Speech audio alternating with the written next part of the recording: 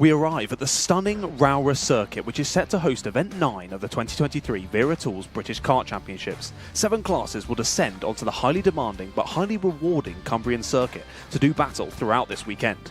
And as it has been throughout 2023, our IAME category is split into 4 classes. In the Water Swift restricted class, it will be a battle between championship leader Austin Gibson and BMR's Colby Patterson from the word go for maximum points last time out. They would each secure a heat win, with Gibson winning the pre-final and Patterson winning the final. Gibson would continue his lead in the overall standings, 33 points ahead of his nearest rival Austin Newstead, with Newstead, Mason Brooks and George House separated by only 2 points heading into the final round.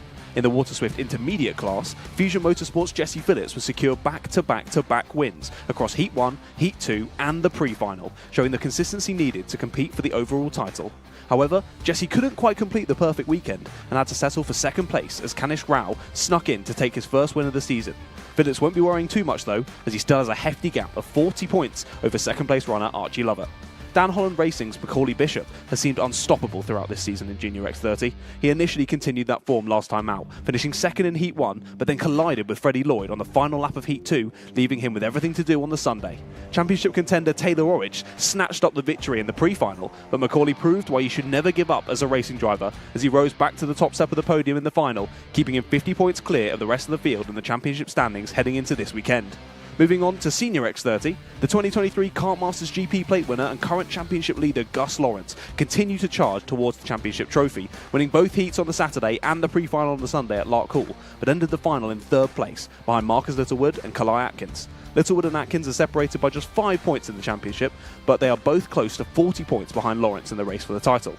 In the TKMs, TKM Extreme has a 2-driver battle to the flag here at Rowrah. Klassen Motorsport's Charlie King and privateer Alfie Garford are only separated by a mere 3 points after an exciting visit to Wilton Mill 2 weekends ago, with 3rd place in the championship Lee Whittingham not too far behind either. Junior TKM has seen the second half of the season comeback for Precision Racing's Aidan Mitchell, which brings him within 18 points of Klassen Motorsport's Jehan Calichurn. It was neck and neck between Mitchell and Calichurn after the heats at Wilton Mill, with each driver taking a win apiece. But Precision Racing would dominate on the Sunday, as Aidan Mitchell took the pre-final win and teammate Harry Bloor would pit Mitchell to the line in the final. And last but certainly not least, we see the fantastically fast KZ2s out for one last time in 2023. It was Moore Racing who took the Saturday spoils last time out of Shellington, with their drivers Miles Murphy and Morgan Porter each taking a heat win. James Gunnister would win in the pre-final, but Morgan Porter will once again find his way to the front of the field in the final. This combination of 2 wins across the weekend would see him snatch the lead of the championship from Tom Adams and leave it all up for grabs this weekend. Well, the hills are alive with the sound of 2-stroke. Drivers, get yourselves suited and booted, start those engines, and let's bring the 2023 season over the finish line for our IAME, TKM and KZ2 drivers.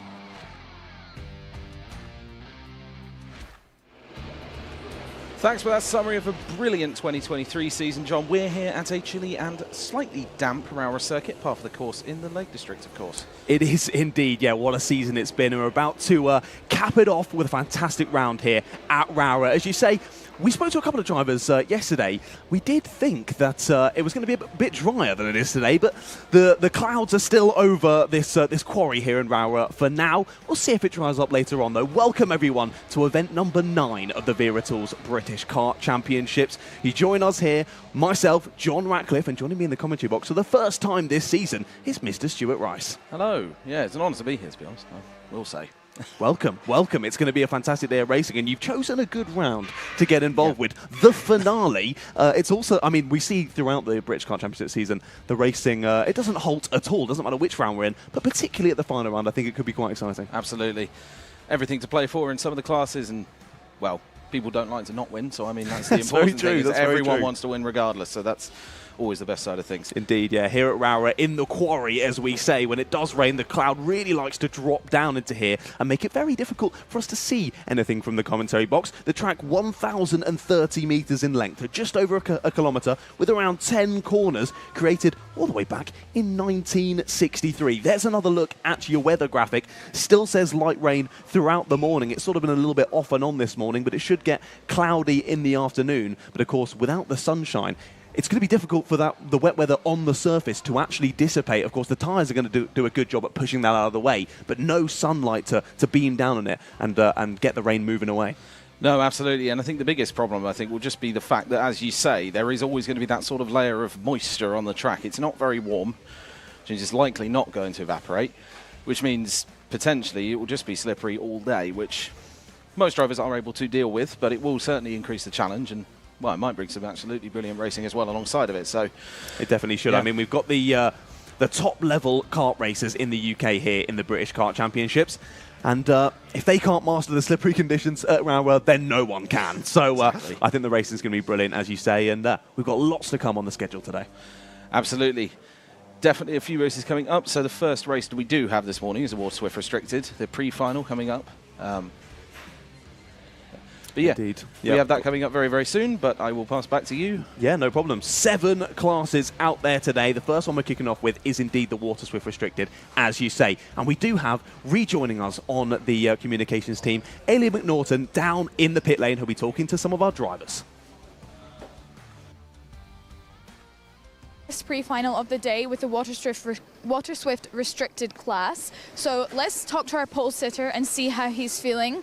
Do you want to just introduce yourself for me and tell me how you're feeling ahead of the pre-final today? I'm George House. I'm excited to see what will happen in this pre-final. Hopefully we can stay at the top and get a good position and do well for the final. Amazing. Well, good luck. And how's your season been overall? Are you feeling happy about it? It's not been the best season, but I did end up winning the LGM, so I think I'll do well in the British. Well, congratulations and all the best for today, for your pre-final and your final as well. All right, let's go on to P2. Doing some final adjustments. Do you want to just introduce yourself for me and tell me how you're feeling ahead of the pre-final? I'm Colby Patterson. I'm very confident for this final. I need to win it, so I'm going to try my best. Amazing. Well, good luck. And what's been the highlight of your season? Probably the highlight of my season was winning at Larkhall. Perfect. Well, good luck for your finals today. All right, let's look into P4. We've got Austin Newstead. How are you feeling today? You feeling like you can move up a few positions in your pre-final and your final? Yeah, hopefully I can get up to first in the pre-final so I can start a final in first position. And how's your season been so far? Feeling good about the championship? Yeah, the season's gone really well so far, and I feel like it's just gone really well, so I just need to keep it up this round. And what's been your favourite moment so far? Do you have any favourite tracks that you've raced on? Probably my highlight of the season was Sherrington Kart track where I went from 12th to 1st. Perfect. Well, good luck. I'm going to get out the way. All right, on to P4. We've got Joshua Cook. How are you feeling ahead of the pre-final? Good. Amazing. And what's your goal for the race? Keep the position, maybe make some. Perfect. Well, good luck. I'm going to get off the grid because the karts are heading out onto the track for the first action of the day, so I will pass back up to commentary for your grids. Thank you very much, Ailey. Great to hear from some of our younger drivers, our youngest drivers out there today. Certainly, yes, and short but sweet answers, but that's what you love. But yeah, so let's go to the first race of the day, which is the Water Swift Restricted pre-final.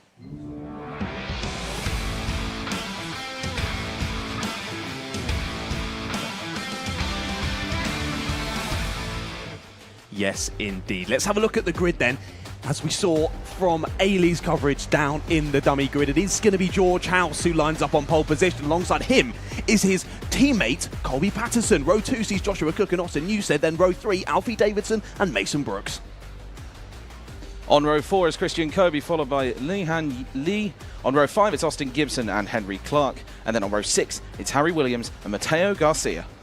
Yes, Mateo had a great chat with him in the paddock show yesterday. Make sure you keep around at the lunch break for that. Daniel Ferguson and Ronnie Carter are there on row 7 with Charlie Clough and John T. Restick rounding out the 16 karts grid for the first pre-final of the day. Absolutely, here they come, heading down the back end of the circuit. Everyone just trying to get the tyres warm, which will be especially important. Indeed, yes, it's going to be a tough one, and they're going through the corner that's named after you. Apparently, yes. The stewardesses. The stewardesses. Which is an interesting one. Although it is your first time here, so possibly not named after you. We are a tad tongue-in-cheek, but yeah, both our first time here at Rowrah. Both our first experience, well, our first experience of racing was yesterday. Yeah. This is the first time we're going to be seeing pre-finals out there today. We're both very excited. We hope you watching the stream are also very excited. Here we go then. George House and Colby Patterson are going to lead us round the final corner, and they're already pretty much foot to the floor. Looks like we are going to go round again, though. So first race of the day, First false start of the day, that's what it always seems to happen. Yeah, get them out of the day early on is always good, but Exactly. yeah, ideally we'd have none, but you know. Well, from where we're standing, ideally we'd have none, yeah. But now they get an extra bit of chance to actually put some more heat in the tyres. Indeed. If they choose to, of course. Indeed, yeah, we do. We can see a little bit of weaving. That's come to bite some of our competitors in the proverbial on occasion when weaving gets a little bit too ambitious and they go off the circuit. So you've got to teeter that line between getting those tyres warm but also not going too aggressive and chucking yourself off before the race even starts. Exactly. It sometimes does look absolutely hilarious just how far they will throw themselves across the circuit to get heat in the tyres sometimes. Indeed, yeah, working that steering wheel and trying to put as much force to the tyres as possible. But as you will see, still a bit of rain on our cameras, still a lot of rain on the circuit, and hence why pretty sure every single driver in this grid on the wet tyres. It's going to be interesting today when we see this light rain sort of stop. It's sort of been on and off all of this morning. When it stops, when some of the drivers decide, okay, I'm going to go to dries, and if that happens in between a race where some decide to go to dries, some stay on the wets, it's going to be very interesting to see how those races do unfold. We've got one straggler near the back of the pack trying to get back involved before we try and get this underway. For the second time of asking, can we get the pre-final for Water Restrict underway? Yes, we can. They go 2 by 2 into the first couple of corners. Who's going to have the lead? I think George House might have got a little bit squeezed out wide there. Has Colby Patterson just snuck ahead?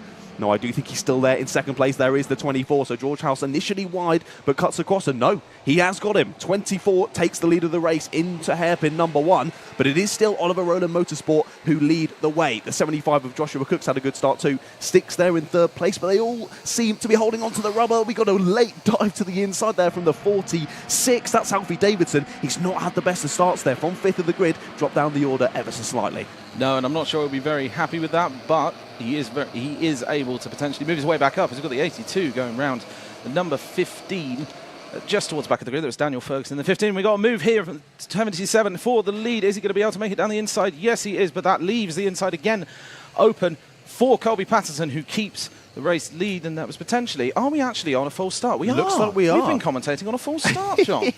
Well, they definitely were racing up until halfway around that lap for Nice sure. bit of practice. Well, when I saw them come through the first couple of corners, there definitely wasn't the chevron flag out, but we're going to try a third time, ladies and gentlemen. Let's see if we can get this underway. It's definitely a green light this time. Who's got shoveled out wide? That's your second place man of Colby Patterson. The second or third attempt even at the start hasn't gone well for Colby. He drops down to 4th position, I believe, as we head down into the first hairpin. So Colby Patterson losing a few places. The GP plate trying to side up the inside, but you see here the differing levels of grip on those differing lines. Absolutely. They're still very, very close to the front. The 75 of Joshua Cook trying to get into the lead. We've got a lot of moves down the pack. That's the number 21 going alongside the 82 with the 34 wide on the exit. They nearly make more contact there. 33 trying to Ronnie rejoin Carter. From the grass. Yeah, Ronnie Carter getting very much involved as another driver. That was Ronnie Carter once again, nearly finding the bark on the outside of the circuit, but he keeps it on the black stuff, and I think actually gains a couple of positions out that one. So you've got to chuck it in, particularly in the British Kart Championships. If you don't go for those moves, you don't make yourself known there out in the paddock, you're just going to get swamped and get sent to the back. So Ronnie Carter sticking his nose in and getting involved as we come to the end of lap 1. 46 down the inside of the 99. That's Alfred Davidson. Great down inside, but crossing the line now is still side by side up into the first chicane. And that's the switch round, but we've got a lot of battling going on at the back. But currently we've got George House in the lead, followed by Joshua Cook in second. And Austin Newstead, I believe, is slightly up in the grid. Yeah, indeed. Austin Newstead has had a good start. One of your championship contenders there, and we can see there as you are pointing at the screen. Interesting to see those differences in lines. Of course, the fastest line is going to the outside line and cutting back, getting in a straight line as quickly as you can. As we've got to drive it off in the background. That's the number 46 out of the race. Alfie Davidson there in the bark. He might be able to get it restarted there, but it's going to be a challenge, and he's going to be sent to the back of the pack nonetheless. Absolutely. It's still very, very close. Joshua Cook trying desperately to try and push down the side of the kart there, just trying to get any sort of nose ahead. I think, are they already coming up to a back mark, or is that George House? No, that's George House. He's already pulling a decent lead here. It was a second when they crossed the line last time around. I think it's going to be even more than that, as these gentlemen and ladies have been fighting it out. It did look like Joshua Cook, as you were saying, was piling the pressure onto Austin Newstead, but now he's having to think behind him. He's got 2 more drivers trying to get involved. That's Austin Gibson, your championship leader, and Mason Brooks as well, who now takes the fastest lap of the race. Absolutely, we're just waiting to see where they are coming down onto the straight in the centre of the circuit. Just waiting to see, not much movement further back, but certainly movement further ahead. 75 trying to defend, but that's side by side. That is wheel to wheel literal racing. That is incredible. And I didn't quite see who that was, but we're going to see the 84 potentially making a move on the GP plate. There may have been a little bit of a move before that, but that is the 84 down the inside of the 75, and the 75 cutting straight back. That is Joshua Cook making a fantastic cutback across there. It was brilliant racing. Looks like Ling and Lee lost a few positions through that middle section of the circuit there. Just dropped down from 12th to 13th down into 15th, possibly involved with that little bit of rubbing through the centre of the circuit. That was certainly down in the mid-pack as the 51 there diving through. The 21 tries to make advantage of it, and he does take one spot. So Ling and Lee following back through nicely, but John T. Restrick, after that early charge, losing out a couple of positions there as Charlie Clough stuck it down the inside. But Ronnie Carter, we saw that charge earlier on there, he had up to 8th place, doing a fantastic job, but clearly has done something that the stewards aren't too happy with. 5-second penalty already for Ronnie Carter. No, I'm not too sure where that has come from, but the 77 of George House is just pulling away as that is a move further back. I'm not quite certain who that was who made that move there. Did you manage to see? I'm afraid not, sir. It was a good chuck up the inside, though. It's a scary one through those first couple of corners. It's a difficult one to go side by side. And remember, ladies and gentlemen, as you're watching at home, these are our smallest and slowest powered karts going through those corners, and they still look very slidey, don't they? So when we get to the KZ2s, it's going to be very interesting through those couple of corners. But nonetheless, despite the lack of power in comparison to other karts we'll see today, the racing in the Waterford Restricted is still absolutely fantastic. This is the 44 of Harry Williams in 10th. Mateo Garcia tries to get him on the exit. A little bit of rubbing through the exit as the line was chopped back, and look at how slidey they are on the exit. Absolutely. Mateo Garcia trying to make it would have been a brilliant move if that had actually gone through. And we're currently seeing him come around the final corner. Number 77, George House, I think they've actually closed up towards the front. They've closed right up onto the back of each other. Yeah. Yes, absolutely. Coming through into the first corners. And George House has suddenly seen that gap drop. So have we potentially seen a mistake somewhere on the circuit? I'm not sure. Yeah, possibly. It's difficult as well when you're leading by yourself. You've got to be ploughing through the air all on your own. But it does indeed. Yeah, I think that gap we saw get to about 1.2 seconds. Now there's absolutely nothing in it. They're following line astern into the first step. And here we see a little move there, the 15 getting involved. Is that Daniel Ferguson through on Mateo Garcia? Yes, it is. They're still rubbing on this. Will they go 3 wide down into the apex? Mateo Garcia takes that apex line, takes 2 positions from it. Great little move. Absolutely fantastic move from Mateo Garcia. They're brilliant, brilliant racecraft to get through. And oh, that's pushed onto the grass. Number 15, Daniel Ferguson. And thankfully, no, that's the 44 round. That is Harry Williams into the bark on the edge of the circuit. Yes. And then I was just like, doesn't look like sometimes grass. We see gravel. It's unusual at kart circuits that we see gravel, but here, using the bark and the natural stones from the quarry that we are situated in. But yeah, a little bit of incident for there for Harry Williams, just a bit too overzealous on the brakes, and once he realised, grab those brakes, and the kart just spins once you're on wet conditions like this. Cross the line. Mason Brooks has got to second. Is he looking for the lead now? That is the 84 diving down the inside. He's already got past Austin Newstead. Now he gets past George House as well. So new leader of the race. Mason Brooks has the fastest lap of the race. Will we now get to see him pull away at the front? Or are all these challengers in behind going to try and stick with him? Are they going to start scrapping? Are they going to work together? I think there's too many involved in this battle to work together, to be honest. So we may see some more moves. And Q move. He didn't go for it, Austin Newstead. But there we go. The 24 of Colby Patterson takes both of them up into second place. They're still rubbing on the exit.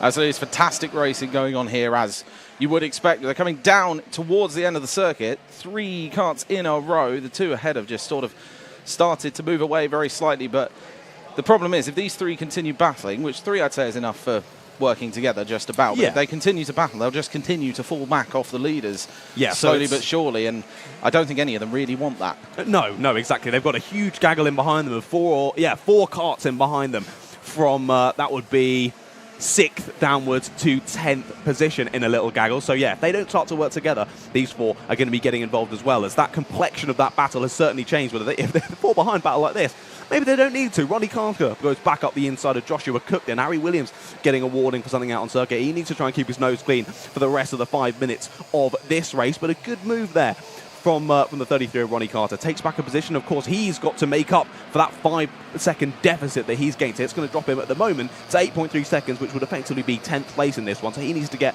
as far ahead as possible and as far clear from as many drivers as he can. Absolutely. It's a warning for Daniel Ferguson as well, who is in 12th position currently, so he's going to have to be quite careful. But as of now, cars seem to just be sitting into position and trying to work together to just pull themselves back towards the leader. The 77 and the GP plate do seem to be in a sort of pair at the moment, just trying. That's the 15 round. That is Daniel Ferguson, driver we were talking about a second ago. But yeah, unfortunately, they had a little spin there, which they're certainly not going to be too happy about. But Spin's happening. It's damp, it's wet, it's slippery. And as we saw, you can think about going for a move and just get that look like a few centimetres too late on the brakes. It all gets locked up and you lose the kart. There's that attempt again, once again, taken to the inside, and you see that worse exit that the 82 has got, but then is able to move across and defend. Doesn't move across quite enough, though. Joshua Clark immediately back down the inside, nearly squeezes Henry Clark off to the exit, but Joshua Cook takes the position, back up to 8th place he goes. Now, we were mentioning Mason Brooks was looking very fast. He's taken another fastest lap. We said, could he pull away from the pack? He's done just that. 1.3 seconds now in the clear is Mason Brooks. Absolutely. A second ago, I was just looking at the drivers saying they were following each other, and there was multiple instances of drivers saying work together, and they were just sending it down the inside, because, of course, that is a suggestion. It is a suggestion. Only a tap on the helmet. It's not a mandatory. You don't have to do it. But I don't think I've ever seen anyone actually listen to it. No, I don't. It's not the easiest, but we currently got sort of two cars. Lots of 2x2x2. 2x2x2, yeah, exactly, going backwards through the circuit. No one particularly trying to overtake just yet, unless they see a very obvious opportunity, of course. No, exactly. I mean, yeah, you would assume with working together, 2x2, obviously that's going to be more key in the dry, less so in the wet. But still, with these long straights between the hairpins, that pushing does come into its own, pushing down the straights. However, Mason Brooks, by himself, continuing to extend the lead. So possibly working together not quite working today. No, and as we've got 3 minutes remaining in the race plus one lap, he seems to still, as you say, be extending that lead even further. 24 and 74 here of Kelby Patterson and Austin Newsted trying desperately to try and pull back towards the lead, but there's not a great deal of time left, and I'm not too sure how they will be able to do that.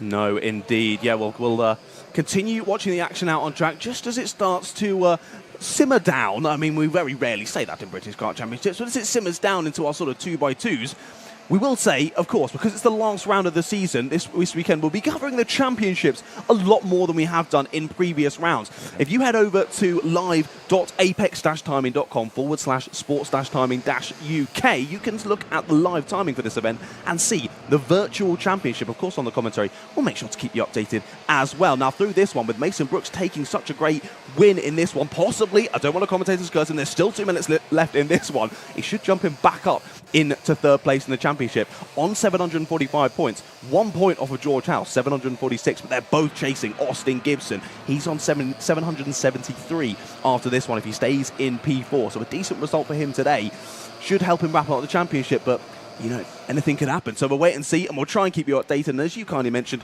there it is on the right-hand side of your screen. Absolutely, and looking at this, actually, seeing that there's only, 3 points between second and fourth, which means technically anything can happen towards the end of this race, because, I mean, if Austin Gibson is there, but then Mason Brooks is still not going to make the gap up. But Austin Gibson's obviously only in fourth, Indeed. Which means any movement at all could throw the entire top four into, the entire two down to fourth, I should say, into a bit of disarray in terms of the points. They could still be, it could still be the full top four, because of course 60. Oh, that's a late move to the inside. Can they get squeezed to the apex? No, on the exit. 77 re-overtakes there. That's George House and the 33 of Ronnie Carter now getting involved as well. Ronnie Carter still has the inside, so a good move overall for Ronnie Carter. There is who do we have off? Looks like that starts with a number 1, I was going to say, so possibly Daniel Ferguson off once again. We'll try and keep an eye out as to exactly who that was. But as we were saying, it just takes, of course, 65 points for a win, whether that's in the heats, in the pre-finals or the finals, all the same amount of points. It just takes one upset from Austin Gibson, one moment where he goes off the circuit, doesn't finish a race, gets 0 points. You get 65 points for a win. That's immediate jump up. They are just less than 30 points behind, which seems like a lot, but yeah, one little mistake and it could blow the championship wide open. So it's certainly not done yet, folks. 20 seconds on the clock. We're going to get 2 more laps of the Rowrah circuit in this first pre-final. Is the 46 that came off, so that would be Alfie Davidson. Yes, Alfie Davidson off of the track with 77.33. Ronnie Carter and George House are very, very close on track, and as we were saying a moment ago about the championship, that does have ramifications for the points. Yeah, Ronnie Carter's, he's had a good race to be fair. He started in P9, dropped down a couple of positions to begin with, but he's absolutely flown back up the order. Well, my timing seems to say that he's up 9 spots, so maybe I'm looking at the wrong thing. Possibly started in 14th. So that doesn't surprise me so much. He's flown through the order. Some brilliant moves from Ronnie Carter today. I mean, he's had to do that after getting that 5-second penalty, to remind you all once again. He's got to try and push on as far ahead as he can, and he's doing just that. Absolutely. And Kelby Patterson is now 2.63 seconds behind Mason Brooks. He's flown up the track there, so maybe there was a little bit of battling here from the number 24 and the 74 of Colby Patterson and Austin Newstead, who are still trying to work together, but I just don't think it's working. We are on to the final lap of the race. There's actually a small gap gained between these two right now, so it's not potentially going to come to too much of a head towards the end of this race, but further down, potentially, who knows?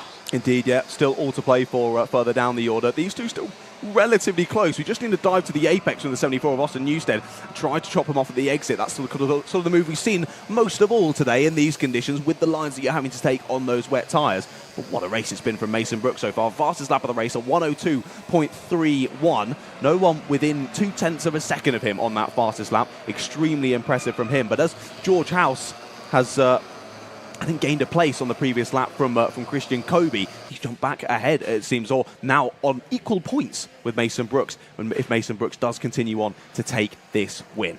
Mason Brooks just coming round to the final corner now, the number 84 exiting the final corner, coming towards the finish line to win here at Rowrah in the pre-finals. Mason Brooks, fantastic race from him, followed by Colby Patterson and Austin Newstead in second and third. Austin Gibson across the line in fourth, Ronnie Carter in fifth, George House in sixth, Christian Kobe in seventh, followed by Henry Clark and Joshua Cook. And we just wait for the rest of the grid to come across the line, and we will have the final standings on that front. That's Linghan Lee coming across the line in 10th, and Mateo Garcia in 11th, followed by Charlie Clough, and then across line after him, Jonty Restrick.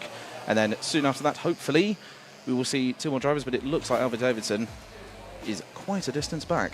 Indeed, yeah. Had a couple of incidents in that one, didn't he, sadly? But of course, still got a final to come. It's not all over yet. We've seen a few people from the back of the grid. We'll see if Albie Davidson can just do that as he's pulled into the pit lane at the end of that one. As you say, run you through the finishing order. Mason Brooks, what a win. 3.1 seconds in a pre-final. Unbelievable from the Fusion Motorsport driver. Behind him, Colby Patterson, Austin Newstead rounded out top three, following Austin Gibson, then Ronnie Carter, George House, Christian Kobe, Henry Clark, Joshua Cook, and Linghan Lee there, rounding out the top 10.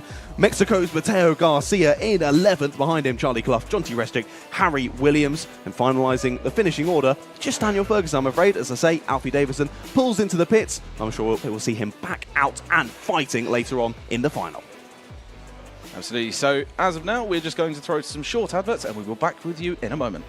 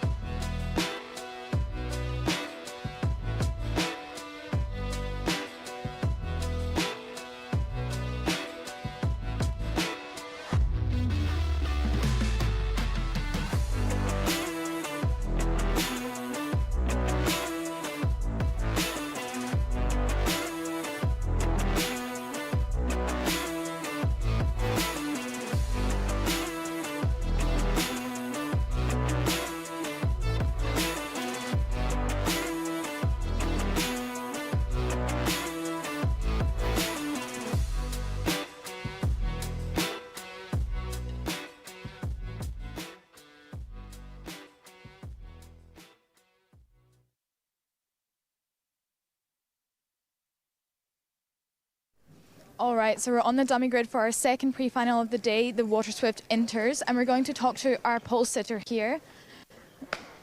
Don't want to interrupt a handshake. Can you just tell me how you're feeling ahead of the race today and give me an overall overview of your season, how you feel it's gone?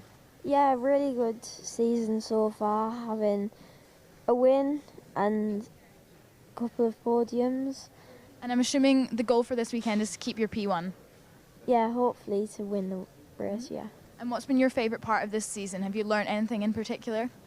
Yeah, I think we've learnt that you can't win everything and you just got to try your best when it's not going well for you.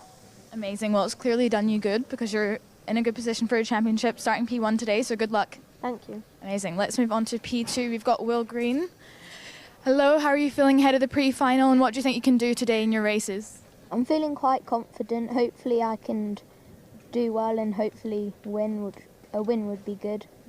And how are you feeling about your championship overall? You feel happy with your performance over the season?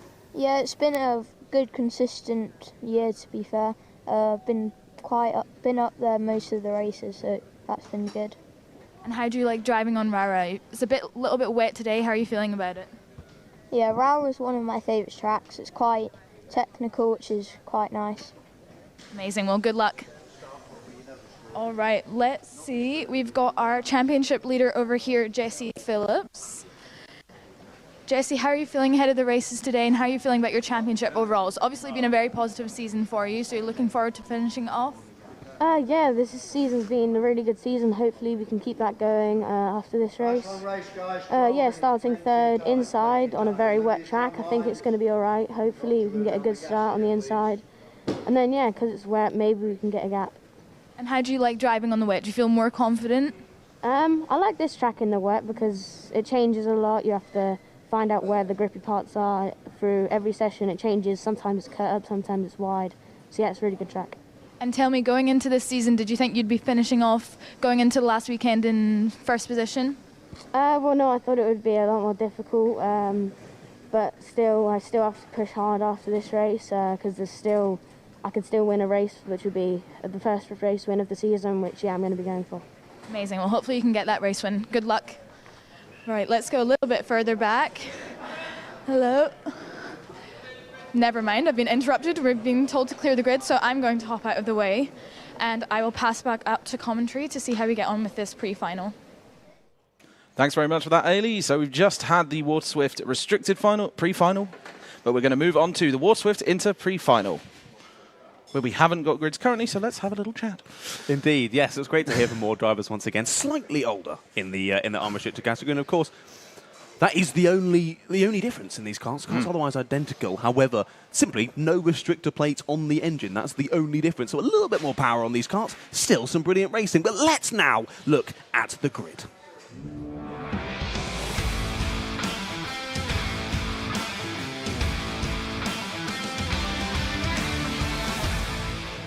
Here we are then, the Water Swift Inter pre-final, and let's take a look at the grids.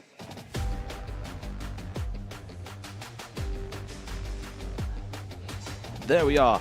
So on row 1, starting out the field, is George Edgar, followed by Will Green. Row 2 is Jesse Phillips and Aaron Richardson, followed by Kanish Grau and Archie Lovett on row 3. Row 4 is Yala Sayer and Max Endicott. Then Ethan Woodward and Sukmani Kira round out the top 10. Behind them on row 6 is Archie Owen and Luca Narroway. On row 7 is Nat Johnston, followed by Knight Measures. Row 8 is Harley Musk and the 42 of George Clark. Row 9 is Jacob Batchelor, and in 18th position is Teddy J. Porter. Rounding out the top 20 and our full grid for this Water Swift pre-final is Jensen Ackerman and Ian Nair. Awesome. Well, we've already seen a good race, and oh no, George Edgar already looks to have a problem here. One of our Fusion Motorsport drivers, he's looking down at the engine, and he's not looking too happy. Your pole sitter for this pre-final looks to be out before it's even got underway. I certainly hope that he isn't, but they're going to hopefully try and get that. No, that's sorted. But that's it. The marshals moved the car. That's it. He's out. Marshals he is out of the race. So Will Green effectively gifted pole position here, and look at that. The angry walk back to the pit lane for George Edgar. He may actually get stranded out on circuit for this one, and that's even worse because then you have to watch the pre-final from the sidelines, and you're not even allowed to go back to your tent and salt just yet, as Gotta watch out for the drivers ahead of you then. The number 22 getting a little bit over eager there, Kanishk Rao. I know we saw Kanishk, I believe, take the win last time out in the final. But yes, indeed. So he did take the final win at round 4 at Larcool. Get a little bit over eager to get this pre-final started, but hey, I don't blame him. Absolutely, as they come round towards being told to slow down, and hopefully we will get underway. Well, we took 3 times last time. Let's hope this one is first time. Exactly, as they come round onto the final corner. Everyone stay in your lines, please. That would be ideal. As we're round into the tram lines, are we going to get underway for the Water Speed? We are, as we go. The timer has not started. That is a false start. There's the flag to prove it. There is your chevron flag, indeed. If it's your first time watching professional karting, that little green flag with the yellow V on it is denoting of the false start. So the drivers, once again, getting another lap to warm up those tyres. Absolutely, as they just come round, trying to get more heat into the tyres. It does help them in a little bit of a way, but I'm sure they would rather be racing already. I think that's the positive. I did see just in the back of the grid one of the drivers just going, slow down, to the person in front. Just like, stop. Please slow down. Yeah. We need to try and keep up. But yeah, let's have a little bit more of a chat about George Edgar there. Absolutely gutting for him. We had a brief chat with him during the paddock show yesterday, which of course, as always, stick around for the lunch break. We've got a very cheeky little feature to bring you as well as the paddock show in the lunch break. Had a good chat with George. He was very happy that he took a win yesterday in one of the heats. The weekend started so well, but it's not continued very well. As we've got another driver off, the number 11 of Ian Nair. He was starting down in P20, I do believe. Now, he's not going to start this race at all. So we've already got 2 of our 20 drivers out of this race. 18 are going to take to the start. But George Edgar, one of your championship contenders with 737 points going into this race, already out of the running before it's even started. And here we go. Hopefully this time we will get underway into the tram lines. Are we going to get started? Yes, we are. Timer has begun. So into the first corner we go, side by side, heading round through the very sharp S's. Still just trying to spot. Oh, no. And that's the 83 into the barriers. That is Ethan Woodward, who looks like they're out of the race, but that's down the inside for the 49 of Jada Sayer. He's gone quite considerably far up, actually. I've just realised he's gained a couple of positions. He's had a great start, hasn't he? 19 there, nearly takes off. Night measures, does. Finish well. Didn't have the measure of that corner as he nearly jumps over the curb and nearly takes off from this Cumbrian circuit. We've got more drivers getting shoved over to the grass on the inside. It's been a particularly elbows-out start here in this final, so you can see those differences in line. The 88 going for the usual line there, entering the corner. That was Archie Lovett. Quickly realised he made the wrong decision as 2 drivers dive down his inside. Oh, what a move. And there's more moves to the inside as well. Who's that taking a space? That's Aaron Richardson up into 3rd place through on, I believe, it was Jesse Phillips. Yes, and so far it's been all action this race, which is fantastic. But we're just trying to see as they come across the line where we're in positions. That's the 44 going around the 88, a little bit further back. So that was Sugmani Kira's up into 7th place, 3 positions gained, which is fantastic for her. Brilliant start for her. Really good start. Yeah, no, I was wrong. It was not Jesse Phillips that was being overtaken. I think it was Jarla Serra or Max Endicott. Jesse Phillips has already made it to the lead of this race, up 2 spots on this opening lap. And despite Will Green effectively getting gifted a pole position, he hasn't been able to hold on to that lead as they sort of go 5 wide into the corner and also come 5 wide out of the corner, didn't they there? Heavy on the brakes down into hairpin 2. And look at this dive to the inside. It could work out for the 66, and it does. Is that Will Green getting squeezed to the outside? The number 15, no, that's Nat Johnston who got squeezed out, loses a couple of places. What a move from the 66 there. Teddy J. Porter, as he goes off, just as I'm saying how well that move went, he goes off at the next corner. Teddy J. Porter made that move stick fantastically, but just get it all crossed up into the right-hander, and off he goes into that tree bark. And we're very close for 2nd, 3rd and 4th at the moment. Currently being led here on your screens by the number 54 of Will Green. Kanishk Rao and Aaron Richardson a little further back from those 2, but starting to settle into somewhat of a rhythm. Somewhat of a rhythm, obviously further back towards the end of the grid. That is a proper gaggle of karts. Indeed, yeah, Jesse Phillips settling into his Jesse usual... Phillips, 5 seconds. 5-second penalty for Jesse Phillips. You are correct. He's been by himself since the first lap, so clearly something has happened there on the first lap. The only person he's overtaken was Will Green, I think possibly Kanishk Rao or Aaron Richardson there on the opening lap. So clearly this steward was thinking one of his overtakes not quite on. 5-second penalty for Jesse Phillips. He needs to clear Will Green and the rest of the pack by 5 seconds during this race. He's still got over 9 minutes to do it. He's already cleared 2 seconds. He's our championship leader by 30 points. If there's anyone that can get 5 seconds out in front, it's Jesse Phillips. Let's wait and see what happens. Exactly. It is currently Number 54 of Will Green is starting to become under continually more pressure from Rowrah from behind. And that 3 is going to start getting very, very close towards the final corners as they conveniently come around the final corner. But as they come across the line, still nose to tail between those 3 drivers, and nose to tail a little further back as well. But it seems like the back of the grid has started to spread out a little bit. Indeed, yeah, all sort of starting to settle into their pace now, aren't they? We've got 2 by 2 heading into the first corner. A little bit of nose to tail bumping and barging there through the first corner, but equally position taken. Is that Harley Musk on the outside trying to get it done, but a little bit of rubbing into the first hairpin. Have they all made it out? No! Spin for the 77. Nuka Narroway was the one on the edge of the entrance to the corner and was the one forced off onto the grass, but he is able to get it going. And actually, I've just spotted as well a fantastic start to the race from Jensen Ackerman.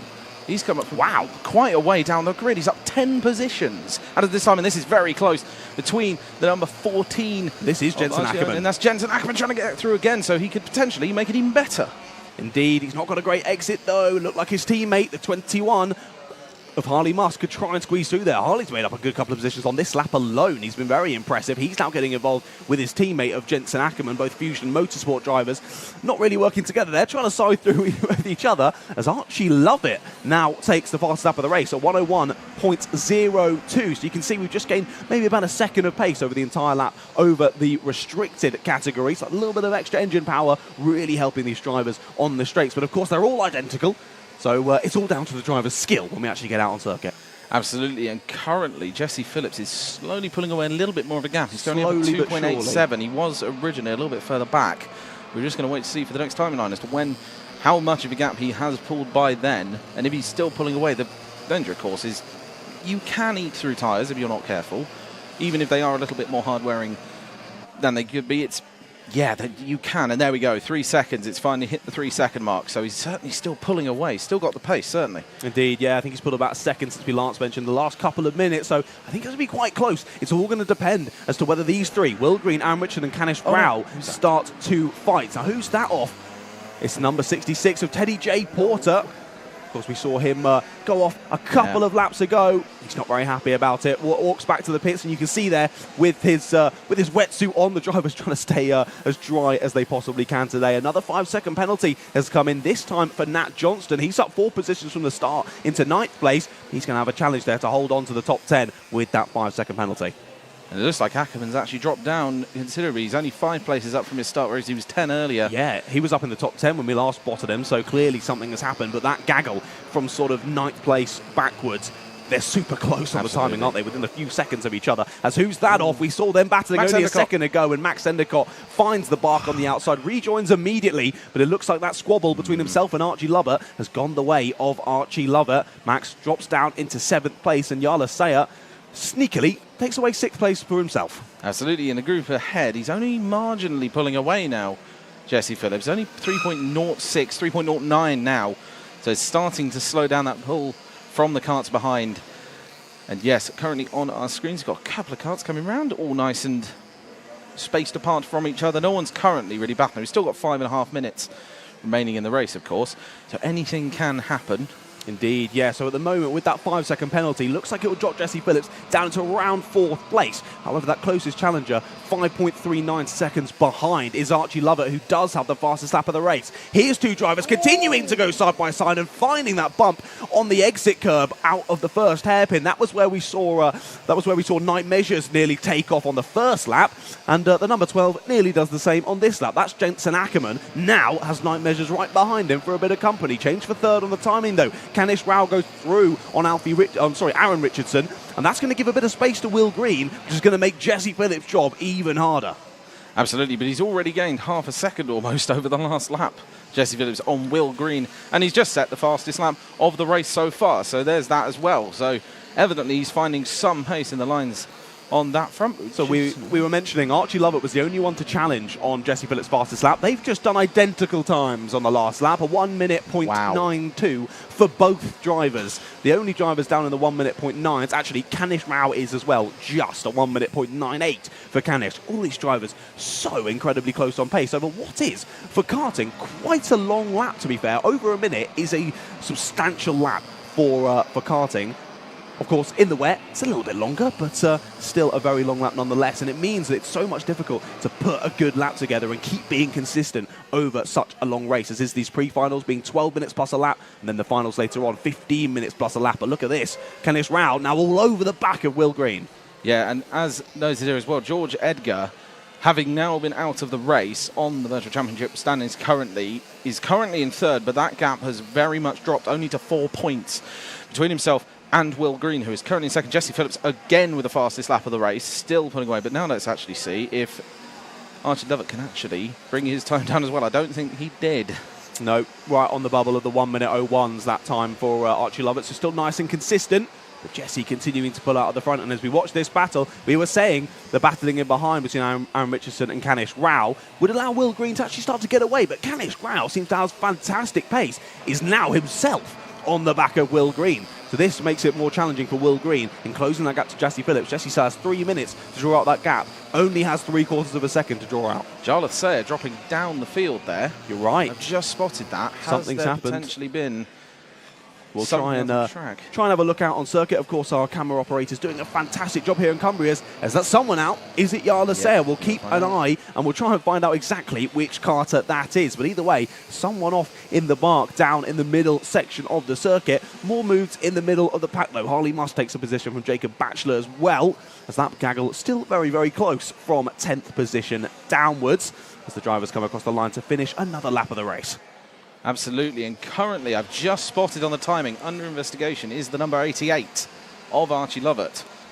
Which could be very interesting, but I've only just spotted that, so we'll see if that goes anywhere. Archie Lovett and Jarlath Sayer were pretty close together, weren't they, on circuit as well? So yeah, maybe your sleuthing capabilities there coming into form, Mr. Stewart. So we'll keep an eye on that one. Absolutely, as we potentially going to see a move. Goes very much to the outside there, just trying to get the cut back. I don't think it quite works. He's got the best view of the race. He does. Driver down there. Fantastic view of the race. Need to give him a camera. That would probably be the closest camera shot we've ever seen. A potential move here for under 22. Oh, he really takes the curbs. That was a... That was, I think, pure luck there. I think even Kanish Rao would agree that he didn't make contact there with Will Green. Straight over the curbs, as you say. Got it all crossed up on the exit and just avoids him. And there is the 5-second gap. It's just come back down with Jesse Phillips. It's on the bubble. Within 0.01. He's within 0.1, but here we go. Aaron Richardson's just got through. He has. Aaron Richardson through on Kanish Rao, up into third position. Kanish Rao under more pressure. Nearly gets shoved off. Does get shoved off. Can he hold it on the throttle? No, he can't. It gets stopped. So Kanish Rao, looking like he's pushing for a second place, now is going to drop down the order as Archie Lovett shoves him off down at hairpin number 1. Fantastic bit of racing, but Kanish Rao's not going to be happy with that one. He absolutely isn't, but it's just the way it goes sometimes, unfortunately, and, well, that's the sign of the best cars. They get back up and do it all again. Indeed, yeah. How quickly can he get that car out of the tree bark and salvage some points from this pre-final? Look at this. Tries the move again. Can he get it done this time? Nope, he cannot. We saw that from Kanish Rao last lap. This time, it's Aaron Richardson trying to get it done. And they're still very close going into the final corner, so I think it's a matter of if rather than when. It's a matter of when rather than if, I should say. Let's just change that background. It's a matter of when, I think, at this point he goes past, and still very close on the bumper of Will Green.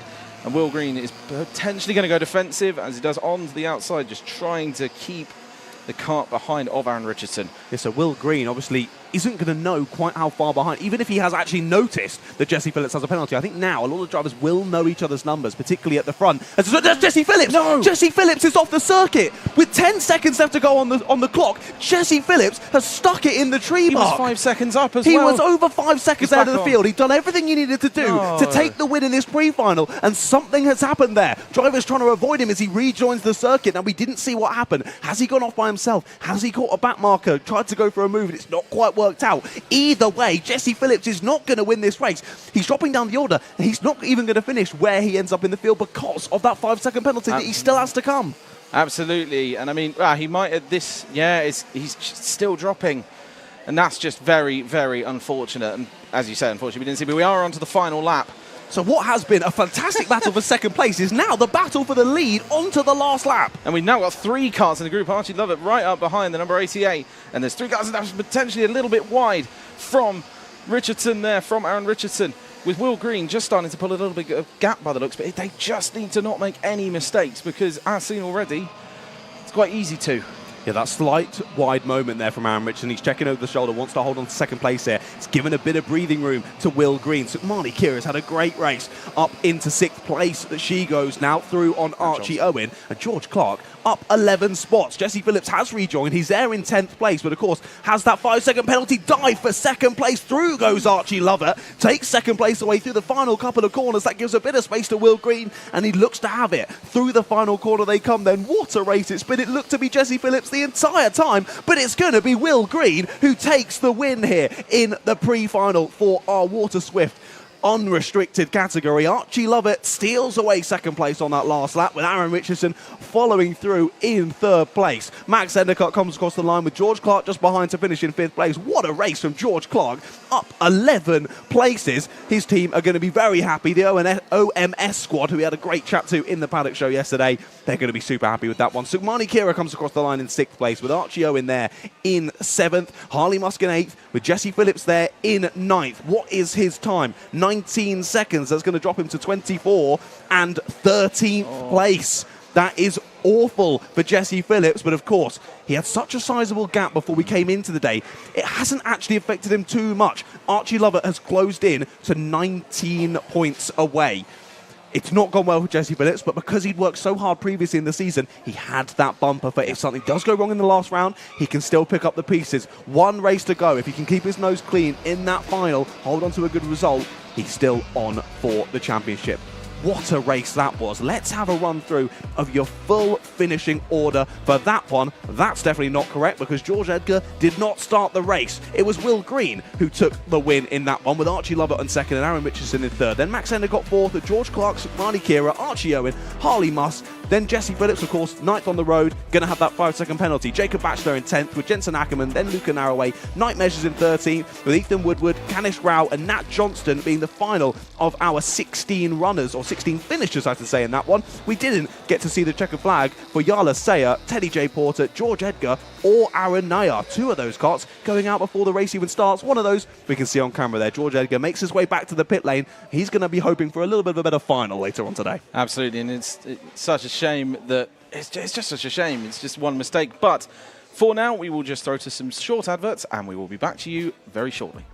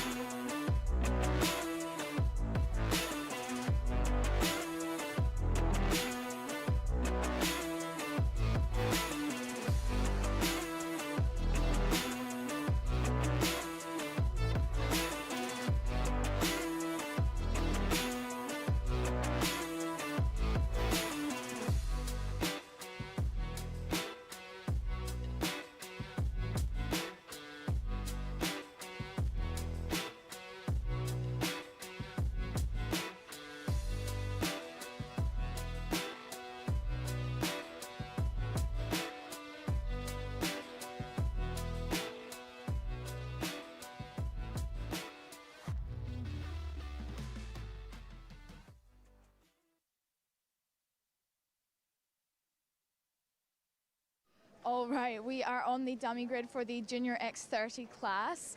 Let's see who we can find here. I've got some helpers for commentary. Lewis, do you want to just talk a little bit about your season overall and how you're feeling going into the final weekend? Yeah, feels good. Well, I put it on pole, so I've done something right for once. So I'll see how it goes. And how do you feel about it being a slightly wet race? Are you more confident in the wet? We're fast in both conditions, so I'm not really bothered what weather it is, so just see how it goes, really. Amazing. I'm assuming the goal for the weekend is to bring it home in P1. Yeah, hopefully. Perfect. Well, good luck. All right, let's go a little bit further back to our P4.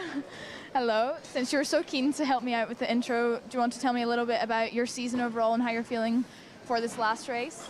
It's a bit all or nothing at the minute. I've kind of secured second, and the wind's kind of gotten out of hand. But it's just going to be a bit of a laugh, you know, end off the season. Are you feeling confident about getting that second? Think you can wrap it up this weekend? Yeah, I think it's if we have a bit of a stinker, then we'll lose second. But if we're just consistent, then we should have it. And looking back on the season overall, what do you think was your strongest performance? Probably Lark Hall when we nearly had the clean sweep. Amazing. Good luck this weekend. All right, let's see who we've got a little bit. Oh, we can talk to our P2, actually. Do you mind if I grab you before you put your helmet on? That's always easier. Going into this final weekend, what do you think has been your strongest weekend and that's helped you get to this position in the championship?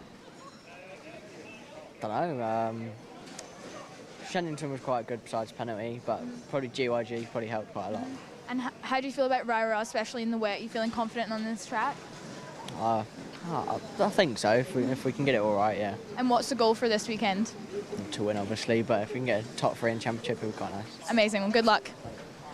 All right. Let's see who we can find here. I think we've got our championship leader, Macaulay Bishop, here. Obviously, it's been a little bit more of a tough weekend than normal, but still feeling really good about the championship, leading in points. How are you feeling going into the final weekend? The championship's pretty much sealed up now. Obviously, yesterday it was up and down, really. First heat, we had a little crash, and then the second one, really good pace, and then managed to win the second heat. Amazing. And looking back at your season overall, it's obviously been very strong, very consistent in both the classes that you're racing in. What do you think has been the secret to that? What do you think has made you so strong? Just consistency, really.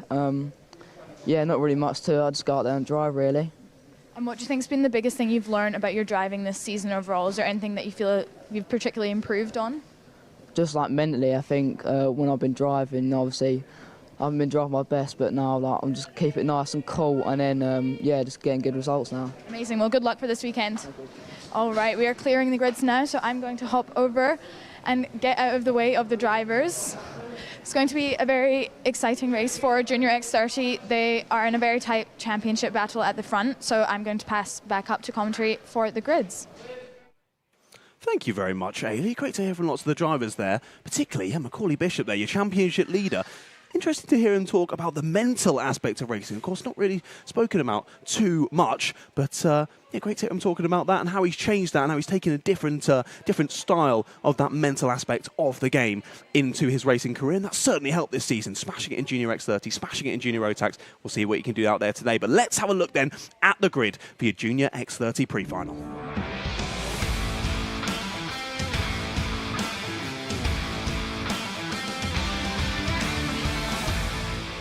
Here we go then. You will notice you usually see Macaulay Bishop on the front row. He's not there today. He's down in 6th position. Lewis Bird takes pole position for this one with Harrison Mackie alongside. Taylor Orridge with the GP plate there on row 2. Alongside him is Kian Garrity. Then behind them, Fred Green and Macaulay Bishop.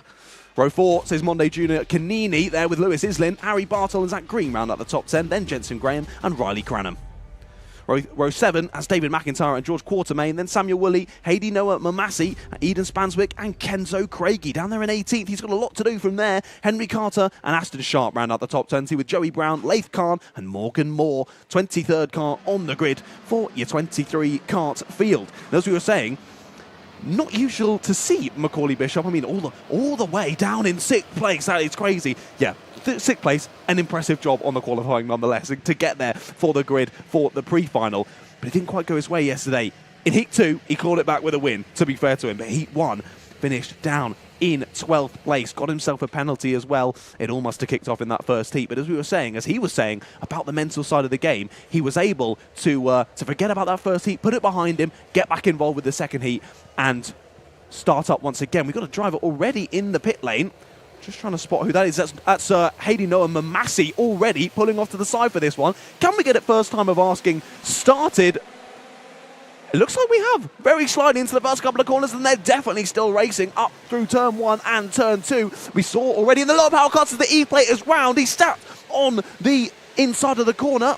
A scary one to beat, but he does manage to spin it round and get rejoined on that one. That's Fred Green from high up the grid there, dropping all the way down to the back of the order. A couple of drivers went off to the inside in avoidance, straight through the barriers. Look at that send to the outside for the 25. Very late on the brakes there from Aston Sharp as he tries to make his way up through the order as quickly as possible, but of course you go deep into the corner trying to get that cutback exit. Everyone just swoops across in front of you and blocks you from getting such a good exit, especially in a larger field such as this. We've seen around 20 karts in each of the fields so far. This one up to 23 in total. More karts involved means more scrapping and more racing for us to enjoy and watch. A late dive to the inside there for second place. The number 9 of Kian Garrity nearly prizes the door open there, just not able to do so. Ash to settle for third. Now he's under pressure over Taylor Orridge, who thinks about it into the first corner. Side by side through the first corner. It's never going to work, and Taylor Orridge backs out of that one.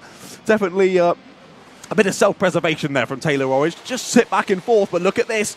Number 4, Macaulay Bishop's made up a spot from the start already. Now trying to get involved. There's a bit of side by side rubbing between the GP and the number 9, but it's wide from Taylor Orridge. He tries to get that good exit, but might get chopped off from Macaulay Bishop. Can Macaulay Bishop take away P4? No. Taylor Orridge, with the better exit, steals it back once again, and all this battling has allowed for Monday Canini Junior and in behind the 73 of Harry Bartle getting involved with this battle as well. So we've now got it back from 2nd to 7th places. There's a late move down the inside. Macaulay Bishop loses the spot to Monday Junior Canini.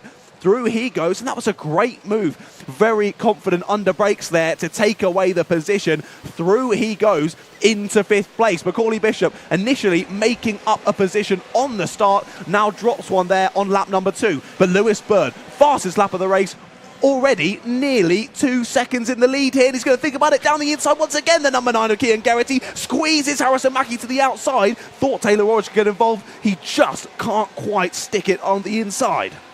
Absolutely, and I have now returned. Welcome back. I did have a quick check of the weather, incidentally, as we currently see 2 cars side by side.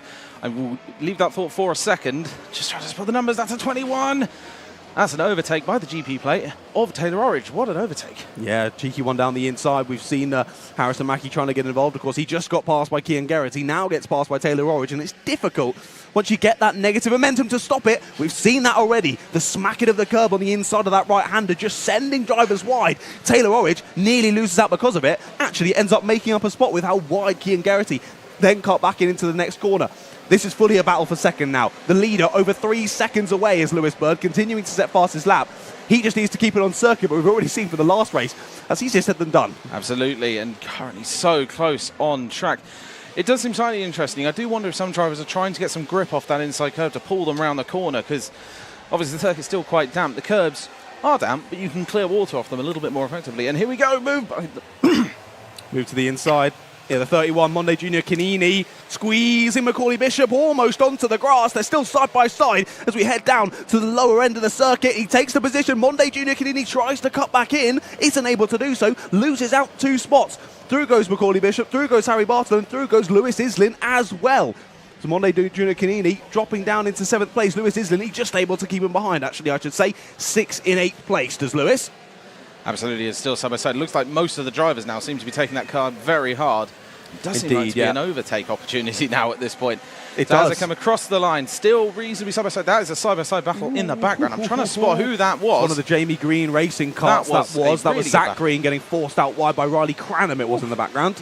Some proper side-by-side action is potentially going to see a side-by-side action there. And what a move from the number 31 of Monday Canini Junior. That was fantastic. Yeah, it was great. Harry Bartle just going a little bit wide there again. We're seeing that the differing of lines. Of course, you want to take that wide line and cut back. That's for the fastest lap time. But you've got so many drivers close in behind you. It's just tipped into a spin there. Goes the 22. Such Ensom Graham it is. He rejoins nice and quickly, to be fair, but still gets dropped to the back of the pack.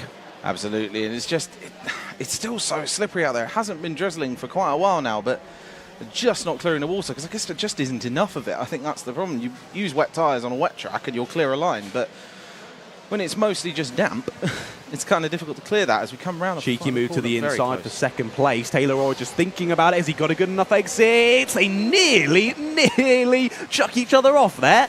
Luckily, Taylor Orridge jumps out of the throttle, allows Cian Geraghty to get back through. Taylor Orridge needs to get this move done pretty early on. He doesn't want to be under pressure from Macaulay Bishop. Squeezes into the curb there. Nice and aggressive from Taylor Orridge when he gets the move done. Can Cian Geraghty hold on to third place? Goes back down the inside of Macaulay Bishop. Takes it. Macaulay just about gets the exit to hold on to fourth place. And that's the thing. Macaulay Bishop, while he does have a lead at the top of the championship, judging by points, if one thing goes wrong for him, there is a potential for it to just all get thrown around in the top three. There is. That's why it's fantastic. We have 65 points for a win here. Lots of points still to be gained from today. Over 180 to be exact, if you get a perfect weekend. So, as you say, still all to play for. Who's that off? The 83 of David McIntyre has a little spin. We're not sure how that happened, but either way, gets back underway and going. Rejoins the race in P20. It will be interesting to see if we actually start getting drier and drier on the circuit, but currently still very close on circuit. No matter where you look through the grid, really, it seems to be battles absolutely everywhere. There's a number 73 and the 44 just on your screens for a second there. That is Harry Bartle and Kenzo Craigie in 7th and 8th. That is a move. Fantastic side-by-side now, still side-by-side between the two cars. That's those two cars we were just talking about.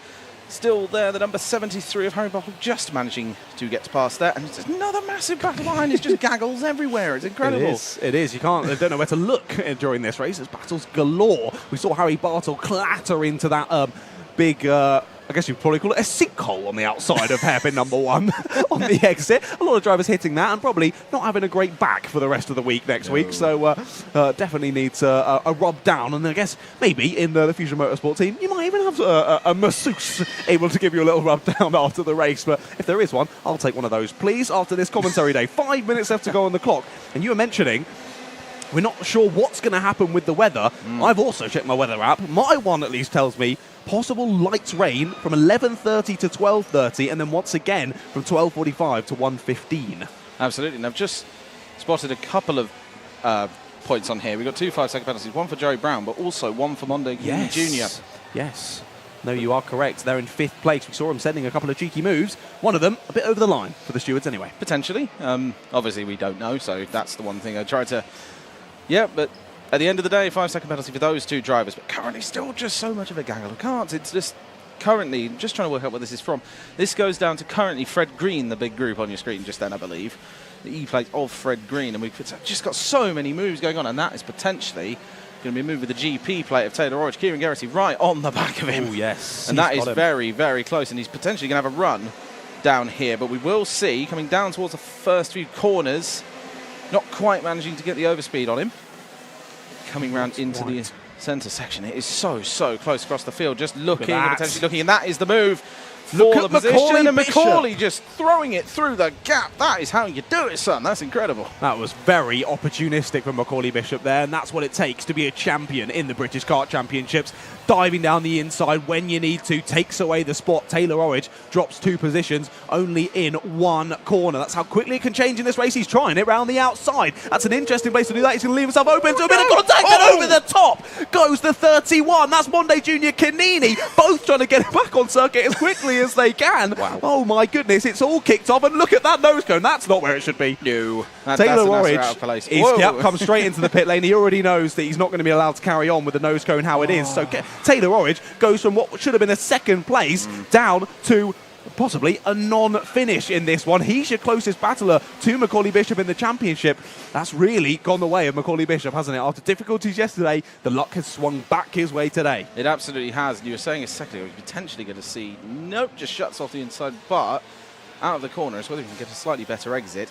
Just trying to spot who that is. That is the number 44 of Kenzo Craigie, who's now in 5th. He's having a great race. Kenzo Craigie up 13 places. 13 places. I did say when I ran through the grid that he was very much out of position down there in 18th spot. Clearly didn't go his way yesterday in the heat. It's going his way here. Tries to stick it down the inside. A bit of rubbing between the tyres. Nearly a carbon copy of what we seen last lap. But luckily, Harrison Mackie, that is on the 21, just gives way, gives up the spot. Harry Bartle now tries to squeeze his way through and does just that. Brilliant brilliant racing here for 4th position. That's allowing for Cian Geraghty and Macaulay Bishop to get away by themselves now. For Kenzo Craigie now leading this secondary pack there in 4th place. What a race it's been so far for him, the Mercedes Junior Mac driver. And we only have 2 minutes and 10 seconds remaining, but Kenzo Craigie could now. So what a battle going on here. The number 12 in front of the number 69. So that is Lewis Island and Eden Spanswick down in the grid, and that is just fantastic racing as well. But currently it's just whether Kenzo Craigie has the pace to get to Macaulay Bishop. Because if he does, that could turn into an absolutely cracking battle to end the race. Yeah, still got about 3 seconds between them, haven't we? Just less than 2 minutes on the clock. It's going to be a tough one, I think, for Kenzo to close that gap. But hey, we've seen crazier things in karting, so we'll hold our breath until then. Fred Green has had a great fight back after being involved in the incident on lap 1, going backwards into the barrier through turn 2, has made his way back up into the top 10. He's sat in 9th place at the moment, still 4 down from his grid position, but to gain back these sort of points from what looked to be a race that was over just as it started, very, very impressive from the driver from the Jamie Green Racing awning. Absolutely. It was just currently going down. Cian Geraghty with the fastest lap of the race, currently as it stands. Kenzo Craigie, has he pulled some time out? There it is. There's Cian Geraghty's first lap. We've got the number. Oh, that is close. Who is that? I'm trying to spot the number. It was Harrison Mackey and Riley Cranham, I think. That is absolutely. They're just 2, as far as I can tell from the livery teammates. 2 Fusion Motorsport drivers, battling, not giving each other any more room, even though they're teammates, through the first couple of corners. Luckily, the number 16 did give way. Sorry, the number 18, that is, Riley Cranham, who's dropped down the order on the left-hand side of your screen. That's not correct. We can still see him there in behind Harrison Mackey. So he's still there in 7th place with Aston Sharp just in behind them. Absolutely. Kenzo Craigie just pulling down the time gap, but as you say, it's 35 seconds remaining. We're probably going to have a couple more laps, I'd say. 2 more laps after this one. Just waiting for Lewis Bird to cross the line for that one, which should happen very, very shortly, and we'll have 2. And there's a little bit of investigation going on. Yes, investigation from Monday Canini Junior.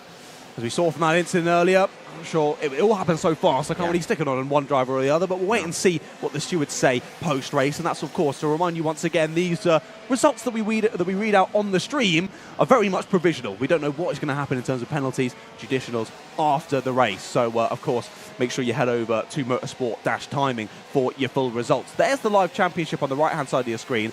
All the top 6 sort of staying as they were. Macaulay Bishop up to 777 if he stays there in 3rd place in this one. As we say earlier, his closest challenger of Taylor Orridge losing a lot of points through this race. Absolutely. Oh, bit of a tank slapper. I think that was a bit of side pod contact, and he's stuck. That's Aston Sharp, I believe, who's gone off. It is the 25 of Aston Sharp having a great battle there over 8th place. Trying to get up to 7th on Riley Cranham, but I'm not sure who it was that banged side pods with him. Either way, he's off the circuit and dropping down the order. And we are on to the final lap. Lewis Bird 5 seconds in the lead. Incidentally, Cian Geraghty and Macaulay Bishop are only about 1.5 seconds apart, which in one lap, unlikely to happen, I don't think. But, as you say, stranger things have happened. Indeed. Lewis Bird just coming around here. I think it's the first time we've actually seen them all race. Yeah, but to be honest. It was a fantastic shot to see him with. It was lovely close-up. And to be honest, he's basically just driven off a little bit. But then again, we said this before, and I do not want commentators to curse him. Because that happened a couple of races ago, and I don't want to do that. But we're coming round towards the end of the lap, coming down over that massive curve that they're all taking to get that little bit of grip just to pull them round towards the final corner. And Lewis Bird, the crop promotion kart, of course, coming round to win this race as it stands on the boards, and that is it. That is the checkered flag. Lewis Bird across the line for crop promotion, followed shortly by Cian Geraghty, and then Macaulay Bishop in 3rd place. Macaulay Bishop up 3 places. Kenzo Craigie across the line in 4th, followed by Harry Bartle. And then across the line, very, very close, Harrison Mackey, Riley Cranham, Fred Green, Zach Green, and Monday Canini Junior in your top 10. Indeed, yeah, good finish to the race there. It all sort of kicked off with a few minutes to go, didn't it? And especially in that mid-pack. But I often say, if we don't speak about you at all, you've either had an awful race or an absolutely awesome race. Yep. And Lewis Bird certainly had an awesome one in that one. You could see over that last lap, he was half a second slower than Cian Geraghty. He knew he could just cruise it home on that one. He didn't need to push hard. As we've seen in the last race, the leader goes off on the last couple of laps and chucks away a whole load of points. Lewis Bird didn't want to do that, and he's really helped himself in that championship charge. Currently 3rd in the championship is Lewis Bird. But here's your look at the full results then. Lewis Bird does take the win for Croc Promotion. Cian Geraghty and Macaulay Bishop round out the top 3 with Kenzo Craigie there in 4th. What a battle through for him, gaining 14 spots over that pre-final. Harry Bartle is behind him with Harrison Mackie, Riley Cranham, Fred Green, Zach Green and Monday Junior Canini in 10th spot. Behind them, Eden Spanswick, Lewis Islin, Joey Brown, George Quartermain. And then Samuel Woolley, Jensen Graham, David McIntyre, Henry Carter, Laith Khan rounds out the 19 finishers in that one. Sadly, Ashton Sharp brought it into the pits after that spin. Taylor Orridge after that contact with Monday Canini Jr. Hayden Noah Massey and Morgan Moore sadly didn't make it to the start. Absolutely, it's just fantastic racing just all round across the entirety of the grid in that one, I think. Especially in these slidey conditions, as you say. It's not been raining, at least for a while. We may see some soon, ladies and gentlemen. Hold off on getting your sunbeds out. I don't think it's ever going to turn to that today. There is Aston Sharp. So he didn't actually pull into the pit lane. He just simply didn't get it out of the park. So had to park it at the side of the circuit and continues back to the pit lane now. But what a first couple of races it's been so far today in the pre-final. We're going to see more very soon after a few adverts.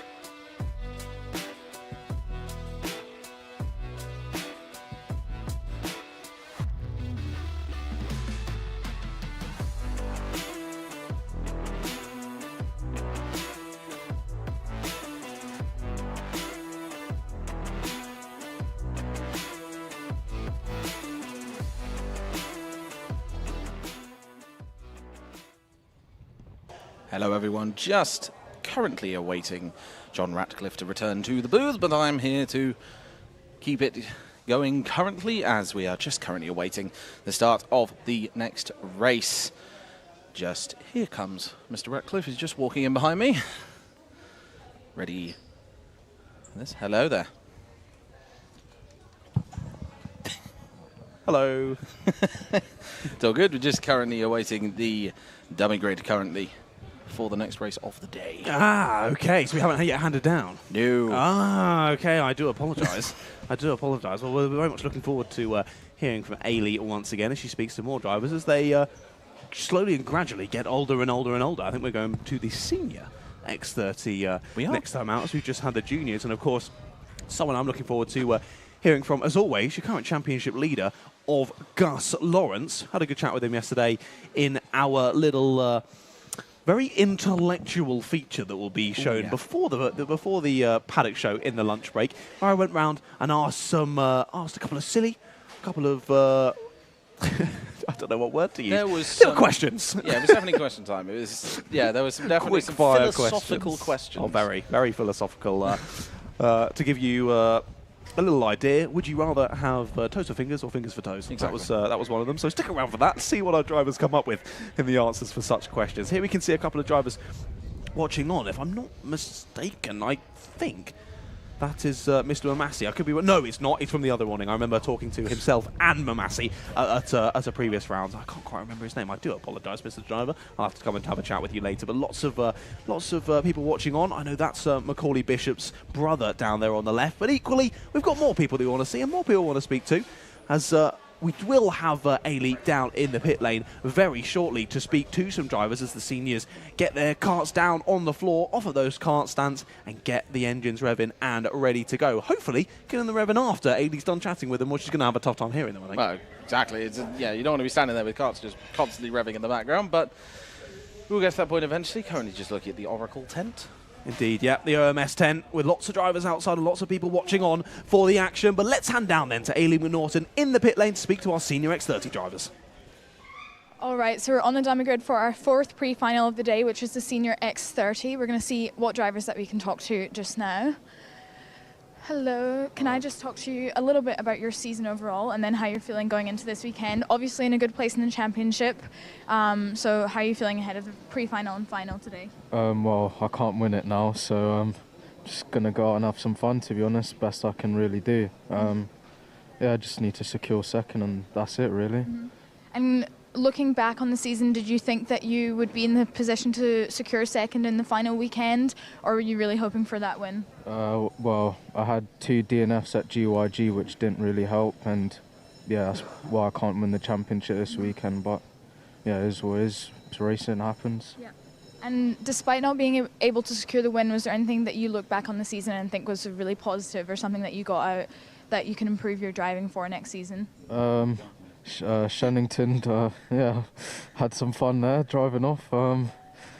Had a few good races, but yeah, just a bit annoyed with GYG, but yeah, it's racing. Amazing. Well, hopefully this weekend you can have a bit more of a positive experience and round it off on a good note. Good luck. Thank you. All right, let's move over to P2 and see how we're feeling. All right, you happy to have a quick word before the race? Right. Just let me know how you're feeling going into this weekend and then a little bit about how your season's gone overall. Well, really excited, one of my favourite tracks overall, but I mean, the season just went not our way really, just the last 2 rounds have been a bit of a killer for us in the championship, but yeah, hopefully we can get a win this. And how do you like racing around Rowrah in the wet? You're Scottish, so you've obviously got some practice, but do you feel more confident? Yeah, I mean, I think I'm a pretty good driver in the wet, so the wet's in my favour today. Mm-hmm. And looking back on the season, what's one thing you think that you've improved on the most in terms of your driving? I think just learning with like older drivers, because I'm just came out of junior last year, so yeah, I mean, the race experience and everything's really different with the drivers compared to last year. Amazing. All right, we are being asked to clear the grid, so I'm going to head over to this side and get out of the way. Like the drivers were saying, there's quite a lot of emotions coming into this last weekend, so they're all closing out their championship battles. I will pass back up to commentary to see the pre-final. Thank you very much, Aileen. We even get an outside shot of the camera production crew as Aileen realises, oh, I'm off camera now, thank goodness. I can wander off and take a break again as she hands it very kindly back over to us. There is the number 7 on the outside of the front row, which is Carly Atkins. Gus Lawrence will be joining him on that front row, but let's have a look at the full grid then for this pre-final in Senior X30s.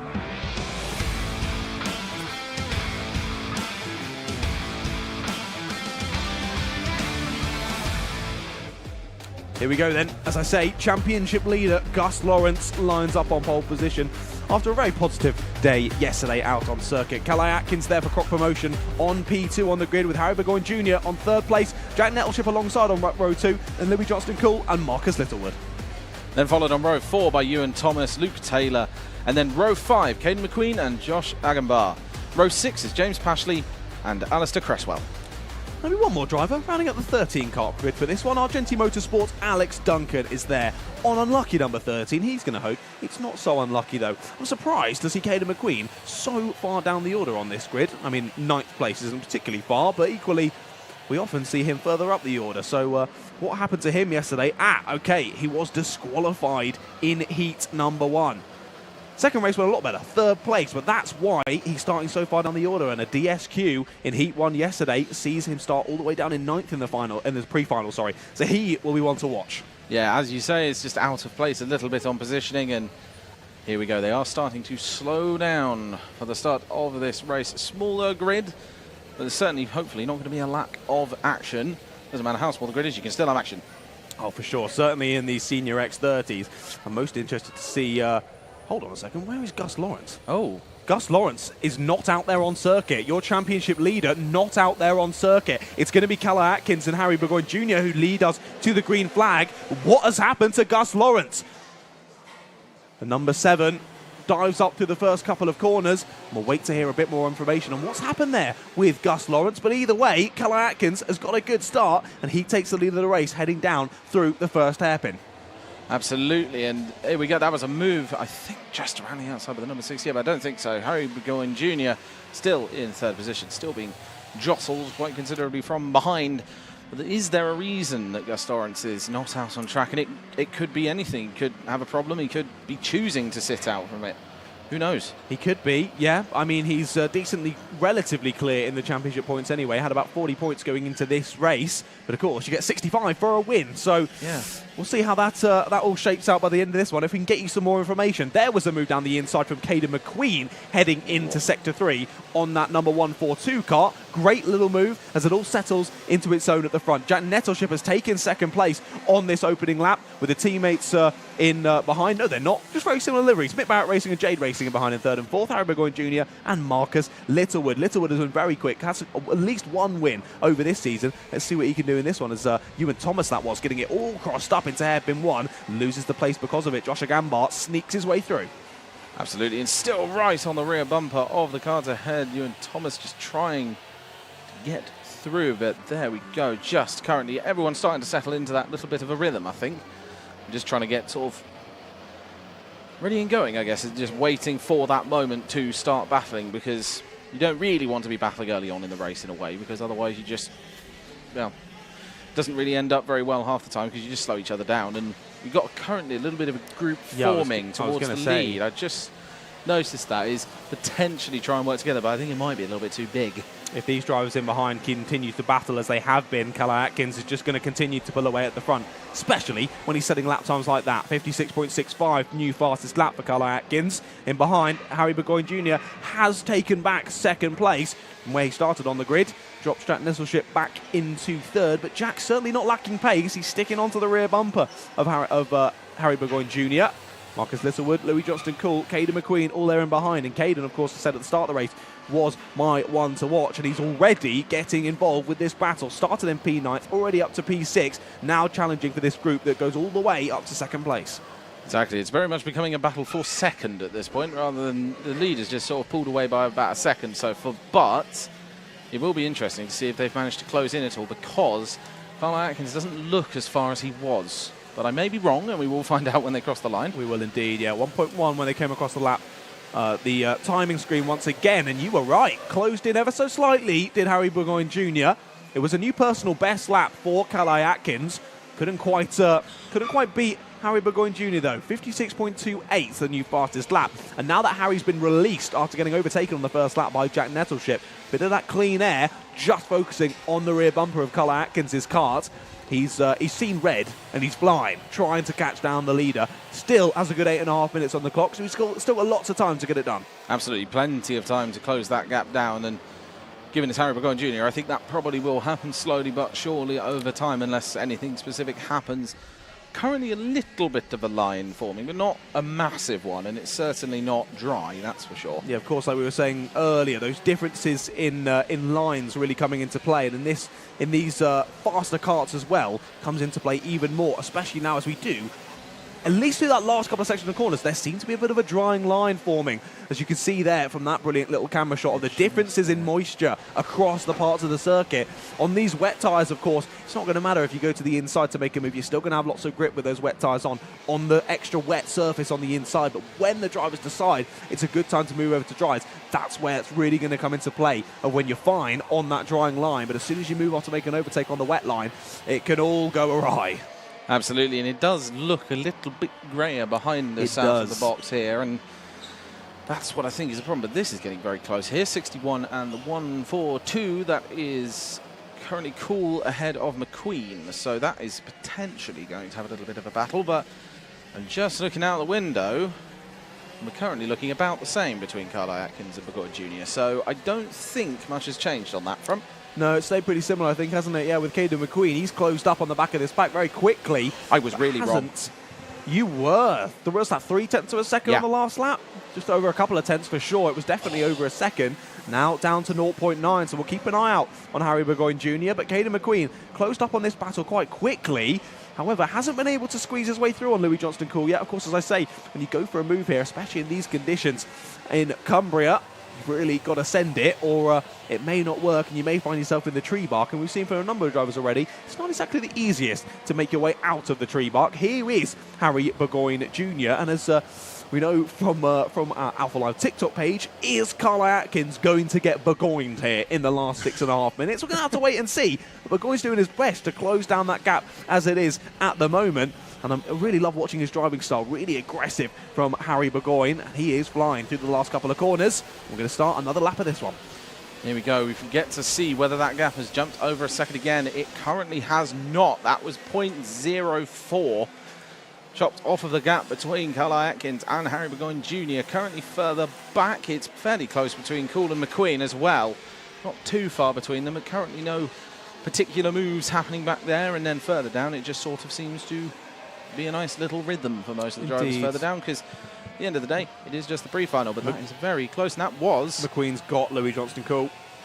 For now, but they're potentially, I don't think Johnston-Cool is going to be very happy that that has happened and he'll want to get back past. No, that is very true. No one likes being overtaken. No, certainly not. And that's actually not going to help Louis Johnston-Cool in the championship. With that move being ahead of McQueen, he was 2 points clear of Joshua Gambar in 6th place in the championship, whereas that loss of position, I think, is going to close that down. I think there'll just be 1 point difference now between Louis Johnston-Cool and Joshua Gambar, and they'll be nose to tail on circuit as well. So not only an on-circuit battle, but a championship battle for 6th place as well happening in this pre-final. Exactly, and even further at the top, it's pretty close, to be fair. Marcus Littlewood currently just sat in 3rd position in the championship and currently up 2 places from the start. But of course, this is the pre-final. You still get points for them, as you say. Exactly the same points. It is not the final, and regardless, it's points. Exactly, yeah. Points in the championship. It's all the same points in the pre-final and the final. 65 for a win, 62 for a second, and 60 for a 3rd place, then dropping by 1 point after that for each position. But of course, yeah, you want to win any race. But when it comes to the final, that's the one you want to win. That's when you're considered a legitimate British Kart Championships winner. And that's when you get your big trophy, get to stand on the podium, have a lovely little photo. Exactly. That's exactly it. That looks way smaller of a gap. It does. You are right. That is a much smaller gap. And we haven't seen it yet on the timing screen, but that looked like a much smaller gap, and it wasn't. We're blind, I think. What is going on with this? I think we're blind. We're looking out the window, and it's just like they look way smaller, but there's still a second between them, and Carly Atkins is doing a great job of managing the gap. Caden McQueen, after making that move on Louis Johnston-Cool, though, he has rapidly caught Marcus Littlewood, and Marcus Littlewood certainly isn't someone that's slow in a Senior X30 car. Caden has flown up onto the back of them, and another thing, that camera shot down the straight there, that I love to see in these wet conditions, the clear visors, so we can see the eye line of the drivers as they're watching each other, making these moves, and how focused they are through the corners. Down the inside goes Caden McQueen, just gets that little bit more grip on the turn-in, takes away 4th spot from Marcus Littlewood. Absolutely, and it's a fantastic move as well, just clean as you like, straight through. Really clean. No problem, just absolutely nailed it. And it's currently, everyone seems to be sat, as previous, and apart from that move there, we currently have a fairly chill race currently. It's just... Indeed, yeah, it's got into a nice little flow, hasn't it? As look at that, Carly Atkins, fastest lap of the race, 56.16, adds 0.4 of a second to his gap on Harry Burgoyne Jr. So it looked like through the middle part of this race, Harry was getting a bit of a resurgence. That momentum now goes back the way of Karl Atkins. He extends the gap to nearly 1.5 seconds now out the front. And with 3 minutes to go, he's looking pretty good to take this race win in the pre-final. Yeah, absolutely. And coming around currently, just got the 142 on screen off Caden McQueen. Still pulling away from Littlewood as well, which is the very important thing. He wants to keep moving forward, just try and get away, and also get towards Nettleship. He's still got 2 minutes 50 seconds. I think he might have a hole in that wetsuit. It's more of a sail than a wetsuit. Look at the back of it. Which, I mean, actually, as a point, that could, given that Kart's are fairly really close on pace, that's going to be at least a few thousandths of a second a lap, if not absolutely a hundredth of a second. So, hey, the little things matter in karting, especially when you're in a machine as light as this. Yeah. But either way, doesn't seem to affect him too much now, as he does have the fastest lap of the race. Yeah, absolutely. And it's just absolutely amazing to see them pull away so fast off the front of the grid. It's just great to get across the whole field, to be fair. Yeah, it's been fantastic. Yeah, Karl Atkins racing under the Jamaican flag. And he is absolutely flying out there on circuit. The gap closed ever so slightly on that last lap, back down to 1.3 seconds. We'll keep you updated on what that gap is looking like. But here, we look back to the third place man. That was Jack Nettleship. This is Marcus Littlewood. And now Josh Agambar is closing in. Lewis Johnston Cool dropping down the field. Yes, you are right. I just spotted that, and I don't know whether he's gone off somewhere. Potentially might have gone off the circuit, but we'll wait and see. He was a good second, if not 2 seconds clear of Josh Agambar, wasn't he? And Marcus Littlewood now has Josh Agambar right behind him. So I think we can assume something has happened between Marcus Littlewood and Louis Johnston Cool on that last lap. Just trying to see, because I've just noticed red popping up on the left. So it may... We'll see if we can spot them. It may be timing, I'm not sure. I think you are. I think we may be correct. It was timing, okay. Louis Johnston Cool back on the timing in 6th place, so we'll try and keep an eye on it. Here's Jack Nettleship in 3rd place. Here's Caden McQueen in 4th place. Didn't take him long to get past Marcus Littlewood, and as you said earlier, he did it very, very cleanly. Let's see if we can do the same with Jack Nettleship ahead. It's a 5-second penalty, though, for James Pashley. He's in 11th place at the moment, and that is going to drop him down into 12th and behind Alistair Cresswell. But here is the battle, then, for 3rd place. Absolutely. Currently chasing is Caden McQueen on Jack Nettleship. Just trying to catch that line is becoming more and more pronounced every lap these cars do, and it's getting way, way lighter on that line. And that will be an interesting one, because at some point, if it doesn't rain, we assume it doesn't, then they might. It's a big assumption, Stuart. I can't remember. Yeah. Yeah. So basically, I think we saw this previously in the season at GYG, where there was a driver who just, in one of the previous rounds, just changed to dries over the whole field and just lapped them. It was, yeah, that was Josh Cormack. Yes. It was, who was able to just choose the right tyres before the session got underway and, was able to lap the entire field by the time he got to the checkered flag. However, 11.28, my radar did say possible light win 11.30. So yeah, we're getting in there. We'll keep an eye on it, but it's also going to come into the fact of the next race are the KZ2s. That's where you really need quite a bit of grip when you've got that much power. What are they going to decide? Do they change the drives already? Do they all keep it on the wets just in case? We'll have to wait and see. Timer has ticked 0 to 0, though, in this Senior X30 pre-final, and Karl Atkins is now coming around the last corner to start the final lap of the race. Here's Marcus Littlewood and Louis Johnston Cool then. So it was Louis Johnston Cool, not Josh Agambar, who was sat just behind him. They're having a good little battle over 5th place. Jack Nettleship now takes the fastest lap of the race. Great lap from him, 56.10, 600ths faster than Karl Atkins. But Karl Atkins has built out that gap even further over the last couple of laps. That gap now 2.3 seconds over Harry Burgoyne Jr. Absolutely, and here he is currently, Karl Atkins, just bringing it home, trying to get it round on the final lap. And he's just gained so much of a gap over Burgoyne Jr. So it's just, all he has to do now is just keep it there. And that is sideways. Wow. What a shot that was. That is confidence, isn't it? You've got a nice little 2.5 second lead, and you're still sending it sideways through the last lap. Very impressive. Absolute full send coming round just currently towards the end of the lap.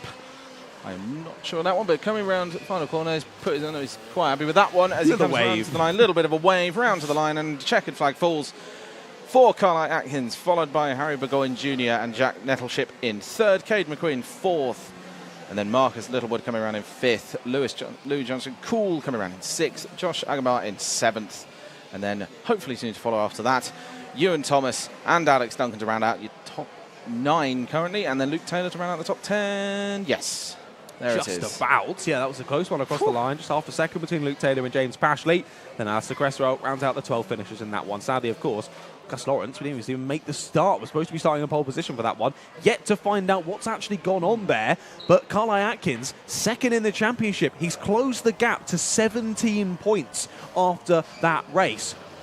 Not sure what's happened. We'll try and give you an update once we know. But either way, Carly Atkins takes maximum points from that race. Harry Burgoyne Jr. and Jack Nettleship round out the podium with Caden McQueen up 5 spots in that run. A good race, exactly what he needed to do after the DSQ yesterday in heat number 1. Puts himself in a good spot for the final later on. Marcus Littlewood rounds out the top 5 with Louis Johnston-Cool, Joshua Gambar, Ewan Thomas, Alex Duncan, Luke Taylor rounding out the top 10, followed by James Pashley and Alistair Cresswell, your 12th finisher in that race. But another great race done and dusted. That time the Senior X30s, and we've seen some interesting action out there on circuit. I think that one, the most tame of our races so far. But either way, it hasn't all kicked off yet. Carly Atkins has closed that championship gap. It's all still to play for in the final this afternoon.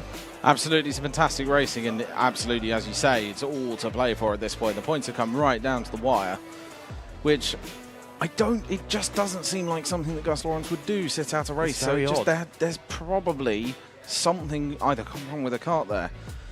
Yeah, I think it must have been. We'll try and give you an update once we know. But have a little look at the live chat while we've got a couple of seconds. We've got a Hey Carly from OA. I'm going to assume this is a family member. As I say, best of luck. Have fun indeed. We love you. Well, Carly certainly smashed it in that one, taking the win, taking maximum points. Lots of shout-outs for Aaron Richardson. That was a couple of races earlier, wasn't it? Had Louise Richardson, Gillian Bennett saying hello as well. And yeah, Louise saying well done. We had Keanu Brando, who was from Eastbourne, telling us that rain is due, possibly in the next few minutes, but we'll have to wait and see. Nothing falling, at least from our commentary position as of yet. We'll try and get some reports from our cameramen who are still braving it out there in the elements here in Cumbria. And a big shout out to them and all of the Alpha Live team, and not only the Alpha Live team, all of the Orange Army who are out there making sure that the event runs smoothly as well. Absolutely, you absolutely have to just give it to the marshals because they're always absolutely fantastic. But as we end that race, we will just throw to a few quick adverts and we will be back with you momentarily.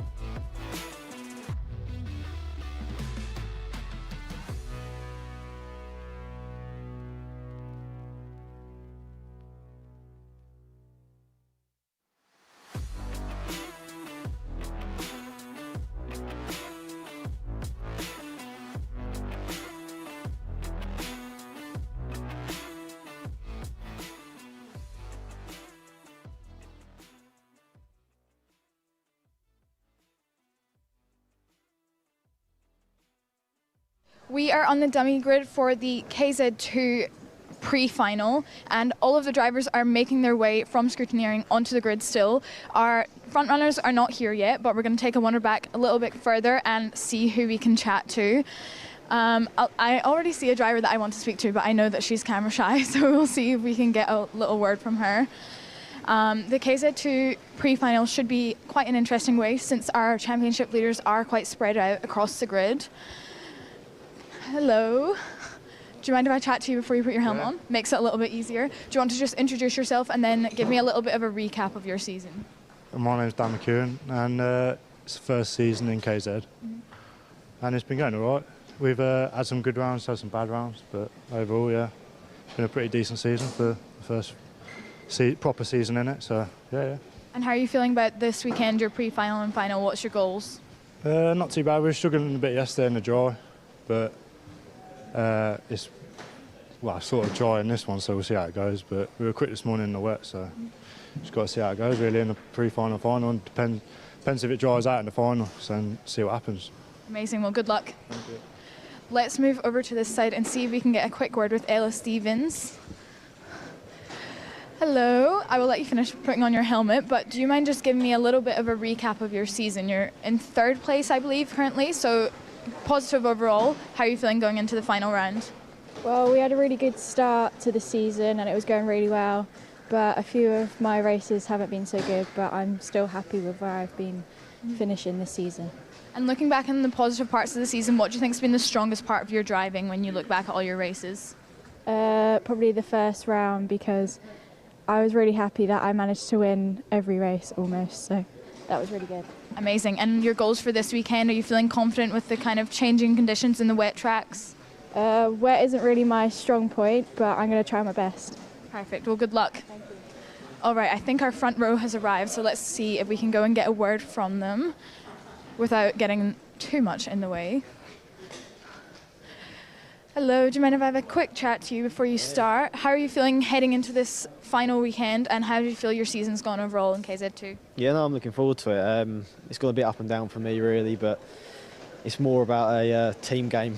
I think today, I think my teammate can win, hopefully win today, so we'll see how it goes really. But yeah, no, I'm looking forward to it. And looking back on your season overall, do you feel like it met your expectations? You outperformed yourself, or is there anything you feel like you could have improved on? I mean, we can always improve. I mean, there's some races I think we could have done better and things could have gone, ended in a better way, but you can't control it, so we can just do the best job we can. Amazing. Well, good luck for this weekend. All right, let's see if we can get a word with our pole sitter, Morgan Porter. How are you feeling ahead of this race and your season overall? It's obviously been positive, starting in a good position. What do you think you can do this weekend? Yeah, I'm just here to sort of hopefully finish up the championship, and we've started with a strong weekend, pole, and then we won both heats but had a penalty in one, so it's going strong, going well.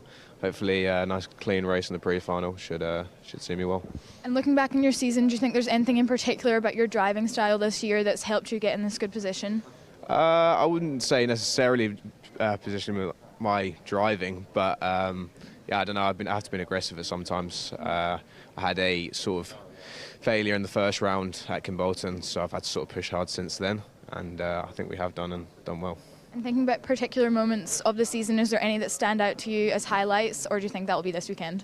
I'm hoping this weekend, but obviously I think GYG and Shenny, we just proved that we've got the speed, and obviously here again, same thing. Amazing. Well, good luck. Hopefully you can wrap up with no problems this weekend. All right, let's see if we can grab one more driver before we head off. Let's talk to our P3 here. Hello, how are you feeling ahead of this race weekend, and then looking back on your season overall? It's been a mix and bobs. I just like to finish the final by an instant, really. Literally all our drops are basically finals, so we'll just get through today. I think this might be a difficult one for us now, but we'll wait and see. And how do you like Rowrah as a circuit with the changing conditions as well? Are you feeling good about it? It's my least favourite track in the entire calendar. Okay, well, great. Thanks for the honesty. Why is it your least favourite track? Is there something particularly challenging about it? Nothing about it. Doesn't, for me, it's just not one of my favourites that flows well. It's one of those I prefer the direct drive to one of these, but you made the most of it. Perfect. Well, good luck for this weekend. Sure. All right, they're starting to clear the grid now, so we will pass back up to commentary for the pre-final of the KZ2 class. Here we go then, KZ. So I'm always very excited for the KZ2s, and this is going to be even more exciting because it's still pretty damp out there, isn't it, Stuart? Definitely, and with that amount of power on those carts, it'll be interesting to see if they can keep it together, which they can. Yeah, they can. They're very experienced. Right, let's have a look at the grids then for this KZ2 pre-final.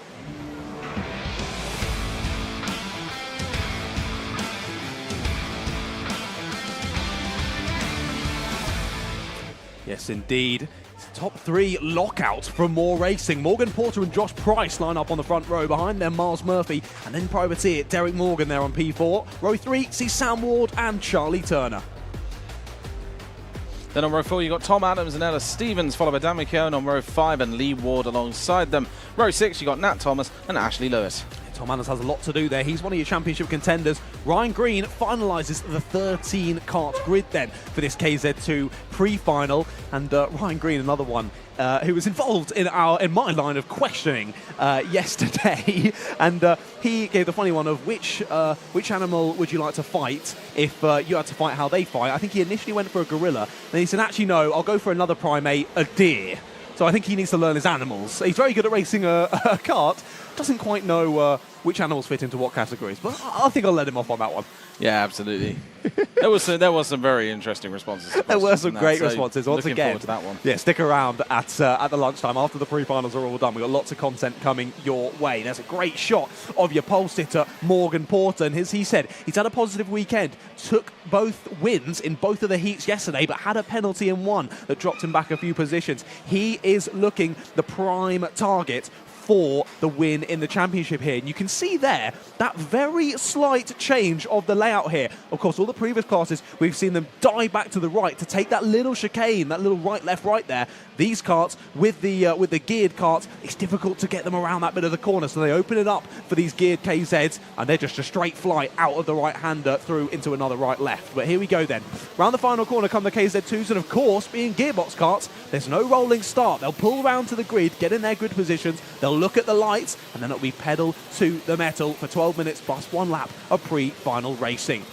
Let's see how this one all unfolds. Lots of drivers in here who I would say are ones to watch. Of course, Ella Stevens, we saw her have a little chat with Ailey down in the dummy grid. She had a flying start to the season, practically winning everything. Sadly, the second half of the season hasn't quite gone her way. She's still in with a shot of the championship, and it is all very close at the top. Morgan Porter on 618 going into this race, with Tom Adams on 602, Ella Stevens on 596, with Charlie Turner 595, Miles Murphy 591. But here we go then, lights are out and we're underway and racing. Great start from the middle of the pack from Eugene and Tweaks Pack driver. Through he goes up into fourth place. That's the number 1 of Charlie Turner. Your winner last year makes a great start in this pre-final. They all slide through the first couple of corners, but they're all keeping on the black stuff. You see that dive to the inside line to stop any moves from drivers behind, but they all get squeezed up. Through goes the number 4 Morgan Porter. Retakes the lead away from his teammate of Josh Price. It's all getting scrappy down into hairpin 2, but they're all keeping it facing in the right direction. Absolutely, and down they go towards this corner at this point. That's a fantastic try around the outside. And the number 26 of Ryan Green tried to go around, and I think he has actually gained some places. I can't believe you said down to this corner. This is the corner that's named after you, Stuart. Oh my goodness, the Stuartesses. Oh, through no. they flew. A couple more bits of battling going on in the background there. Down into Sunny Bend they go, and through Paddock Bend to complete lap number 1. Biggest mover, well, actually, I was going to say it's Charlie Turner up 2. It's actually Ashley Lewis up 4 positions into 8th spot. Ashley has had a great start on that first lap. Of course, it all got close under brakes into the first couple of hairpins, but clearly Ashley making the most of it. There's a move down the inside. Back through goes to the number 1 of Charlie Turner. He's under a lot of pressure from Sam Ward in behind. Again, tries to get up on that curb. We were saying that in the other classes earlier on today. Getting you right front onto the curb to try and drag you around the corner. Get you facing in a straight line as quickly as possible. Up and under goes the 63. Great move from Sam Ward. Retakes 4th spot from Charlie Turner. Absolutely, it's a fantastic move to get that. Currently the number 4 still out in the lead. Morgan Porter followed fairly close in. That's a slow car. That's Tom Adams going slow. That's one of your championship contenders. He was the closest challenger to Morgan Porter before this race. That's going to drop him, well, certainly not out of contention, but it's going to make it mighty difficult in the final later on today. And Morgan Porter probably doesn't even know it. He's out there in front, 7 tenths of a second to the good in this one already, with only a few minutes gone. And either way, the championship is slipping further and further into his grasp. And now, so you're just looking at the Championship. Here comes a move by the number 10 through on Late Charlie Turner, move. and then back through goes Charlie Turner. Looks like he slightly overshot Derek Morgan on that one, just under braking, and easy to do, especially on a damp track, as it's now saying on the screen. Indeed, yep. He said he's seen Ayrton Senna's quote and he decided to go for it. The gap was there and he stuck his kart there. Sadly, just not quite early enough on the brakes there. Of course, the inside line still quite a lot wetter than the racing line. We still got that slight drying line, as you can really see from that camera shot. But once you get offline, get super slidey, it just catches out Derek Morgan. Then he's going to have to think about a move once again on this lap. Just over 9 minutes to go then. And here fly your leaders through the first couple of corners. Absolutely, it's fantastic racing here, just moving down towards the end of the circuit. Number 10 just being so close by the number 24 of Ashley Lewis. Ashley Lewis just looking to potentially, or hopefully, make a move and still getting very close and right up that back end of the car. It's what you love to see as well, just hard, close racing. It's just fantastic. Yeah, heavy pressuring from Ashley Lewis. Has had a great start to this one, has Ashley. And now heavily pressuring the number 10 of Derek Morgan. And you can see how difficult it is on this really slidey circuit. Of course, in the lower power karts, we'd say it's a good mix of tight and twisty section. Then you've got those long straights. In these KZs, those straights are just not long enough. They can barely get all the way to top speed before they're again jumping back on the brakes and trying to get it in to the corner. Here is your live championship standings, and it's been a great race for Ella Stevens. She's jumped up from what I think was P4 in the standings before this race started, up into P2, but look how close they are on points. 6:04 for Ella Stevens, 6:04 for Charlie Turner, 6:03 for Miles Murphy, and 6:02 for Tom Adams. That difficulty has dropped Tom Adams from second in the standings to fifth in the standings. And just it's 2 points between second and fifth. That's ridiculous. If it stayed like this into the final, I mean, incredible way for them to round out the season, because you just wouldn't know who was going to go where. No, exactly. We've had this is the fourth round of the season for the KZ2s. Of course, points for the heats, points for the pre-finals, and points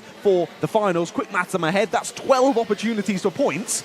They've all gone through these races, and they're still within 2 points of each other in the pre-final at the final round. Absolutely fantastic. Look at this, though. Derek Morgan still all over that rear bumper of Charlie Turner. And Charlie Turner just doesn't seem, after that really good start, getting a good number of positions was Charlie, just hasn't quite had the pace to stick with Sam Ward, Miles Murphy, Josh Price ahead, and still finding himself under a lot of pressure from behind from that number 10. And Ashley Lewis, our biggest mover, now starting to get involved as well. Absolutely, getting very close to the back of the number 1 of Charlie Turner, as it's fairly close battling across the field, and that does look like they're starting to get a little bit close. There's still a little bit of spray came off the left there, I think.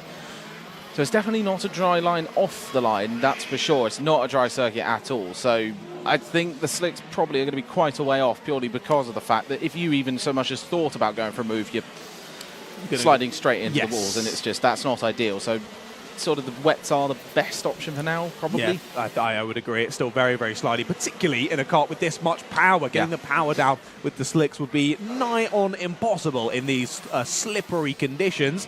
So I think all the drivers in this one smartly going with the wet tyres still. Is that the possible move? No. Drops back over to the apex. Does Charlie Turner and holds on to it. But look at this. The drivers behind now getting a little bit frustrated. Check over the shoulder from Derek Morgan. Just sees how much time he's really got to try and get this move done. Thinks about the apex there. But once again, Charlie Turner chops across. We were saying earlier, potential rain at 11:30. It hasn't arrived, but nipped outside just before the KZ2s went out on circuit, and it still was not raining. However, as you say, with this cloud cover we've got here, it's not really drying either. No, that's the thing, and it's just not hot enough. I think that's the problem. It's just there's not much evaporation on the circuit. Obviously, the karts will introduce some heat into the track, but not really enough to pull that moisture off the circuit, as we're currently very close still between the 10 and the number 1. But incidentally, the number 24 is getting closer behind as well, and by extension, that also means Ella Stevens moving forward as well, which for the championship points will be quite a big one. It will. Once again, the 10 of Derek Morgan looks for the move. Josh Price on the timing. I think there might be a little bit of timing error there. We'll keep an eye on that one.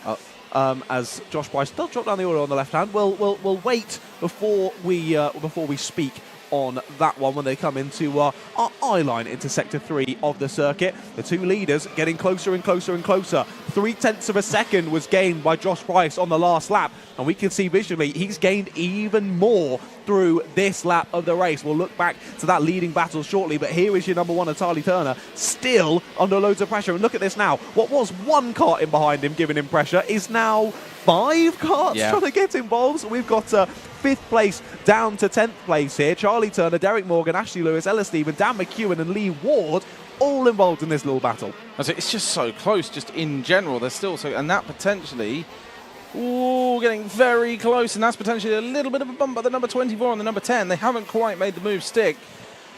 They're going to try again, and they are just shut. And there we go. That's a move down the inside, moving on to the right of the car. That's number 10 of Derek Morgan, and they've made the move, and the number 1 follows straight through as well to hold that. That's Charlie Turner, and that is the move done, I think, for now at the very least. Well done by Derek Morgan. Good move. Ashley Lewis tried to follow him through, didn't he? Which wasn't quite able to prize that inside open. Is now going to get re-overtaken by the 75. And up and under goes Ella Stevens. Brilliant opportunistic move from Ella. Takes away 2 positions. Up into 7th place she goes. I was looking out the window as well. Morgan Porter and Josh Price seem to be pretty much nose to tail now. But of course, you've got to remember, both Moore Racing teammates. We now have a top 4. All of the Moore Racing crew fill out our top 4 at the moment. They're well clear of the rest of the field, and pretty much the rest of the field is this battle that we're watching at the moment. We'll keep our eyes on that leading battle to see if anything changes, but for now, this battle is fantastic. As if by magic, it's like the Alpha Live camera crew are listening to me. Here is this leading battle. Morgan Porter still with the fastest lap of the race, a 51 dead, which he set earlier on in this one. He's been flying, but Josh Price has had the answer to him in the mid part of this one. Still 3.5 minutes to go. Still all to play for. Absolutely. All the drivers across the whole field. It's just battle after battle. And the best part is these two are working together. Because, as you say, they are teammates. They will have a bit of healthy battling if they can. But obviously they need to keep it together and just finish the race as a team. Obviously, if at any point Morgan Porter decided to have a little bit of an error, Josh Price would happily take the position. But simultaneously, it's brilliant racing overall, like just in general. It's fantastic. Love seeing it. On that last lap, both these two were slightly slower than the drivers following. A 51.9 for Morgan Porter, a 51.8 for Josh Price, but a 51.2 for Sam Ward in 3rd place. Again, another one of their Moore Racing teammates. But is he going to have enough time to close in that gap? 4.5 seconds, 2.5 minutes. We'll have to wait and see. We'll keep an eye on it for you. Here is that battle continuing, though. Ella Stevens there up in 7th place. Once again, another driver with seemingly a bit of a hole in her wetsuit as she deploys the sail out there in the number 28. She's thinking about a move, though, on Charlie Turner. Just hasn't quite seen that Charlie Turner's had the pace here in the wet conditions, but wide goes Ella Stevens. Up and under goes Dan McEwen. Takes the place, and look at that send from the number 80 of Lee Ward, but it's just overzealous. Over the curb he goes. He just keeps onto it and just about rejoins the circuit. It was a great send up the inside, but it was a little bit too ambitious, that one. Off he goes, rejoins the circuit, but I actually think I lost a couple of positions from that one. Oh, wow. My goodness. I mean, that is a moment where Charles just pressed the brakes and, oh, no. He had full steering lock on, but the car still wanted to go straight. Exactly. It's just the moment when every car goes, that's not what you should do, and just straight on. Impressive that he held on to it, going over both curbs of the first corner. And kept it out of other carts, which is even more impressive. No one collected him, so yeah, very impressive stuff. But Lee Ward, doing one for the stream there. Appreciate that, Lee. Josh Price now takes the fastest lap of the race, 50.95, and he has been all over the back of your leader. Here is the 75 though now. Dan McEwen gets past Ella Stevens, now finds himself pressuring Charlie Turner. Charlie Turner, I don't think, has had a lap of this race where he hasn't had someone directly behind him. And he's finding that once again with the number 75. He's got it done. I looked away for half a second and he's got it done on the exit. What a brilliant move. That was just absolutely taking the opportunity to just get the car around, all of them pulling them around on the curbs, which is fantastic. But that was such a good move. It was just like out of nowhere. It really was, yeah. I didn't think he was going to get a good enough exit from his entry to the corner, but he made it stick, got it done. Dan McEwen has had a great race through this one, up 3 spots from his starting position, now into P6. It's going to be Ella Stevens, who now regains the rear bumper of Charlie Turner on the number 1 plated kart. Of course, to remind you, any numbers that are 10 and below are seeded numbers, meaning that is where they finished in the 2022 championship in the KZ2. So Charlie Turner, your winner in 2022, finding it difficult to keep on the pace here at the final round in the pre-final at Rowrah. Ella Stevens and Ashley Lewis now right in behind him. And so it very much looks like they're just trying to get to the end of the race here, just sticking with it, giving the toe to the car behind and just making sure they get across the line in a 1-2, which is very admirable to be fair. It's good to see as well, because it's like, that is Dan McEwen getting a 5-second penalty, according to that. Is it? Yeah, absolutely 75. was. Yeah, it was. You are correct. So 5 seconds with Dan McEwen. It's going to drop him a little bit down the order, possibly all the way down into 12th place. So that's not ideal for Dan McEwen. We saw him going for some cheeky moves, but hasn't quite paid off. Morgan Porter's pace, though, he was clearly holding on to something, allowing Josh Price to close in on him, knowing that Josh would not go for that move as a teammate that early on in the race anyway, and he certainly picked up the pace now. 50.80 was the fastest lap of the race by Morgan Porter. Josh Price was only 0.04 of a second slower than him, but now the fastest lap goes the way of Nat Thomas in 11th place. A resurgence for the Jade Racing team driver as well. And that is because there is quite a large group down there as well, because we've got the, I believe the number 1, the number 28 are very, very close as well. You've got Charlie Turner right in front of Ella Stevens, and they're just nose to tail on circuit. It will be time to see if Ella Stevens manages to get a move done. Indeed, yeah, we'll have to wait and see. We're going to go on to the final lap, though. Morgan Porter will lead us on to the final lap, and next time around, they'll be seeing the checkered flag. One to mention as well, with the positions that they're currently in, finishing in this pre-final, Ella Stevens would be on 604 points in second place in the championship, Miles Murphy on 602, Tom Adams on 602, Charlie Turner on 602. It's a three-way tie for third place in the championship at the moment. This final this afternoon is sure to be fantastic. Absolutely. It's just amazing to see so many karts so close together. And even below that, it's still really close. Like, in 6th position, Price has got 593 points. So it's still absolutely not anywhere out of the woods there, because all it takes is one mistake, as we've said before. It's all it takes to... Well, it certainly makes it very, very tense as they're coming round the final corner. The number 4 of Morgan Porter, the ball racing 1-2 effectively across the line. As they come across the line, Morgan Porter to win here at Rowrah, and then we just await Sam Ward and Miles Murphy, also of More Racing. And there is a big pack coming through to finish here, just coming through the final corner, coming round. Ella Stevens got a good exit. Ella Stevens got good exit. Not quite. Unfortunately not. Across the line, that is Charlie Turner, then you've got Dan McKeon as well. Ella Stevens in 8th, Ashley Lewis in 9th, and rounding out the top 10 is Lee Ward. Indeed, yeah. More Racing 1, 2, 3, 4. They're going to be pretty happy with that one, I think.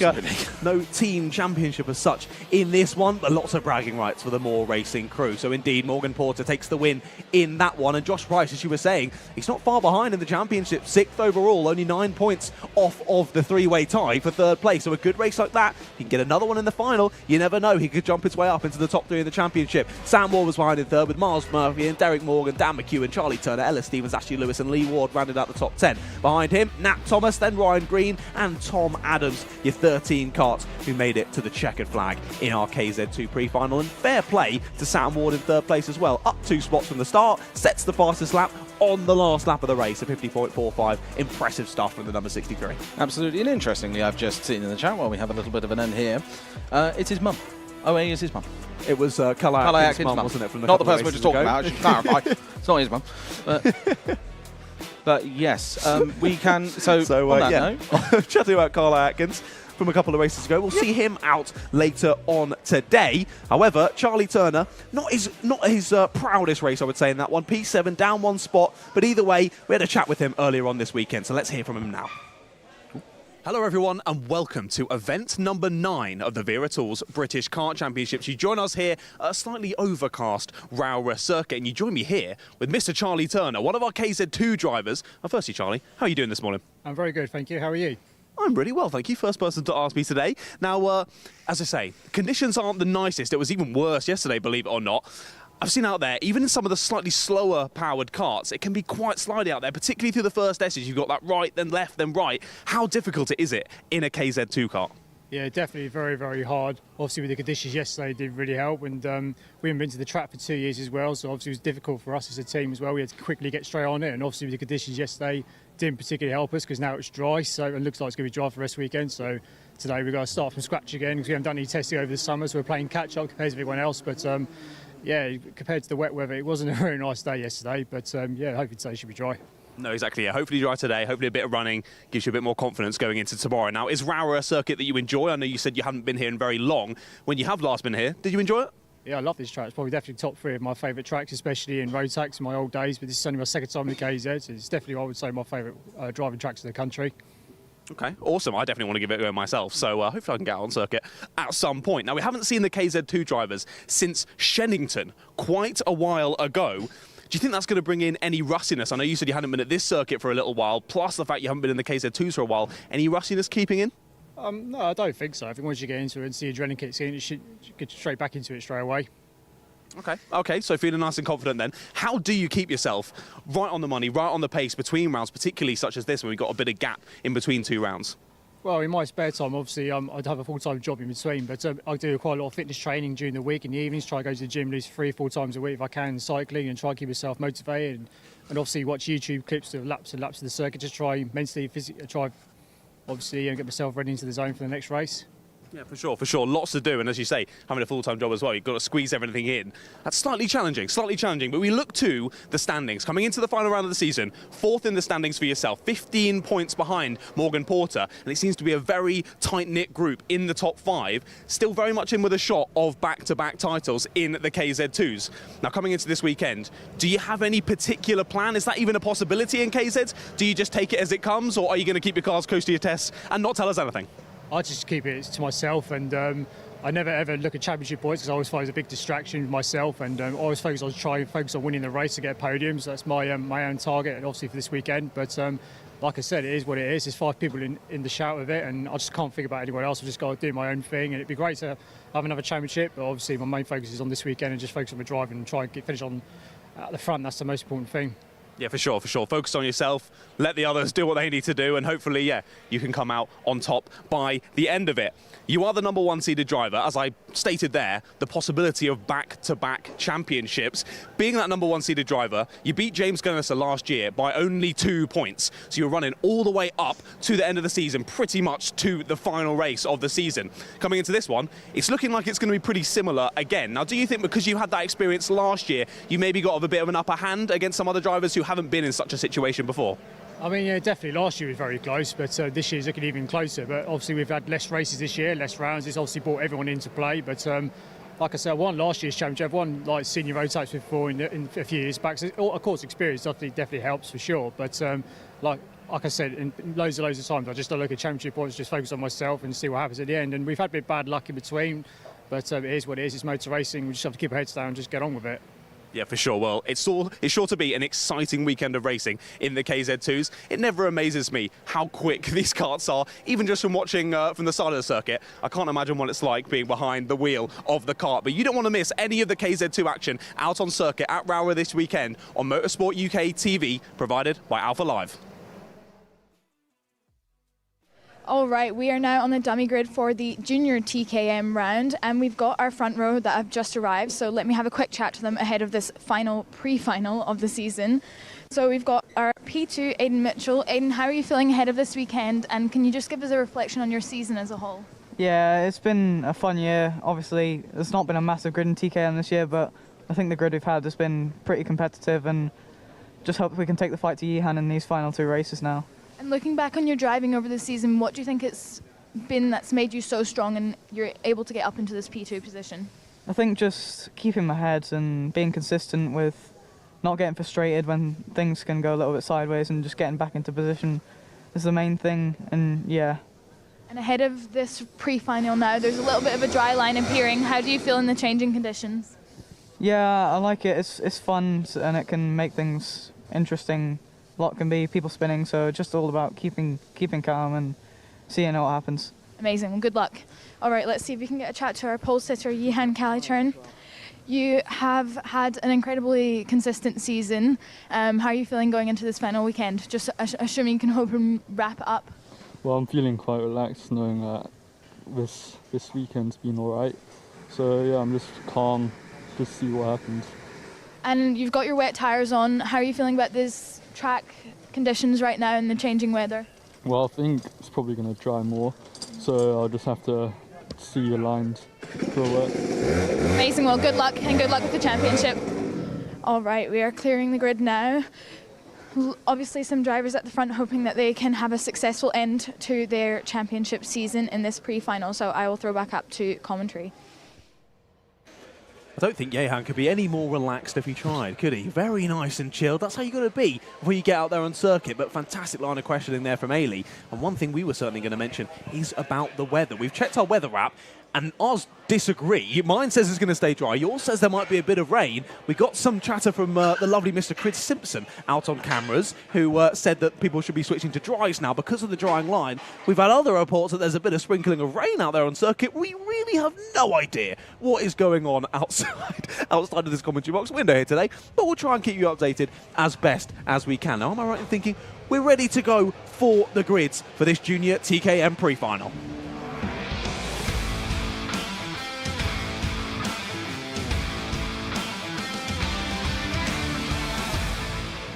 Here we go then, grids for the junior TKM pre-final coming up. So on row 1, pole position is Johan Kalachern, followed by Aidan Mitchell. Row 2 is Harry Bloor, followed by Jake Humphrey, and row 3 is William Bryant and Leo Robertson. Patrick Leaf and Jack Stewart are there on row number 4. Monty Braithwaite and Harrison Morrow round out the top 10. Then it's Daniel Samir and Willoughby Steele there, 11th and 12th. And that's it for our 12-kart grid for this one. Slightly surprised to see Willoughby Steele all the way down in 12th spot. We've seen him up right fighting at the sharp end throughout this season, but a number of names who can get involved. I know Leo Robinson starting in 6th place is very much involved in the championship battle. It's been a great resurgence through the second half of the season from Aidan Mitchell. Johan Kalachern was sort of cleaning up through the first half, but Aidan's really brought to him through the second half, and we'll wait and see how this one goes as well. Of course, those two on your front row. Absolutely, they're just coming round and being told to slow down. Going just towards the final corner now, coming towards Paddock Bend, if I read it correctly. And they are coming round now to hopefully get the race underway. We've had a few false starts today, but not as many as we'd hoped. So that's good. Here we go. Are they going to get underway? Yes, they are. Timer has begun. Down to the first corner. That was a really close battle at the front. Aidan Mitchell's off. And Aidan Mitchell is off the track, but he's coming back on. Oh, no. That's a... Yeah, I'm not too sure about the rejoin on that one, but he kind of had to at that point. Yeah, Jack Stewart was the one that was the casualty of that one, off into the barrier on the outside on the right. He's going to rejoin, though. I saw him keep his foot in, and he will rejoin, but he's going to be quite a far away behind this good pack. Absolutely. Just having a look on our screens now just to see where everyone is. There have been massive changes. There have not been huge ones. But everyone's still battling further back from the lead. Potential as well. It's close to the lead. And that's a move down the inside. That's Willoughby Steele. Willoughby Steele flying through, taking another position. He, of course, started at the back of the grid for this one. He's made a great first lap already, scything through.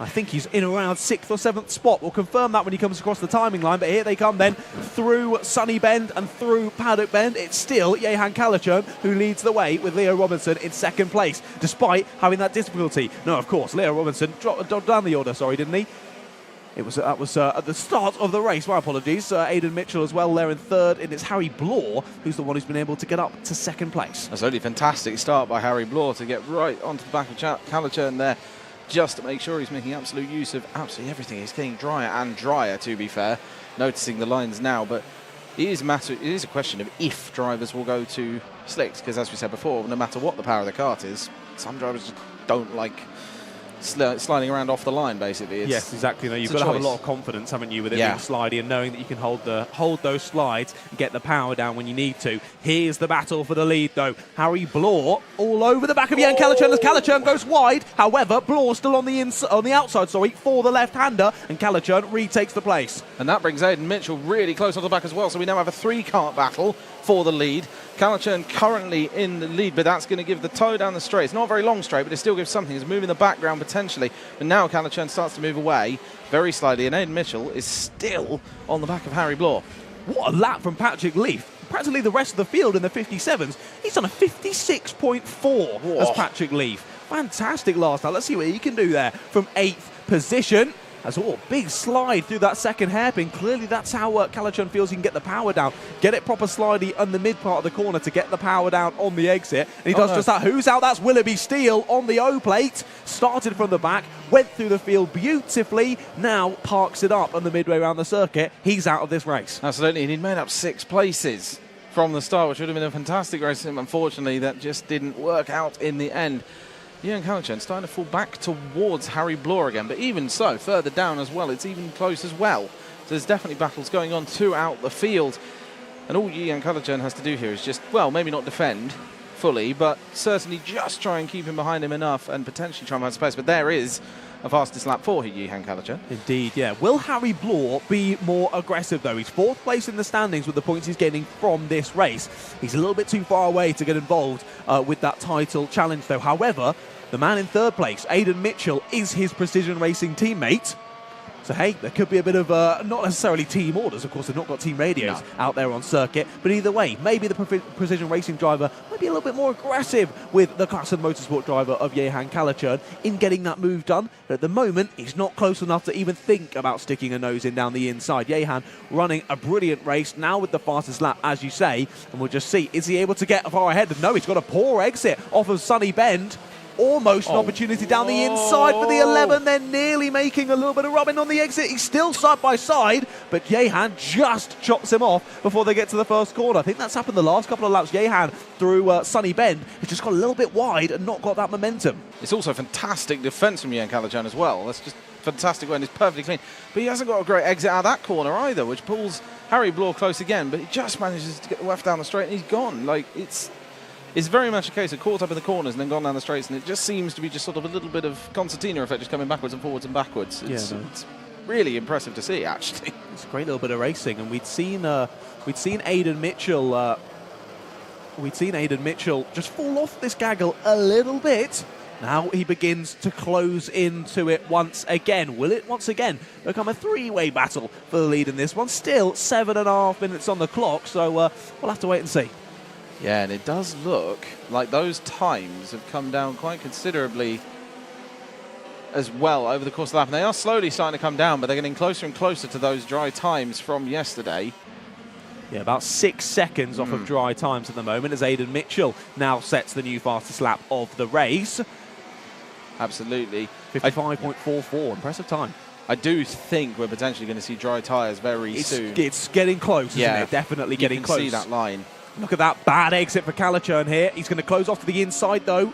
Try and fend off from the move from behind from Harry Blore, and he does just that. You can see there, even at the apex there, the big dry spot on the dry line. Good exit once again for the number 11 of Harry Blore, but again, can't quite get alongside of Kalicher. Kalicher's made a couple of mistakes down here, though, at Sunny Bend. Will that happen again? No. Great exit for Kalicher, and pulls a gap once more. Absolutely, and there's the championship standings. Harry Blore moving up into 4th place. Will he be still dropping down, of course, because they're unfortunately out of the race. But as it stands here, I've just had a thought. Could Johan Kalicher be slightly struggling with those wet tyres on a potentially drying line? That could potentially be causing some issues with the grip. For sure. But a little bit of... It won't cause much. But no, indeed. However, all drivers in the same boat in this one. Exactly. Literally and figuratively with the wet line. Yeah, all in the same boat, all dealing with the same conditions, on the same tyres. It's who can attack them the best. Here's another good battle. Jake Humphrey leading Patrick Leaf and William Bryant. Patrick Leaf with a great exit, just can't quite get alongside there. Will he try and dive to the inside at the apex, though? No, sticks behind for now. We saw him have the fastest lap earlier on this race, so Patrick Leaf clearly with a bit of pace under him in that kart, but he is in the most difficult spot when you're in a battle of 3. He's in the middle. He's got to look ahead to Jake Humphrey. He's got to look back to William Bryant. His brain is running on 200% overtime right now, battling over 6th place. Absolutely, I think they are right back on each other again. Johan Kalicher and Harry Blore very close on track. Harry Blore getting the fastest lap of the race so far. So that is saying potentially quite a lot, as there we go. They are right back on each other again. Johan Kalicher obviously got the good exit, but that corner is where he seems to be going, and that's the move. That's the move for the lead. Harry Blore up into the lead of the race, and now Johan Kalicher has all of it to work for to get back to that position. Does, yeah. Gives a check over the shoulder as they come out of Iredale's. He gets it done. Great little move from Harry Blore. Finally, we have a change for the lead in this race. And look at that. Aidan Mitchell, I was going to mention how far off he was of this battle, was a second when they started this lap. He's now already almost right on the back of Johan Kalicher. And of course, these are your two championship leaders. Kalicher on 7.81, Mitchell on 7.62. So Kalicher still with a nice little buffer for his championship win here. But he's still got a lot to think about throughout this race. He was nice and calm before it, and a second place will still keep him nice and calm for the final later on. Absolutely, and currently, as it stands, it does seem like Harry Blore is starting to pull a little bit of a gap over Kalicher, and so it could be that he's just managing the tyre and the fact that it is a drying line. Because if you look at the best laps, it was a 54.59 for Harry Blore, and it's a 55.06 for Kalicher. It's almost half a second faster best lap than Kalicher, and is that... something potentially off? Zoom on the back of the card, or was that just a nice little close zoom? No, didn't quite see if there was anything awry. We'll keep an eye, but it looks like all of the rear bumpers are hanging on at the moment. Anyway, big slidey moment from the right-hander there for the number 14 of Aidan Mitchell as he tries to press on towards his championship rival. Let's see who takes Sunny Bend the best way. Again, Calichurn seems to have mastered now after a few early mistakes through that corner. Harrison Morrow now takes the fastest lap of the race. He has been flying through the second half of this race. A 54.52 it was on the last lap. I saw him overtake Daniel Samir into the final corner to get back into 9th place. But look at that. Your new race leader, Harry Blore, goes even faster. 54.33 for Harry Blore. And that is half a second faster than anyone else out on circuit. Actually, apart from Harrison Morrow, 53.92 now for Harrison Morrow. They're going faster and faster and faster. And I'm starting to think Harrison Morrow is at the back. Have we seen him come in? I need to have a look. I'm on tyre watch now on Harrison Morrow because he is going very, very fast. And I will also point out as well, I've just been told this by producer James, we've got on the number 14, the rear axle is quite short. If you look at the fact his tyres are in line with the front, and Johan Calichurn, his rear wheels are out a bit. Okay. And that is what the close-up was for, but his rear axle looks quite short. So that's an interesting one. Not sure why. Bit of info.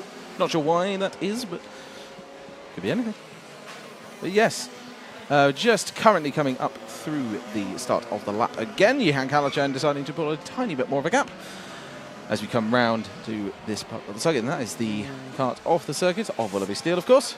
I think the 75 of Harrison Morrow is still on wet tyres. He's just absolutely flying, I think. Okay. There we go again. Yeah, I couldn't quite tell, but he is putting in some great paces, Harrison Morrow, in the second half of this race. 53.43. Incredibly quick. And the only driver down in the 53s, and he's in the low 53s.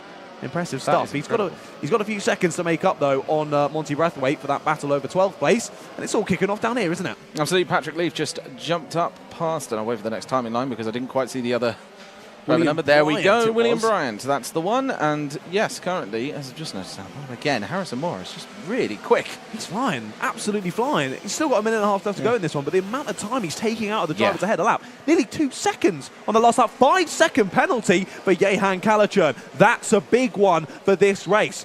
We're not sure what's happened there, what's caused that. We've looked away from that battle for a little while now as he is very close with Aidan Mitchell. Not sure what's happened there. As here we look back to win. Aidan Mitchell goes down the inside, takes away second place on circuit. So not only has Johan Calichurn got a 5-second penalty, he's now lost second place on track as well. It's all going to pot in this final for Johan Calichurn. But I do have to mention, at the moment, the 5-second penalty actually does absolutely nothing. He's 5 seconds clear of Leo Robinson in 4th place. So currently, still looking like he'll hold on to 3rd place when we get to the end of this one. Absolutely, you just got to stay there, keep it calm until the end of the race. And obviously a 5-second penalty, no one ever wants them. No one ever wants them, but you just kind of got to take it and keep going and make sure that you just finish the race at that point, because just finish ahead, as far ahead of the person behind you as you can. Yeah, just keep going as fast as you can now. It's clear. Aidan Mitchell has dived past. He's that little bit faster. And we'll see whether Johan decides to follow and just try and keep a nice gap ahead of Leo Robinson. We look back to this gaggle, though, and look at Harrison Morrow going faster and faster and faster. Here's a battle, though. Patrick Leaf trying to find a way through on the number 6 of Leo Robinson. This will help Johan Calichurn to the outside again, hitting the big divot on the outside of that first hairpin at McRae's. They head through the second one of Iredale's.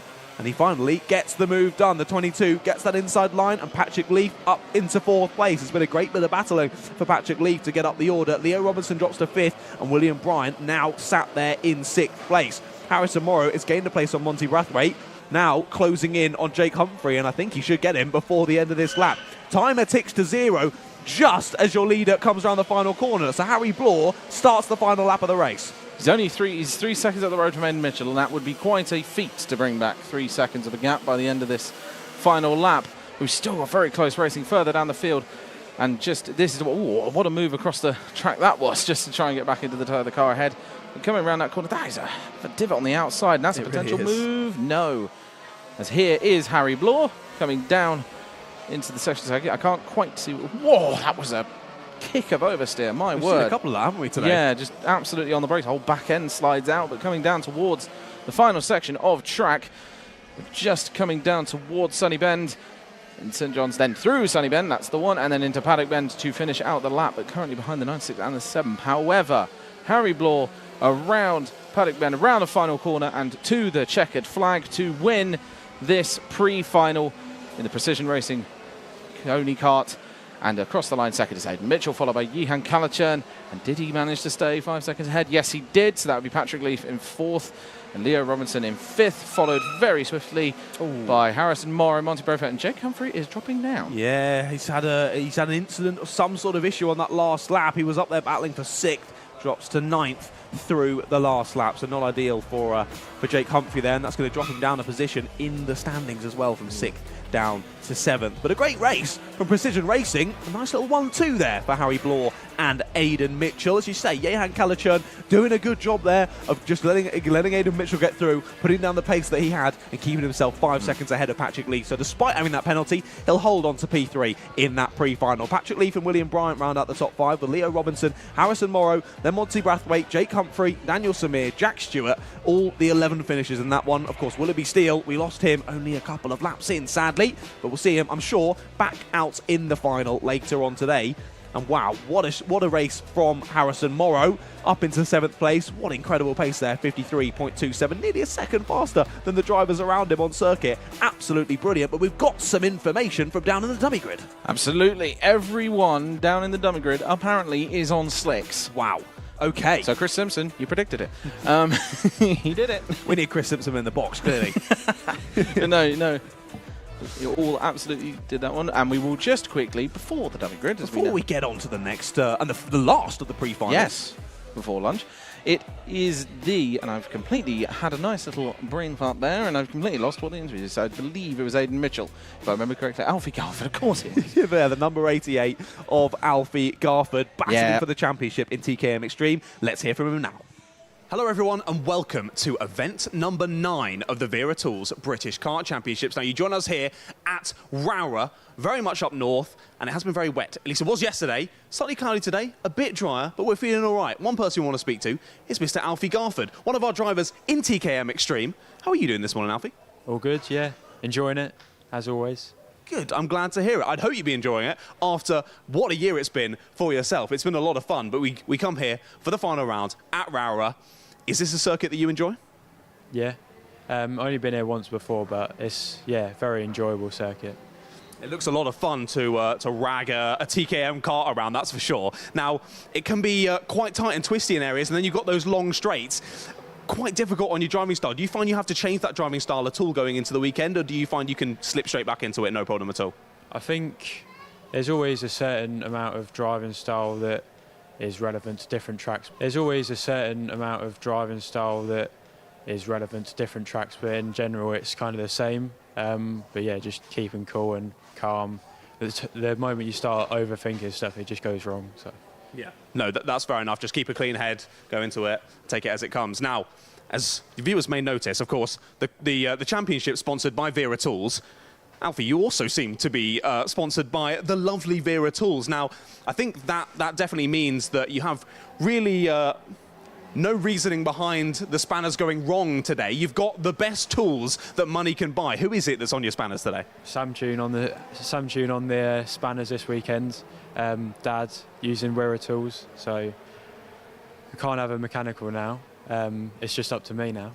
Yeah, exactly. No, a mechanical is not allowed now that you're using Wera Tools. That's in the rules, I think, officially from Motorsport UK. But no, we'll move on from the lovely tools. We'll look back to Wilton Mill. Of course, you took the final win in Wilton Mill, just pipping Charlie King to the flag from, I think it was 7th on the grid. I think you were up 6 spots in that one. Firstly, must have felt pretty good, right?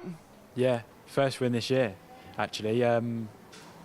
Just this year's been a bit of consistency, I guess, but to get that win, it was just a great feeling. I think that's what we've seen amongst all of the classes, among all different drivers. That consistency is really the key, but obviously it's lovely to get a race win, isn't it? It's always nice. So that's definitely a positive coming from that weekend. But it has only been one weekend break since we were at Wilton Mill with the TKMs. Is that going to help to bring over that positive momentum into this weekend, do you reckon? Yeah, definitely. It's very hard to come into a track after a low weekend, so coming off a high, it's just a great feeling. I'm excited for it, I'm looking forward to it, so it can only, I guess in my eyes, now I'm excited for it, it can only really go well. Sure, well, that's definitely a positive head to take into the weekend, Alfie. You're neck and neck in the championship with Charlie. As we say, this is the final round of the season. This is where it all comes to a head, where it could all potentially kick off. That's why you don't want to miss any of the action. Only 3 points separating you two as we go into this round. Do you have any plan for the weekend? Do you have a think about it in the days leading up to it and get a plan sorted? Or do you just sort of take each session as it comes, see what happens as you go through the weekend? I don't think you can plan, like I said earlier, the time you start overthinking it, it all just goes wrong. The championship, especially in TKM Seniors, it's we've had a different winner every single race, so it's a close championship, and it's all just about bringing it home at the front, outscoring the people around me in the championship, and just keeping it cool and doing my best. Yeah, it's definitely closely fought, definitely. Now, I said 3 points between you two at the top of the championship, a further 30 points almost. I think it was 29 points back to Lee Whittingham in third. Now, you do get 65 points for a race win, so that's not that far back, but in terms of a championship such as this, it is slightly far back. Do you think the league could have any shot to get involved with you two, or do you think it's just a two-horse race from now to the end? I mean, again, he's also another quick driver. There's won races this year, and I think it proves it a few years ago that what happened to me, that anything can happen, even as far back as you can be. If it's on paper that it can be done, it can be done. So I think we've all just got to keep calm, and yeah, Lee could end up this weekend coming away with the championship, so just do our best. Yeah, you never know what's going to happen in motorsport, no matter whether it's karting or in Formula One. Yeah. Anything could happen. Now, I think I'm right in thinking you are only 14 years of age, despite the height difference. He's only 14 years of age. Now, am I right in thinking if you're able to string it together this weekend and take the championship, you would be the youngest senior champion at 14 years old? Yeah, I think so, yeah. That would be pretty amazing, wouldn't it? Yeah. Well, let's hope it can all come together, and we'll see you lifting that trophy on Sunday. Yeah, I hope so. All right, well, best of luck, Alfie. You don't want to miss any of the action. It's going to be very, very exciting between Alfie and Charlie and the rest of the TKM Extreme field out at Rowrah over this weekend. So make sure you're tuned in on Motorsport UK TV, provided by Alpha Live. All right, we are on the dummy grid for the TKM Extreme class for the pre-final of the morning, and we've got all our drivers ready to go here. Let's talk to our pole sitter, Alfie Galford, who is also leading the championship at the moment. Alfie, do you just want to talk about how it feels to go into this last weekend leading in points, and also how you feel about your season overall? The season's been great. Had some great racing all over the season, so yeah, I'm excited for it. Today should hopefully, if it all goes to plan, be a good day, so we'll just bring the fight in. And what do you think's been the key to your consistency over the season? Is there anything in particular in your driving that you've been working on? I'm not sure. I think it's just a combination of me, my dad, and everyone just helping. It's a real strong package. Amazing. And goals for this weekend, I'm assuming keeping that P1 spot, but anything in particular you have to work on around this track? I guess just keeping it clean, keeping it on the black stuff, and hopefully bringing it home. And how are you feeling about going on to slicks now? Obviously, it might have been a little bit of a last-minute decision to go on to wets, but there's the dry line appearing. How have the conditions been this weekend? Classic Cumbria, so unpredictable, but hopefully we've got the right decision. I think we have. There's a bit of a dry line, so we'll do our best. Perfect. Well, good luck for this weekend. All right, let's go on to Lee Whittingham in P2. Lee, how are you feeling ahead of this race? No? No problem. All right, let's go on to P3. Joe Cheek here. How are you feeling ahead of this weekend, and a little bit of an overview of your championship overall? I mean, we didn't do PFI because I had to move to seniors at GYG, so we missed out on the 20 points, but we're still sitting around. I have the possibility of getting 7th. So far this weekend's been brilliant. We've been top 5 all weekend, consistent pace. Just hopefully I can bring it home this weekend and hopefully get a win or maybe even a podium. And looking back at your performance in the season overall, is it better than you expected? Is there anything in your driving that you feel like you've particularly improved on this season? I think consistency is probably one of the more difficult things. We haven't had the best of luck. I mean, at Wilton Mill, our bumper caught on the lip of the curb. So I think hopefully consistency we can improve on, but I think mainly my racecraft, I've been a lot more better. Because in juniors I struggled a little bit, and then as I've come to seniors I've more composed myself and matured in my driving a bit, and I think that's definitely helped me out, hence why I'm in 4th position here today. Amazing. Well, good luck. Thank you. All right, they're clearing the grid now. Should be an exciting pre-final for the TKM Extreme. I'll head back up to commentary for their grids. Oh, indeed. Ailey, it should be a very exciting pre-final. The last one of the day, the last one of the season for our TKMs. Of course, had a great chat with a few drivers there. Alfie Garford on that pole position. He's in the best spot now. All the drivers moving over to those slick tyres. And as we mentioned earlier, it's fine on the dry line, but when you try and go for a move to the inside or the outside off of that dry line, it's going to be very challenging. So it's going to be tough for his championship contender, Charlie King, down in 10th spot on the grid to make his way through. But let's have a look at the full grid then for your TKM Extreme pre-final.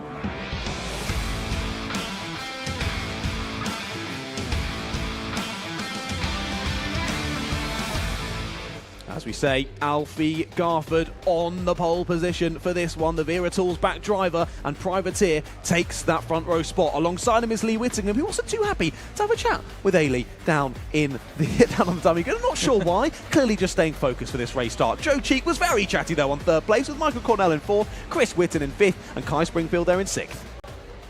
On row 4, we got Luke Jarman, Cian Bennett, and then on row 5, Oliver Bowen and Charlie King, and on row 6, we got Alvin Choi and Andrew Platt.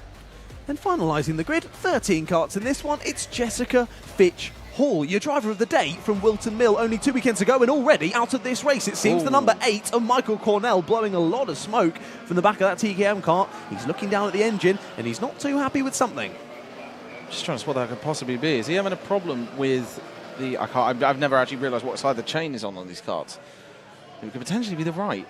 I think you could certainly be right there. We'll have a double check as he comes round on this roll-up lap. If he's able to make it round, he's got his hand up. He's got no power in that kart. I think that's going to be a pull to the side. And watch the race from the sideline, sadly, for the number 8 of Michael Cornell. So we've lost 4th spot on the grid, and that's a positive from for the championship battle for the number 6 of Charlie King. He was leading the championship battle coming into this round, but a great day yesterday for the 88 of Alfie Garford has seen him just sneak ahead as we head into the pre-finals and the finals. All on slick tyres then, on a slightly damp circuit. Let's see how this one goes. Alfie Garford leads us to the first corner and he's going to take the lead a little bit wide, but keeps it on the black stuff. They're all fighting through the first couple of corners side by side on the exit, but no one making contact with each other. Incredibly impressive from all the drivers involved as they head now down to McRae's. Through they go, that wide line on the exit, and once again, just trying to pick out that dry line and making sure that you don't get on the wet stuff on the inside. However, I think that was Chris Whitten, who didn't really care too much about that. Down the inside he goes and takes a spot away. Up into 4th place he goes.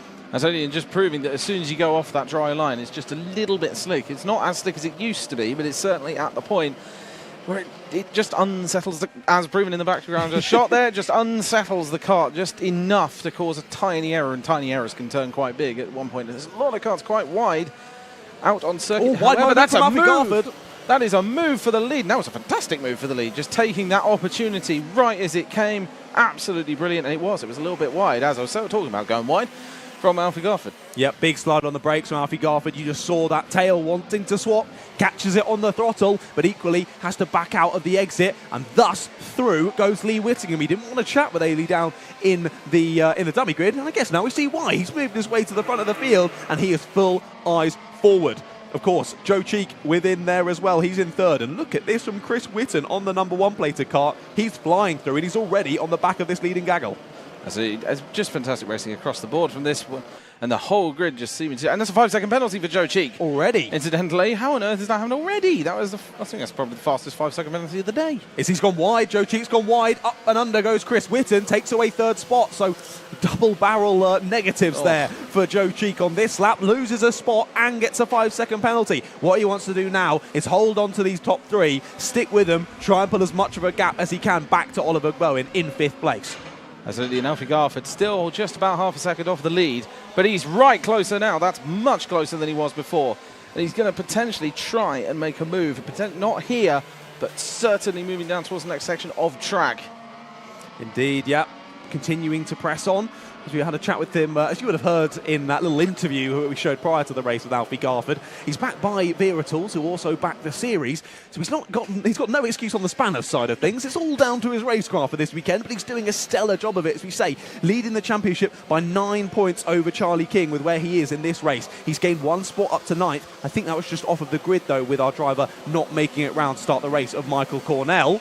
However, can he gain any more through this one? Hasn't looked quite on the money. He's right there with Luke Jarman and Kian Bennett. They're in a nice little three-way gaggle, as this is indeed what we look back to. The 44 of Kian Bennett leading these three. What can Charlie King do to try and close down the points gap heading into the final? He's already going to go for it down the inside at the first little hairpin. And that's the position taken from McRae's, and he points forward, says let's work together. We said earlier, I don't think anyone actually listens when anyone says that, but either way, he's moved up a spot, gained himself a few more points towards the championship battle, and it's still on between himself and Alfie Garford. Yeah, and as you say, it's definitely an optional suggestion rather than a yes, you got to do this. But no, it's most times they will work together because it does benefit both karts at the end of the day. Joe Cheeks drops another position down into 5th. Yep. Through goes Oliver Bowen on the number 55 as Chris Whitton continues to fly out there in third place. Number 1, and we got a big off for one of our drivers. We'll try and double check who that is that's gone off into the wall. It looks like it could have been Alvin. It might be Jessica Fitch Hall. I've not seen her come through sector 2. No. I think it might be Jessica Fitch Hall who's gone off there from 12th place, and she had really gotten herself in the barriers there. That's down at the bottom of the circuit, down at the Stuart S's. So hopefully she's all okay. We've got a yellow flag on our timing, so that does mean a full course yellow, I believe, and yes it is. So drivers just needing to relax their pace ever so slightly. No overtaking through the whole circuit, just while we deal with this incident with Jessica, and hopefully she's all okay. Yeah, absolutely. Definitely looked like she was moving, so that's a big positive.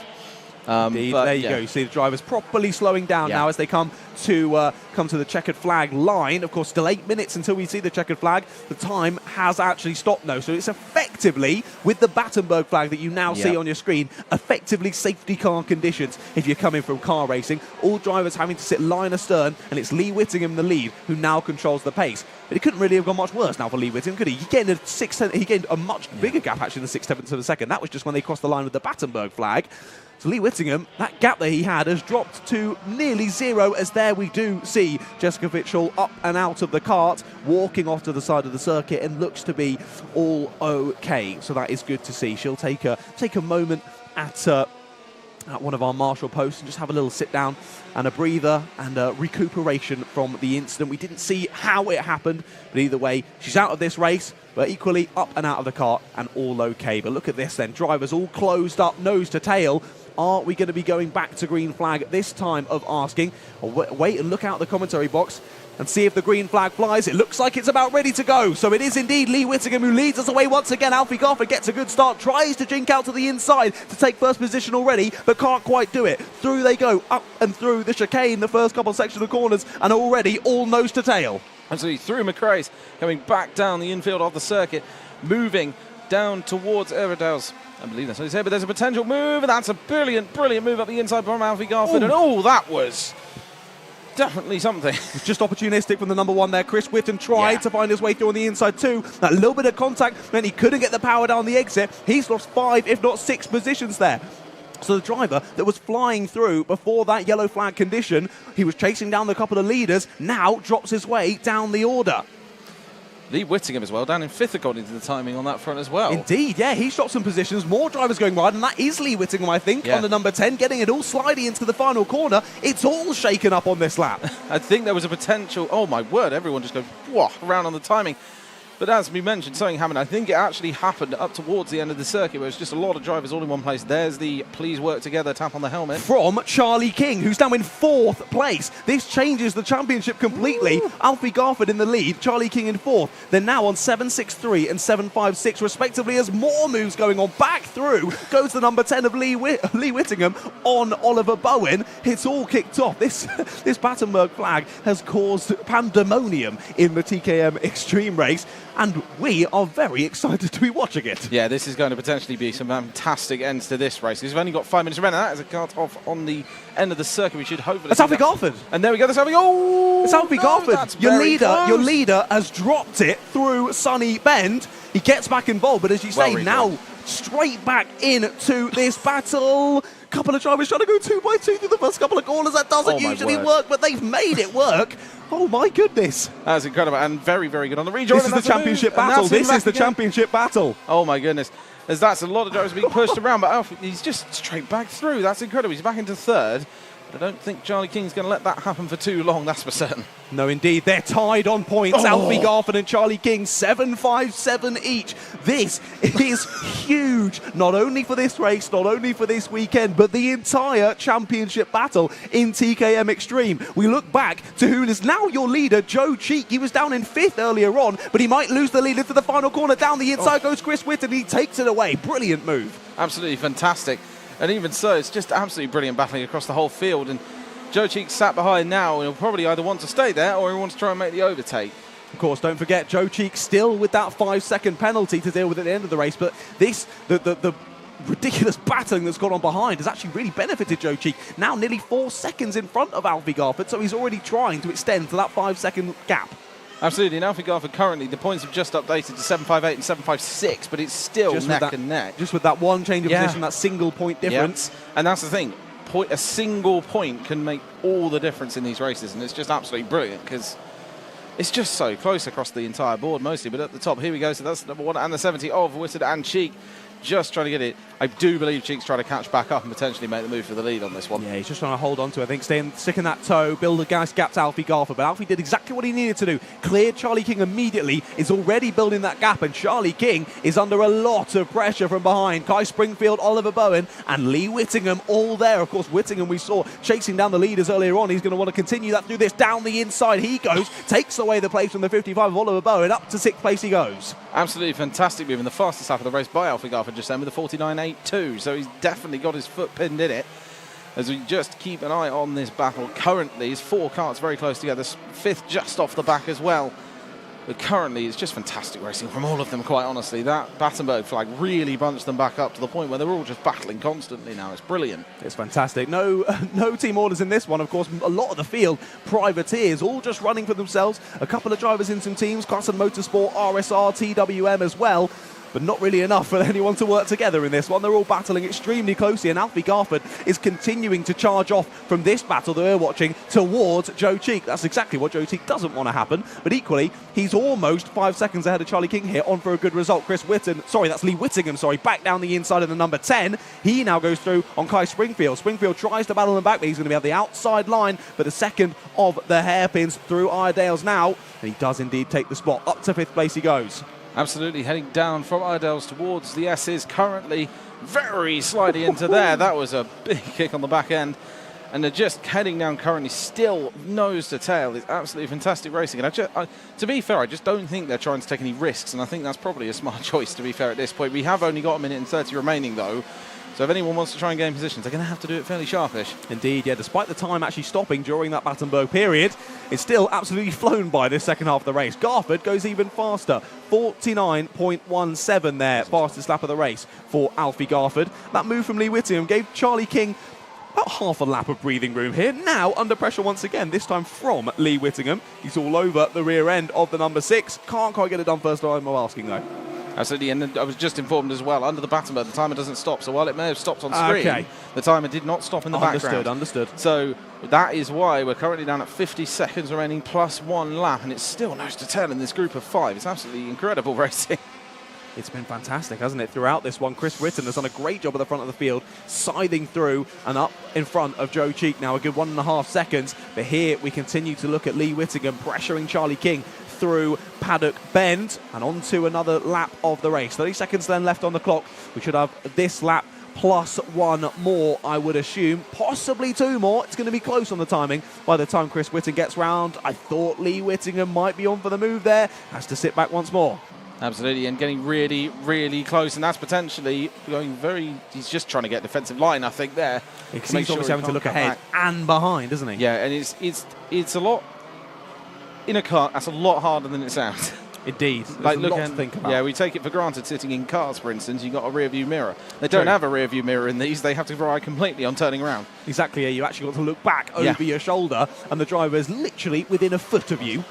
As here we go then, through Sunny Bend, still a great battle, and they will go on to the final lap this time. Chris Whitten on the number 1 plated car has started the last lap. Alfie Garford still trying his best to close in on Joe Cheek, but this lap matters hugely for the championship battle for Charlie King. He needs to hold on to 4th place here to be in with a shot, but he might not. Down the inside goes Lee Whittingham, and he takes it away. Wide goes Charlie King, up and under tries Kai Springfield. He's going to chop him off at the apex and takes it. So just as I say, he needs to hold on to the 4th, immediately drops to 6th place, does Charlie King. That's going to have an implication on the championship battle. He's still only going to be 4 points behind Alfie Garford, but as you said earlier, every point matters in a championship battle such as this. Absolutely. All it would take is, again, one mistake at the end of the day and in the finals, and that's the championship straight to Garford. And at the end of the day, I think just sticking where he is right now, but coming across the line for the checkered flag is Whitten to win the race here, and then Joe Cheeks shortly after, and then Alfie Garford, fantastic race, finishing in 3rd position, and then very soon after, Lee Whittingham, Kai Springfield, Charlie King, Oliver Bowen, Kian Bennett, Luke Jarman and Alvin Choi to round out the top 10,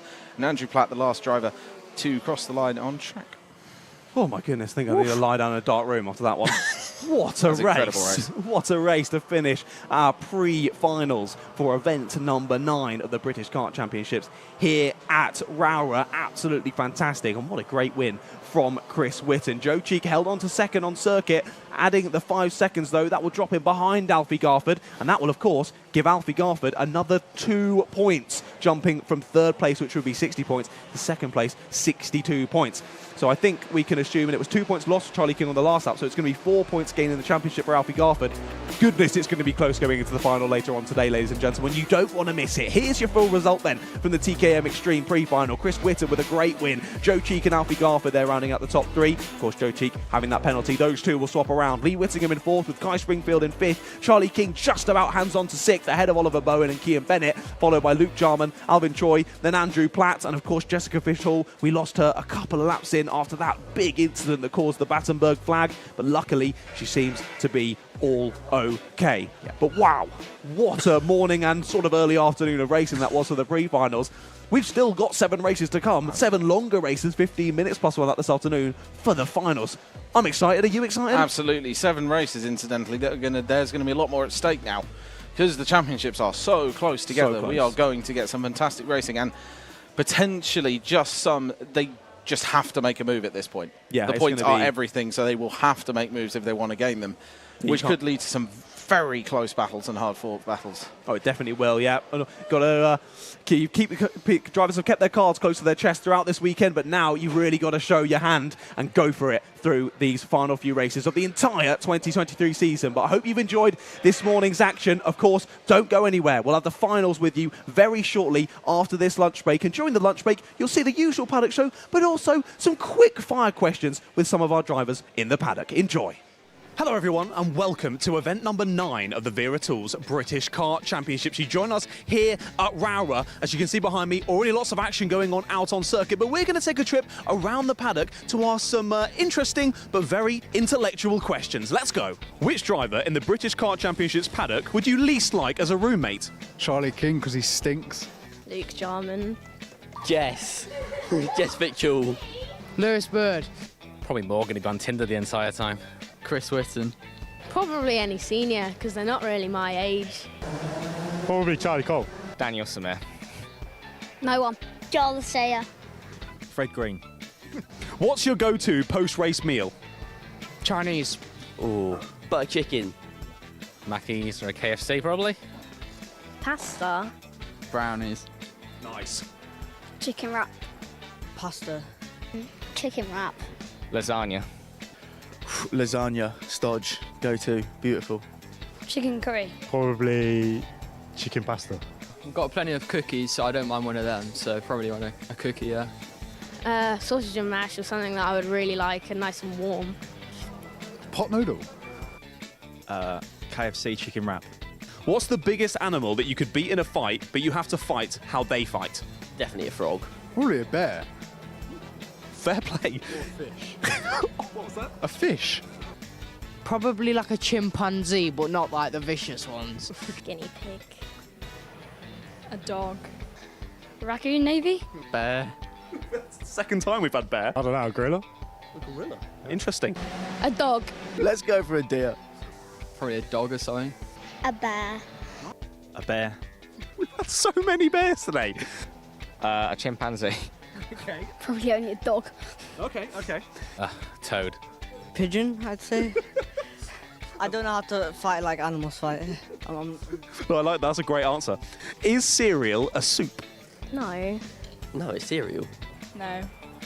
No. No. Cereal's not soup. It's crunchy. Who eats a crunchy soup? No. No. No, cereal is not a soup because you use milk. No. No. No. No. No. No. No. No. Both are loser food. If a two-stroke revs in the forest, but nobody is around to hear it, does it make a sound? Yes.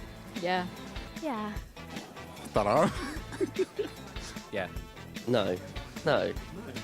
Yeah. I think so. Yes. Yes. Yeah. Yeah, because someone's revving it. Yeah? Yes. No. Yeah. Of course. What is there more of in the world, wheels or doors? Wheels. Wheels. Wheels. Wheels. Wheels. Wheels. Probably if you looked at the amount of tyres that go through at this track, I'd say probably wheels. Wheels. Wheels. Wheels. Wheels. Doors. Wheels. Wheels. Doors. Definitely doors. There is more wheels in the world. Doors. Pick anyone, dead or alive, who would be your dream person to race against? Max Verstappen. Senna. Probably like Bob Marley. Michael Jackson. Lando Norris. Senna. Senna. Max Verstappen. Ayrton Senna. My dad. Michael Schumacher. Edson Senna. Michael Schumacher. Probably Gus Lawrence. Verstappen. It's got to be Schumi, innit? Michael Schumacher. Would you rather fingers for toes or toes for fingers? Fingers for toes.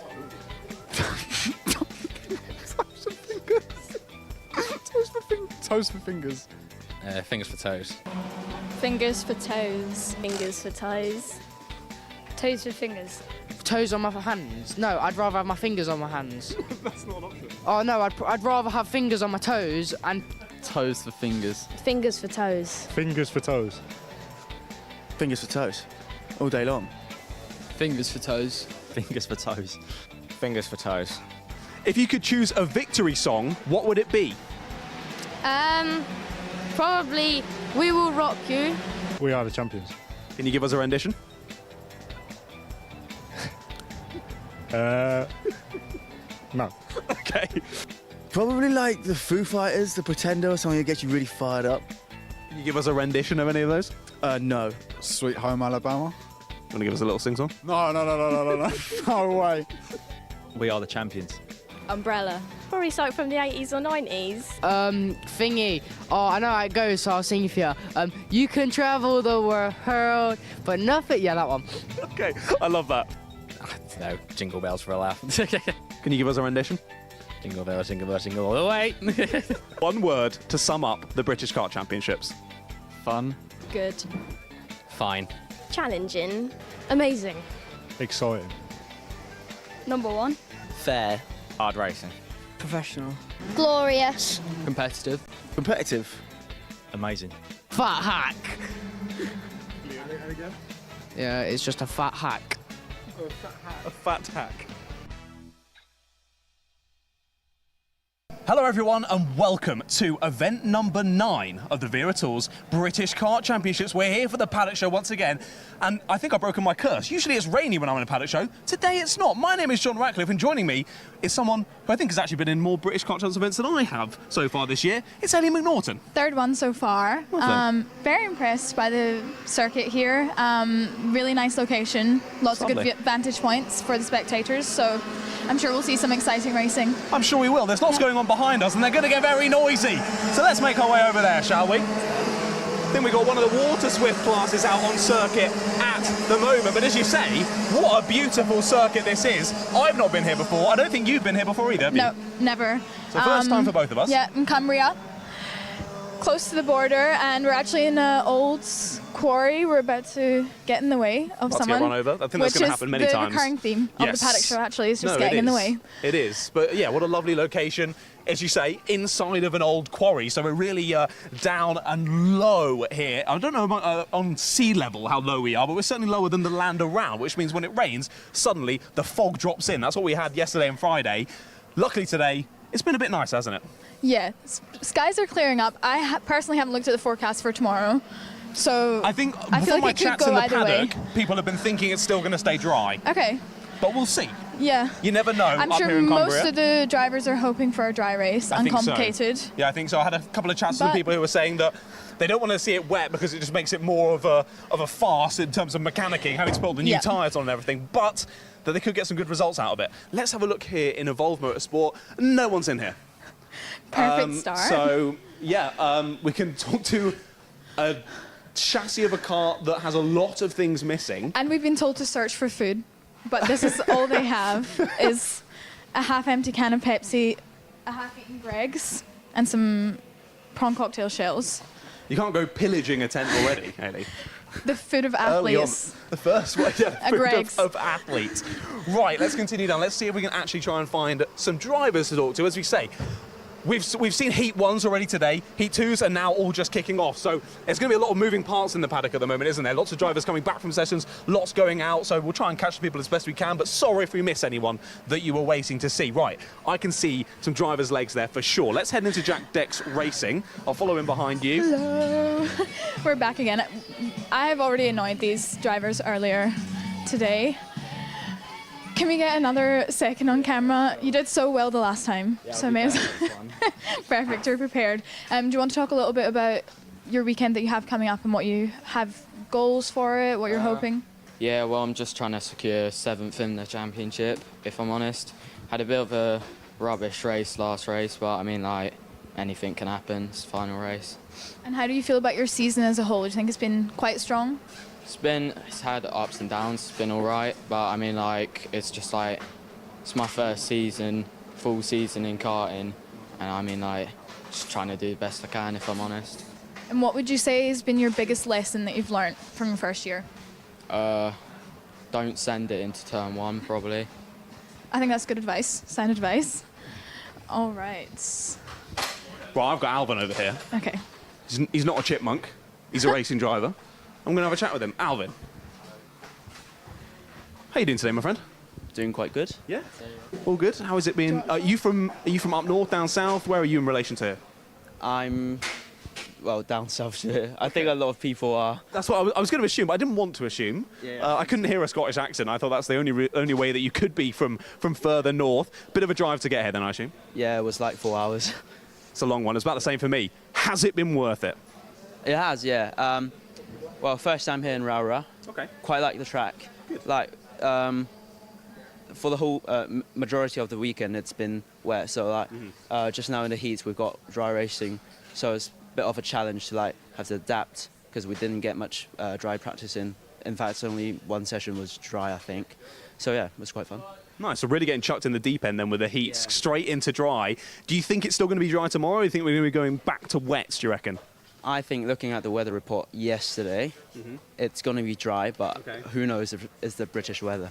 That is very true, especially up here in Cumbria, deep in a quarry. We never know what's going to happen. Now, you think that's what's going to happen, but what do you hope is going to happen? Would you prefer to stay dry or prefer to go wet?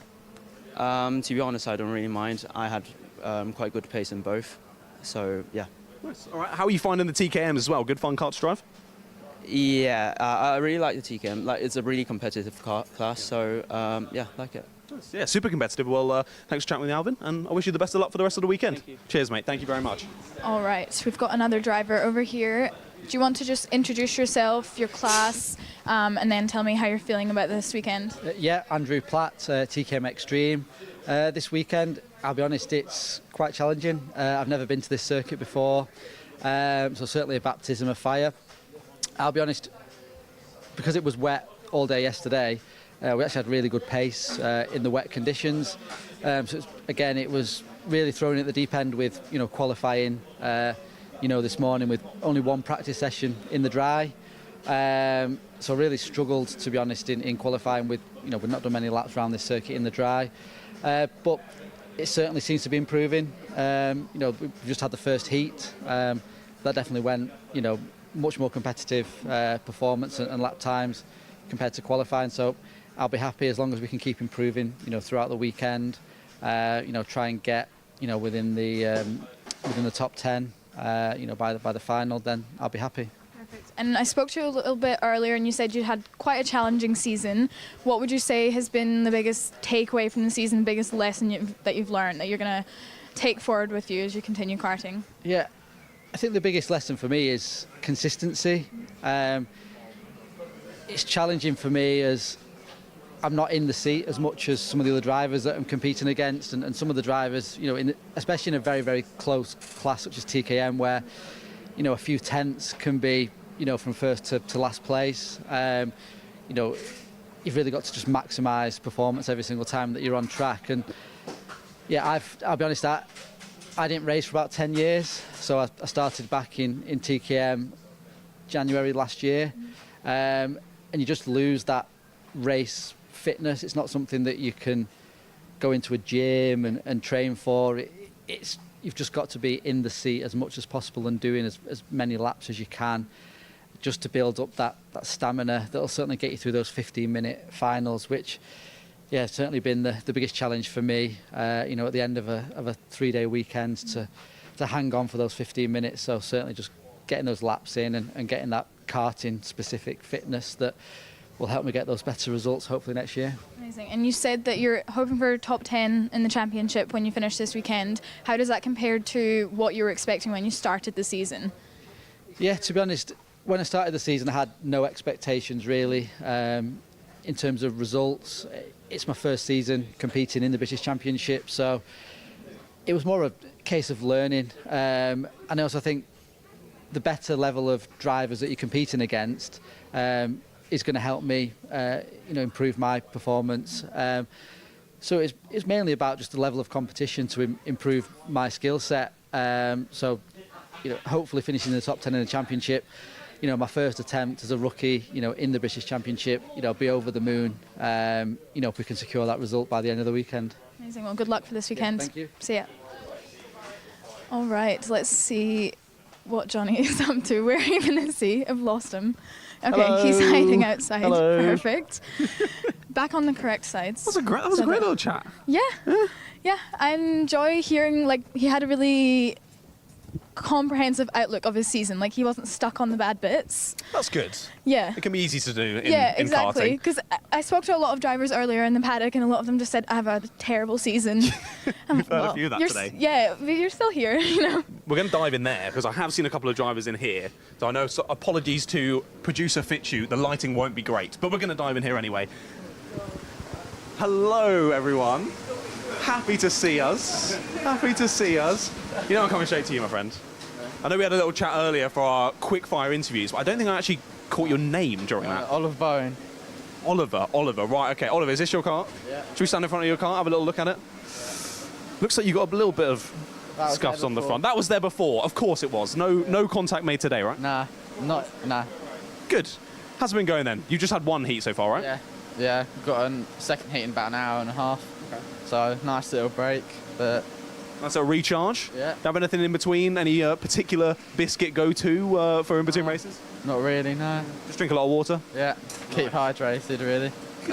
Good. That's always good to do. Yeah. So, you've had one heat. Yeah. How did that go? Good. Just need to change a bit of setup for it, but the next one. But good points for the championship as well. What did you find with the setup that was particularly wrong? Just the way it worked, really. Okay, fair enough. Was it sort of set up for the previous circuit you were at and then you had to change it for here, or were you just sort of working it out? We're just working it out.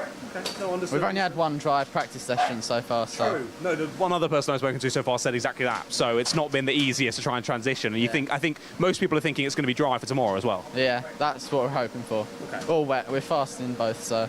Fine, it doesn't really matter, you're going to be fast whatever. Yeah. Nice, well, best of luck. What are you looking to gain from the weekend? Are you in with a shot with the championship, or are you just trying to work yourself out in the mid-pack? How's it going there? We can try and get 6th, maybe get 5th if it goes our way. So hopefully a lot of skill and a bit of luck, and we'll see where you come. Yeah, that's motorsport. Exactly, that is motorsport. Well, best of luck, Ollie. Thank you for chatting with us. Thanks. Cheers, mate. Well, hopefully, less markings on the front of your car by the end of the weekend. Cheers, mate. We've got Dog's Trust in the side of the van as well. Where will we be led Wrong to side next? again. Oh, I'm sorry. Been told off. sorry, Ellie. I'll just let you take the rest of this, honestly. It's been ingrained in me now. I'm always on the wrong side. We've got Ollie running Motorsport. Yeah. A couple of drivers we've spoken to already today, couple we haven't, so you can have a look in, see who's there. I know I saw Matteo Garcia earlier in the there? cafe. I see him. Who is over there? We'll go and talk to him in a second. Who is, if anyone, in here? Looks to be a little sparse. Don't see any drivers. It's a little sparse on Ollie Rollins. Right. Let's make our way around to Matteo then. Hi, Matteo. How are you today, Matteo? Are you doing all right? Yes, we are trying some things on the heats. We are coming forward in the positions. Okay, good. So tomorrow in the final we can have a good position. Fantastic. Well, that sounds very positive. I know I spoke to you, I think it was 2, maybe 3 rounds ago. You were saying you were really enjoying the British Kart Championships. Are you still enjoying it as much as you were then? Yeah, I enjoy it too much.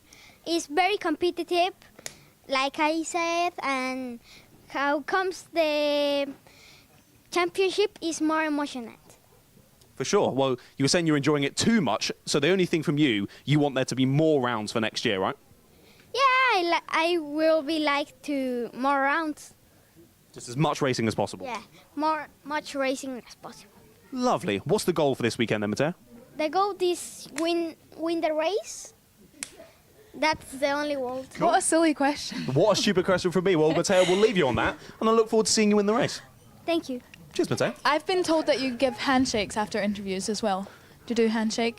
Fist bump? Yeah. I'll have one of Perfect. those. Thanks, Matteo.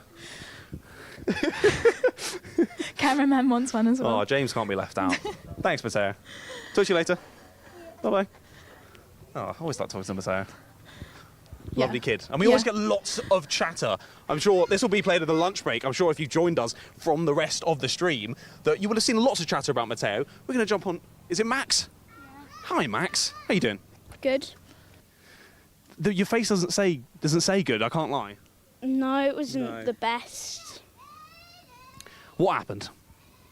But I was having a good race, and on the final lap, I went on the inside on the right and then went out, and then I got overtook just as I went out.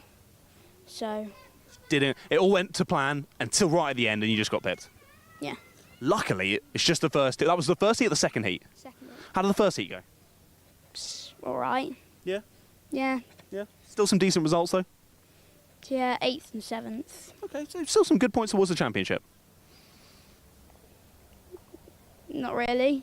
I still think it's decent, mate. I think you should have a smile on your face. I think there's some good results. You're here in the British Kart Championships. This is a top level of karting in the UK. You've still got a 7th and an 8th, but I'm sure you want more from the pre-finals and the finals tomorrow, right? I want to win, yeah. Of course. The final and the final. Everyone we've spoken to wants to win. You want to win. I'm sure we'll see it tomorrow, my friend. Yep. Keep smiling, and we'll see you soon. Cheers, mate. Thank you. Some difficult chats in the paddock. Yeah. It doesn't quite go your way. It's never nice. It's never nice to have to speak to someone I after, like that especially he when opened they're up me. after you asked. Because he said good, and I was like, well, your face does not say good. No, exactly. So, but it's just how it goes in racing, and also, yeah, so young. I mean, so young, having to deal with the trials and tribulations of motorsport. Yeah, such a long weekend as well. So many on-track sessions for them to deal with. And I can imagine when you're that young, if you have a really bad session, it's hard to get out of your head. Yeah, no, I still find that at the moment when I have a bad session. There's stuff to put Yeah. it behind you and get on with the next one. But we're getting close to a noisy generator, so let's move our way this way. We've got the premium karting awning. You want to stick your head in, Ailey, see if I can see a couple of drivers already. Oh, watch out. Don't get run over. 74's coming flying past. All right, more drivers avoiding us. That's okay. You've got right of way, Some I lovely think. lids as well. Oh yeah, that is We're nice. on lid watch. That is nice. Not to be confused with the other kart circuit. We're at Rowrah. Have you found a favourite? Favourite lids? helmet? Yeah. I mean, that one's up there for Yeah, me. I like the I colour. like I that. don't usually see orange on a Who's helmet. this? At least that sort of 61. style of orange. Ooh. Oh, it's Louis Johnston Cool's kart. Nice. Louis Johnston Cool's helmet. Beautiful. Thank you very much, sir. We're causing a traffic Let's jam. see. I think we've got a driver who's just about to venture out on circuit. Let's see if you can dive in and have a little chat. All right. Very, very quick interview. Introduce yourself. What class? What are you about to do? I'm Josh Agambar, about to go out in Senior X30 for Heat 2. Amazing. And what's your goal for the session? Just not be slow. What's your goal for the whole weekend? Do you have a position in mind? Just get the seed and just have a bit of fun realistically. And coming to the end of the season, how are you hoping to wrap up? Are you looking back on the season positively or things that you can improve? Yeah, had a positive season, but look to improve for next season. Amazing. Well, good luck. Thank you. All right. We've lost John on the way. Who's he managed to find? Who have we got? Hello.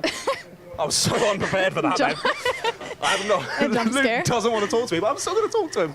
Hi, Luke. How's it going, Luke? It's going all right. I know you said I don't want to talk to you because I've already talked to you. That really hurt my feelings. No, not even an apology, Luke. Nah. Well, thank you, mate. Luke, remind me which class you're racing in. Senior TKM. Senior. I nearly said Senior CKM then. Did the same thing. I'm going to blame Luke for that one. Luke, how's it gone so far today? Ups and downs. First time at the track, so just learning the track still. Okay. Yes, my first time as well. It's a beautiful circuit, isn't it? Is it just as beautiful and fun when you're out there on track? Oh yeah, it's a great track to drive. Yeah. Lots of ups and downs, lots of technical bits and bobs. You're enjoying it then? Yeah, really windy and. Good. So, first couple, have you done one heat or two heats so far? Just one. Just the one. And how did that go? Did you start well, press on, or fell off a bit at the end? What happened? We started sick, then it dropped off a bit at the end, and a few mistakes, but. Yeah, fair enough. What's the goal for heat 2 then? Just continue to improve on that? Yeah, push forward a bit hopefully, and. Nice. Are you involved in the championship battle at all, or where are we in that sort of foray? I think anywhere from 6th is doable, but yeah. I think that's pretty positive. Well, you didn't want to speak to me, but thanks for chatting with me anyway. Cheers, mate. Have a nice day. All right. We've got Jessica Fitchhall over here, if we can manage to squeeze in. All right. First, I have to introduce the special guest, Phoebe. She made an appearance on the paddock show last time as well. She's very comfortable in the paddock. She's happy to be here. She tired herself out on the journey here. Does she like exploring the paddock, or she just stays in the corner? She kind of stays in the corner. She doesn't really bother with other dogs. All right. We'll talk about the serious stuff now. Onto the racing. You've had a big few weeks, but how are you feeling about this weekend? That one wasn't the way to go, but obviously we're getting quicker, so that's the main thing. But like I said last time, just little bits make a big difference. So, yeah. And do you have a reflection on the season as a whole? Are you looking back on it positively? Anything you think that you could have done better, or that you're going to work on next time?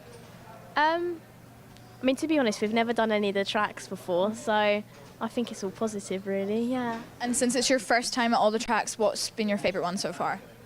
I think GYG. Yeah, GYG. Yeah. Why is that? Just, there's a variation of corners, because obviously you've got, is it the Devil's Elbow? I'm not too sure on the names, but that, and then you had the nice, lovely long corners at the back. It was just a nice mixture between the two. Amazing. Well, what does next year look like for you? I'm not too sure. So I'm not too sure what's happening between TKM and British. So ideally, if that carries on, we'll do another round, of course, yeah. Amazing. Well, lovely to talk to you again. Good luck for this weekend. All right. He's waiting patiently out here for us.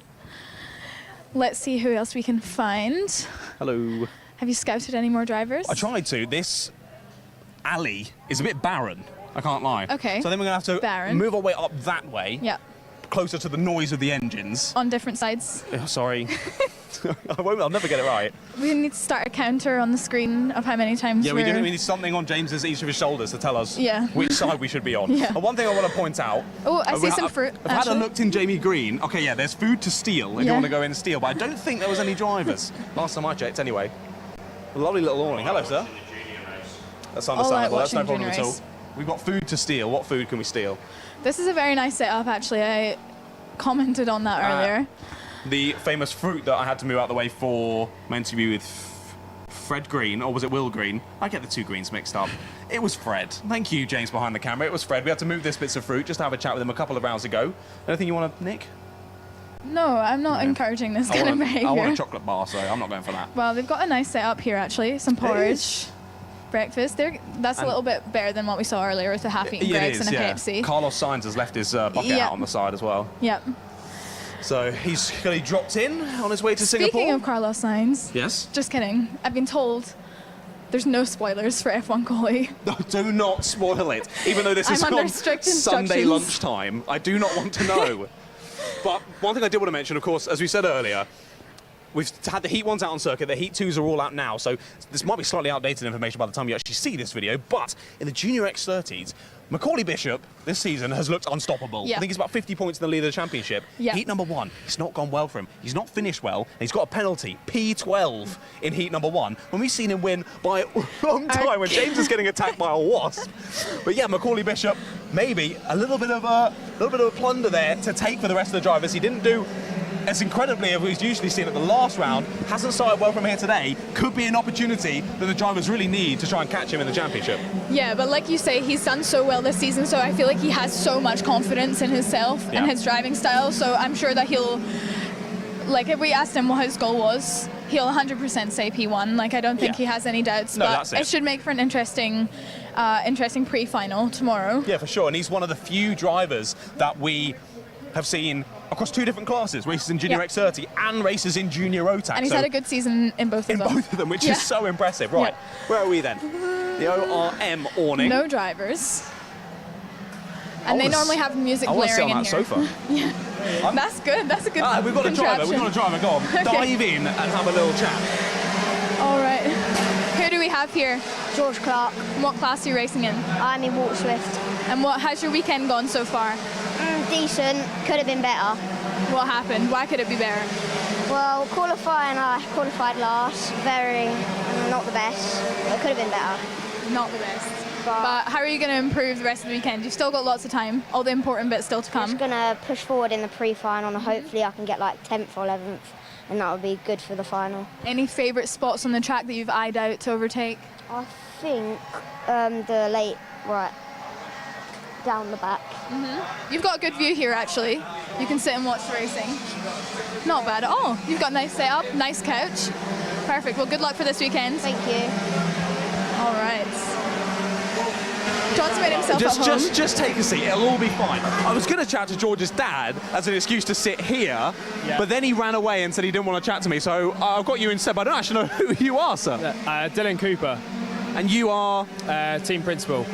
Okay. I think I asked his dad earlier. It's just the one kart on the awning this weekend. Yeah, just one kart at the moment. Next year we've got a couple junior drivers joining us, so we're starting to do Junior X30. But yeah, we've got another cadet driver in the IAME Water Swift Restricted, Callum Graham, who's doing LGM, but he's not doing British Champs this year, unfortunately. Okay. No, understood. How's it been going so far today for George? Yeah, it was good. We had a poor qualifying to start off the day, but he's been doing well. He's implemented his driver coaching, and he's done well in the first heat and the second heat, making up some places. So yeah, it should be good for the pre-finals for tomorrow. Nice. Well, that's all sounding good. Well, thank you for chatting with me, and thank you for letting me sit on this very comfy air sofa. I think I need to. How much was this? 80 quid. Nice. I'm investing. Thanks, mate. Oh, I can barely even get up. Right. Off we pop. Sunk into that one. Oh, I really did. Cheers, guys. Thank you. I think that's actually the favourite sport of the paddock, not karting, but volunteering people who hate being on camera. It is, honestly. To get on the microphone. No one ever will say, I'll be on camera. They'll say, this person over here. They'll usher someone and say, he'll do it. We seem to be almost back where we started. Yeah. See if, because when we walked past Fusion, there was pretty much no one in the tent. Okay. One of the biggest tents here, not only today, but across I was so impressed British with kart their jumps. awning when I went in, honestly. It is very impressive, isn't it? Yeah. Lots of drivers involved, lots of personnel involved in the team. Yeah. A lot of moving quite parts. Intimidating. I walked in earlier and it was just like everyone staring. It is a little bit. It's Quite a very big much team. a knit, tightly knit family. Yeah. I can definitely see a few more drivers in here. So now we're going to get involved. I think we've got about 5 minutes left to go on the timer. Chat to a couple of drivers. And we'll Let's round this see thing up from a who we now can sunny find. Rowrah. Yeah, Beautiful. it has improved a lot That's since lovely. we've been I'm talking. too hot. Right, who's in here? I can see Jesse Phillips over there. Yeah. Oh, Oh. George Edgar. We haven't let's have a chat with George Edgar. Oh, I got 2 of them. We got 3 of them. Right, oh, boys, no, come back. He's off. Right, I'm talking to both of you. Can I sit in the middle? Actually, no. Yeah, you scooch across, and I'll go on this side. Right. I know we've got George here, and I'm so sorry, mate. I've forgotten your name. Jarlath. Yarla Sire, of course. Now, both you two, you're in the same class, if I'm right in thinking. Yes. How's it been going so far today? You've had both of your first heats, right? Yeah, we have. And how did it go for yourself, Yarla? I got 6th and 8th. First one wasn't that good, got smashed off, and the second one good. It wasn't your fault that you got smashed off, then. It was completely the other person's fault. Oh yeah, definitely. It's never your fault, is it, Yarla? Oh no, never mind. Never. Right, George, what about yourself? Yeah, good. All right first heat, come 3rd, and then managed to win the 2nd heat, which hopefully puts me into 2nd in the championship. Nice. Okay, so you're fighting for the championship this weekend, then? I'm fighting for 2nd, but Okay, fighting for 2nd. Well, you're up there now. Just got to keep it for the rest of the session. yeah. Okay, cool. So George has a win. When are you getting a win, Yarla? I won at Shennington. Of course. But I mean this weekend. Oh yeah, definitely. Yeah. One on the cards tomorrow? Hopefully, yeah. Another one for you? Yeah, hopefully. Cool. Pre-final winner, final winner, or pre-final winner, final winner? I'm going to win the final. He can win the pre-final. I'll win the final. Okay. Bit of rivalry. I'm going to win the final. Right, see you guys later. Thanks for chatting with me. Who else have we got now? We don't have to go far for our next Oh, driver. lovely. Thanks, Jesse. Who have we got here? Jesse Phillips. And what class are you racing in? IAME Water Swift. Amazing. And how's your weekend gone so far? Yeah, very good. Very good. What results have you had? So we've had a it was 2nd and a 3rd, which is good results. So I'm assuming you're hoping for P1 tomorrow. Well, I mean, I think I don't need to do that much to win the championship, so I really want to help George get 2nd in the championship, and that would be really good. Nice. Well, John just mentioned how much of a tight-knit team it is at Fusion, so it's good to hear. Reflecting on your season as a whole, obviously you feel like you're secure in the championship, so I would say it's a pretty positive season. Yeah, it's been an amazing season. We've got so many wins. Well, I haven't actually won a race this season. Hopefully this weekend can be the first, but also it will be quite nice just to win the championship. And what's been your favourite moment of the season? Do you have a favourite track? Favourite track, probably PFI or Rowrah. This track. Well, hopefully you can get your first win on your favourite track. Yeah. Good luck. Thank you. All right. Where are we headed? Oh, I see him. Hello. He's waiting for me in the Let's other go end. this way. Watch the small children in the way. I think we can get him in a water swift pretty soon, I Yeah, would say. yeah. Start them young. Let's head out. I think we've come pretty much Full to the end of our circle. time Yeah. for the paddock show. And as we said before we went in the awning, it's lovely and sunny now, isn't Yeah, it? it's actually blue skies, perfect day. I didn't expect this from Cumbria, I'm not going to lie. No, I was- but we did have a lot of drivers mentioning that it's actually maybe more difficult because they've had hardly any dry running. Yes, it was So- all pretty much wet yesterday, I Yeah. think, and then Yeah. today getting 1 or 2 sessions in, but then being chucked straight into the heats for lots of dry running. Should Yeah. be very exciting, whether it's wet or dry, tomorrow or today, maybe as you're watching this on the live stream. Either way, the racing's going to be brilliant, isn't it, Yeah, Eddie? I'm really excited. First time at Rowrah. Excited to see some new champions. Hopefully. Exactly. You're going to be crowning a lot of champions, 7 I think to be exact tomorrow. Yeah. So if you're watching this on the stream, don't go anywhere, stay exactly where you are because we're going to get on with the finals very shortly. If you're watching this on the Alpha Live YouTube channel or the Motorsport UK YouTube channel, click onto the channel. You'll either find the stream live or a playback of the stream to watch it back because the race is going to be epic. You don't want to miss it. We'll see you there.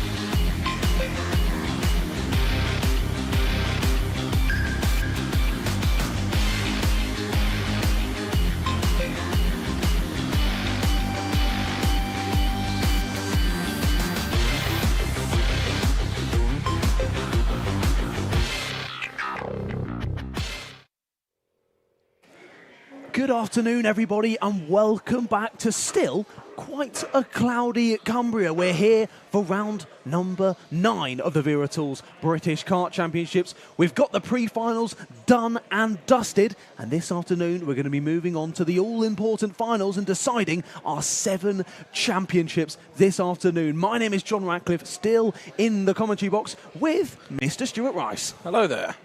How are we doing? Yeah, good. Actually, yeah, it's been fantastic racing this morning, to be honest. It's been so good, hasn't it? Absolutely yeah, fantastic throughout all of the classes. It was brilliant. And as we mentioned earlier, of course, the pre-finals and the finals having the same amount of points, but obviously the finals are still all important. That's where you get to get on the podium at the end of the day and get a nice big trophy. So it's all coming down to this. And across most of our championships, we have some very close battles. Absolutely. I mean, currently, if we're looking into the next races, it's so close. You've got one which I believe we saw was 4-way battle at one point, all with practically the same points. Yes, it was indeed. Yeah, I think that was one of our classes in a few races' time. First one out, though, will be our Water Swift restricted category. And it looks like it's going to be Mason Brooks. You can see there on the number 84. Who'll be taking pole position for this one in the Fusion Motorsport Kart. There's the driver who'll be alongside him, Colby Patterson. He had a great round last time out. I believe that was at Lark Hall.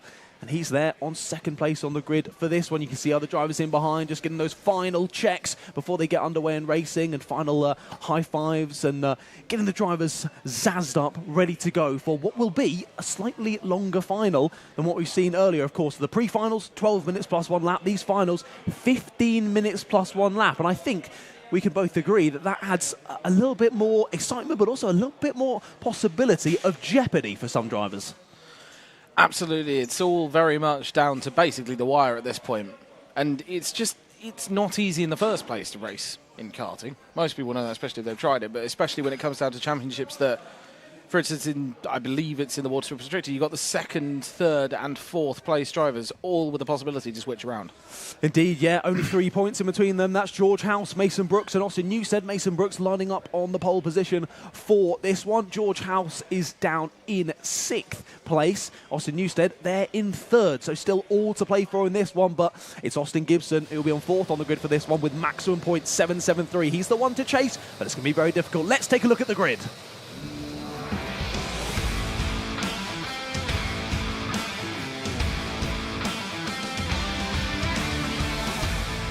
Here we go then.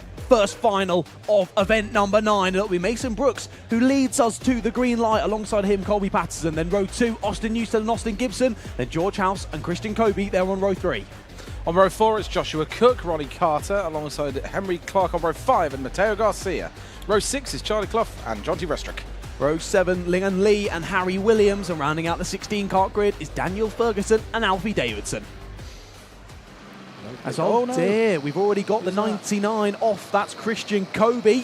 Head in hands. He's absolutely gutted about that one. Isn't even able to get to the green light for this final. It's never nice to see, particularly for these such young drivers, 8 to 12 years old in the Water Swift Restricted class. And as we were saying earlier, so much pressure going into a last championship dice, and particularly for drivers of this age. Yeah, 100%. And it is tough when you get when you're out this early on, basically, and it does look... Ronnie Carter looks to have come to a stop as well. Let's see if this gets underway. First time of asking. Yellow flags into the first corner makes me think we're going to see the chevron flag as well, as it is indeed Ronnie Carter who's climbing up and out of his Fusion Motorsport Kart. Yeah. A couple of drivers not making it to the green flag for this one, but the drivers will get one more lap to go around and warm up those tyres and get themselves in the right position for this race start. Yeah, absolutely. It looked like a quite big chunk of, well, something that looked along the lines of smoke. I don't like saying smoke because I don't know. But that was a really weird one. He just came up to the line and just went, yeah, like, that was it. The kart just went, nope. Yeah, just went, no, I don't want to race today. I don't want to do this race, thank you very much. Yeah. And sadly for those two drivers, Charlie Clough and Ronnie Carter, there you see Ronnie absolutely gutted, walking to the safety of a marshal stand. Make sure he's out of the way when this race does get underway. But as we said earlier, there's nothing more gutting than having to watch the entire race that you're supposed to be in from the sidelines. No, 100%. And they are just coming round now into the paddock then. They're coming round, just being told to slow down as per usual. Indeed. And he apparently thinks someone really needs to slow down ahead of him.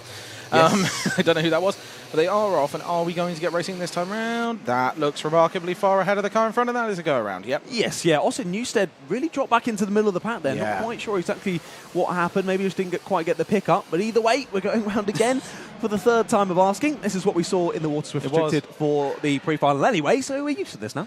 Yeah, I do wonder what's going to happen when they come back round and get told to slow down again. It will be interesting to see how they're told. Indeed, yeah, there's going to be a lot of gesticulating from one of our Orange Army crew out on circuit, really making sure that they slow down. So, of course, get 3 opportunities to get it started correctly. This is their third time of asking. After that, they'll stop on the grid and have a little bit more of a stern talking to from our Orange Army out there on circuit. But it will still be Mason Brooks and Colby Patterson on the 84 and the 24 who lead us to the green flag here. Drivers closing up round through Sunny Bend, down into Paddock Bend, and look at this, definitely going a bit slower than they were on the last time of asking. Like you were pointing out there on the screen, the 24 of Colby Patterson just needs to make sure he's sat in there behind Mason Brooks. They're going to go 2 by 2 to the lights. Will we get it underway and racing? Yes, we will. Green lights go, and the 84 dives down the inside, squeezes Colby Patterson out to the curb on the left, and through goes Mason Brooks into the lead of the race. Still 2 by 2 as they head out through the S's down towards this first hairpin. Is anyone going to go for a cheeky move down the inside? 51 thinks about it, possibly a little bit of rubbing on the inside, but gets a little bump from behind and pushes him onto the exit. So here we go down into the secondary chicane. It's a very interesting set of corners this. We've got a potential side-by-side. That was really wide. That's Charlie Clough getting forced out wide there. He did not have much room at all there. And is that a move potentially a little bit further up? Well, that's certainly a move further down. That's the number 21 of Lincoln Lee, I think. Indeed, yep. The 44 of Harry Williams followed through as well. So a couple of positions lost on this lap then for Charlie Clough. That was cheeky, wasn't it? Down the inside, takes the lead of the race, does Colby Patterson. Brilliant move to the inside of the corner. Really confident under the brakes. Drops Mason Brooks into P2 as we cross the line to finish the first lap.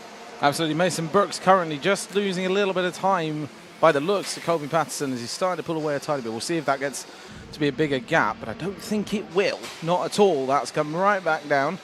As they go round the first hairpin coming down the straight. That was a potential move in the background by the number 82. I will check if that was the case. I think that was Henry Clark through on potential championship rival George House there. Drops him into 6th place. Indeed, opportunistic from Henry Clark, already up 4 spots in this final. Absolutely, and that the virtual championship is changing a little bit as well, because that is very close, and we've actually had a switch around in position by the looks as it stands. Indeed, and George House would have just lost another point as well, losing that position. Yep, exactly. So currently, as it stands according to the virtual championship, Brooks is currently jumped up into 2nd, but that completely depends on how the race goes, and it completely depends on where they all finish. Because, as we said before, there's 2 points between those two, and then 1 point to 4th, as just to prove a point. Brooks is second on the virtual championship, Newstead 3rd, and House has just been pushed down as 4th. Indeed, yep. Newstead's made a couple of moves on that last lap. He's within this top pack in 3rd place, and he's got your championship leader, Austin Gibson, right in behind him. He's on that GP plate that you can see on the Ollie Roden Motorsport car. Has changed to the lead once again. Mason Brooks back down the inside, takes it away from Colby Patterson. There's a great little scrap from these two, but Colby has got a great exit. Could he think about the re-overtake immediately? Nope, thinks better of it, but down the inside goes the GP plate of Austin Gibson. He takes 3rd. Austin Newstead goes down to 4th. That's a fantastic move from both of them there as well. He could have very easily gone other way, but they're all coming through towards the final corners now. And it's still neck and neck, to be fair. There's not much between them and about 6 or 7 cars behind them. No, exactly. Move for the lead once again. Colby Patterson goes through. This is a brilliant scrap between the 24 and the 84. 2 changes on a single lap and more battling going on in the background. Exactly. Currently still very, very close across the entirety of this field, which is just awesome to see. And there's a potential dive on the outside.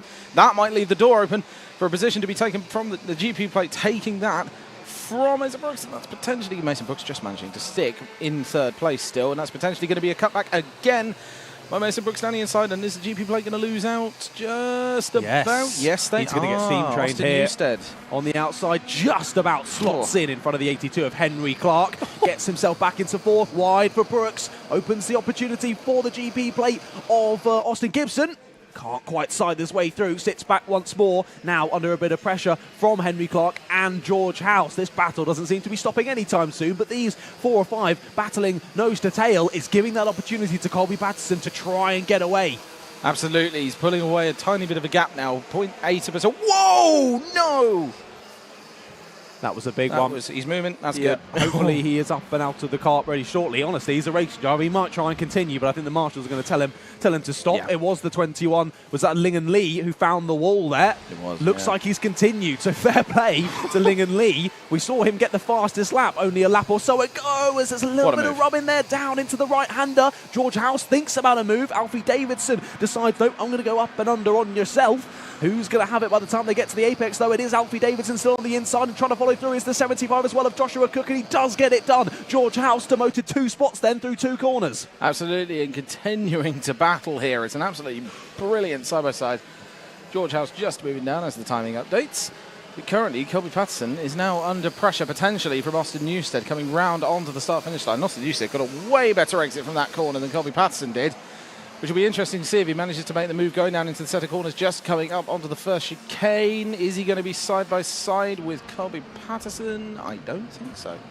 No, all stays as they were. I think, look how close they are nose to tail. Austin Newstead did take the fastest lap on the last lap and was immediately beaten by Mason Brooks. These two looking very fast, and what was a nice sizable gap for Colby Patterson only a few moments ago, now reduced to 0 once again, looking to the inside as Austin Newstead is going to go for it. Late move back to the apex for Colby Patterson, sees him hold on to it, but all of them nose to tail now. And Austin Gibson on the GP plate, new championship leader, back in the fight as well. Here it is down the inside, late move to the inside once again for Austin Newstead, opened himself up on a move from behind from Mason Brooks. No, and they make contact. Up and over the back goes Mason Brooks. He's going to lose a few positions from that one. Manages to rejoin in 5th place. Oh, that was super close between these two. Now under pressure from Alfie Davidson. These two teammates going side by side as we head towards the first corner. Mason's going to try and hold on to it, and does. Yeah, there's a smart move to slot back in behind, I think, because there wouldn't have been much of a move up into the first corner. It's quite a difficult corner to go 2-2 anyway. So it's... yeah, that's one of the slightly more difficult things, but honestly, well played to Colby Patterson for managing to defend that hard in it's fairly early stage of the race. It's only been 6-ish minutes. It was that sort of chop across the nose on Austin Newstead that then caused all that situation to happen, and it's given him a bit of breathing room again. So, yeah, fair play to Colby Patterson. Holds on to the lead, but again, these longer finals, 15 minutes in length, we still got just under 9 minutes to go in this one. And the drivers, we were saying earlier, a lot of time through the races, we were getting into a rhythm, seeing those gaps spread out. That's not happening here. No, and I think Mateo Garcia is in the pits. I think he might have retired from the race, which is a shame. I just spotted his name going down. Just on top of the time he says in. So I think he's gone into the pits, sadly. Gutted, yeah. The man from Mexico, not going to be seeing the checkered flag in this one.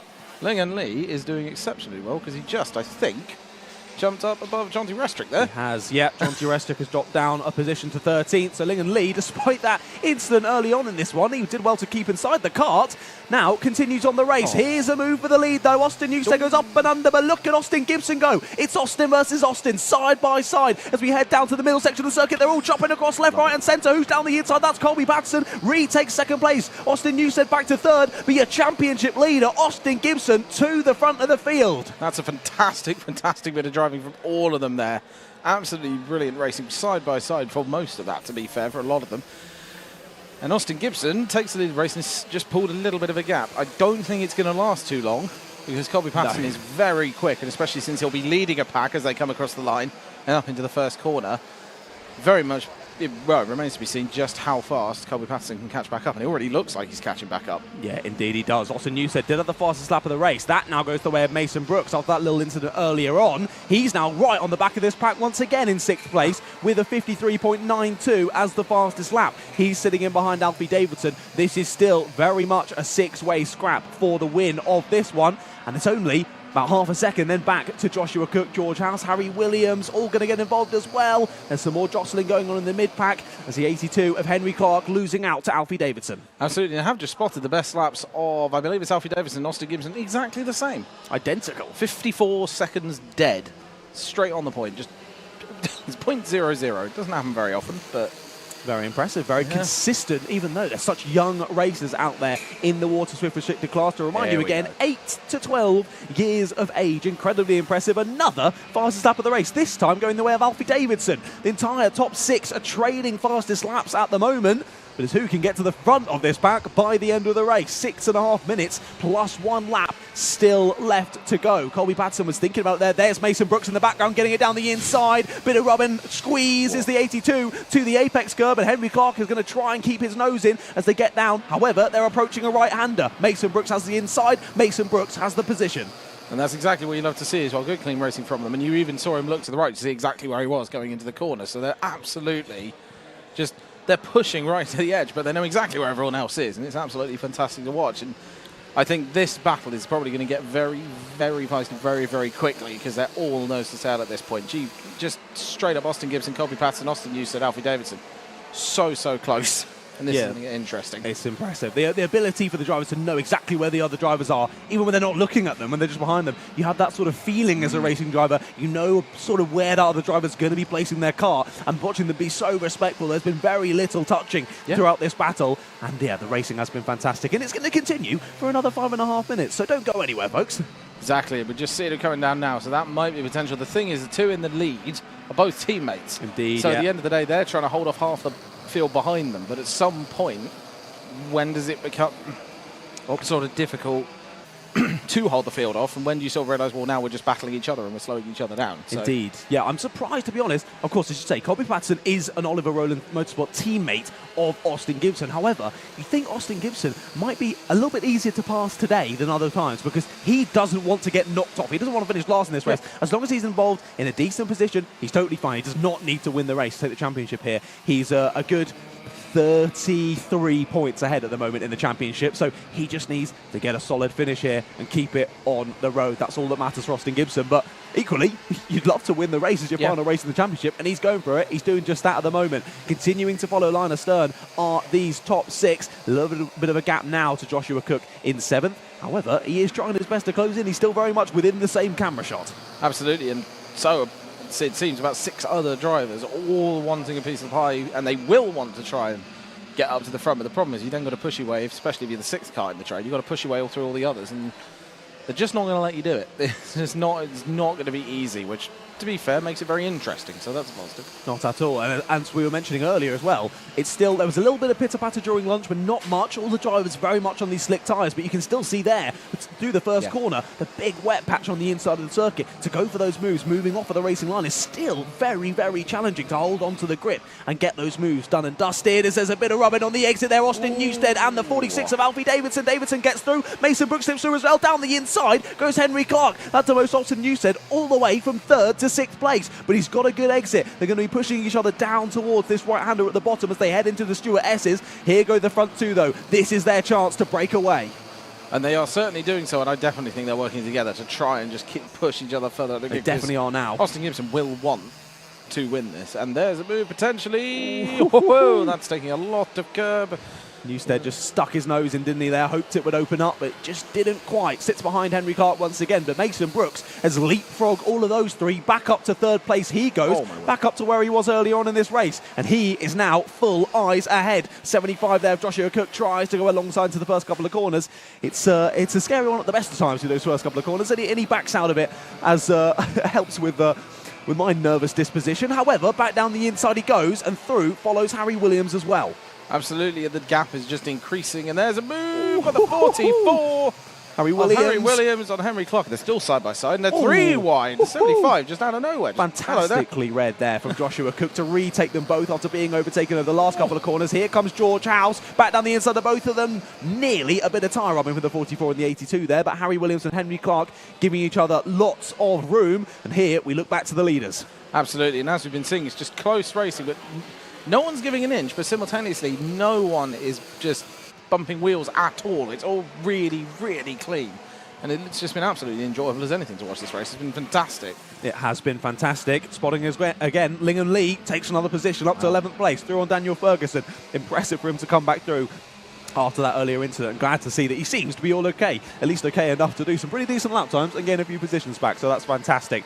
Austin Gibson, though, your GP plate, still holding onto the lead here. Himself and Colby Patterson doing a great job of working together. You can see here Colby No effort to move to the inside, no effort to take the position. He doesn't want to do that just yet. They've still got a minute and a half, and they've only got just over a second back to Mason Brooks and the rest of that pack, which they were involved with only a few laps ago. Still time to wait. However, obviously Colby is still going to want the win here. I think he'll wait until around maybe 30 or 40 seconds to go on the clock to start thinking about a battle. Yeah, and I did just spot a change on the timing. Austin Newstead in third position now. I think they may have switched around a couple of times there. They have. And Mason Brooks in fourth, and it's still incredibly close between the groups of cars behind the leaders, but 74 and 84 of Austin Newstead and Mason Brooks are just so close together and just trying their absolute hardest to, well, stick with each other, but also not lose each other, and that's the hard bit. Losing each other is bad. There was a move in the background as well, I think, from Joshua Cook, but I couldn't quite tell.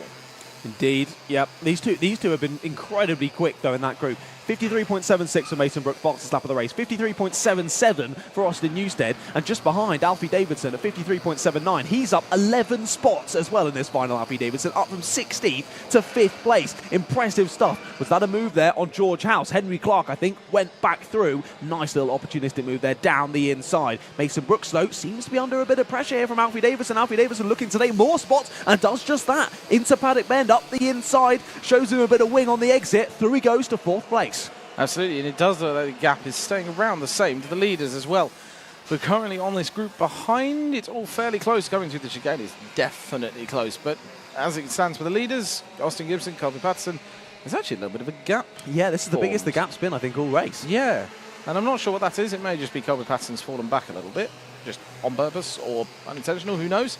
Maybe just a slight mistake. Yeah, Dropped exactly. him a cart length or so off the back of Austin Gibson. Austin Gibson checks over his shoulders. They head down the back straight. And here we look back to the battle. I think that's Joshua Cook leading at the front of this one. There's the 44 of Harry Williams in behind, and the 75 of Joshua Cook. So actually Harry Williams has got past into 7th place. And it's Henry Clark who's leading that gaggle of 4.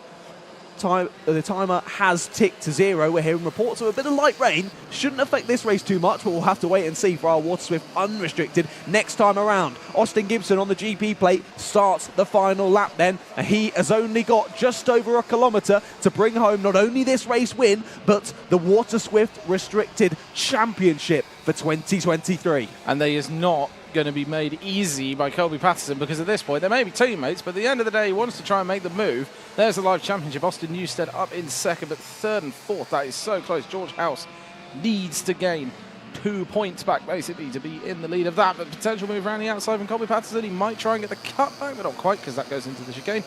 But we're coming down towards the end of the lap, and it's either going to be a last-ditch attempt or he's just going to sit there and let his teammate. But behind Austin Here we Newstead go. is not far, and there's the move Side by side for the lead. That was really nice and clean, but the GP plate's going to come back through, and that's going to give the move for Austin Newstead to take the lead of the race coming into the final corner.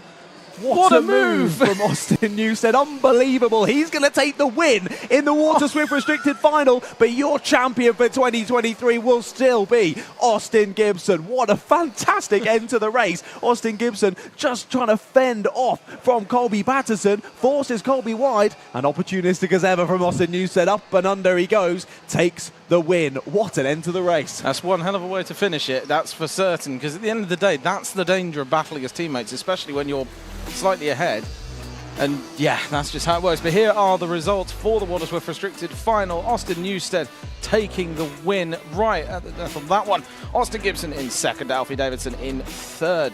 Mason Brooks is 4th, and Colby Patterson rounding out the top 5. Henry Clark in 6th, Harry Williams in 7th, Joshua Cook in 8th, George House 9th, and Daniel Ferguson is part of the top 10. Lingen Lee down in 11th, followed by Charlie Clough and John T. Restrick being the last driver to finish on the track. Mateo Garcia, unfortunately, retiring from the race. Indeed, yeah, and we didn't even see Christian Kobe or Ronnie Carter get to the green light, which is never nice to see, particularly in your last race of the season. So yeah, gutting for Mateo, Christian and Ronnie that we won't be seeing them out on circuit for that one. We didn't get to see that one, but equally, what a race. Big well done to Austin Gibson for taking the championship in the Water Swift Restricted class. And just before we hear from your top 3 from that one, we'll go to a few advertisements.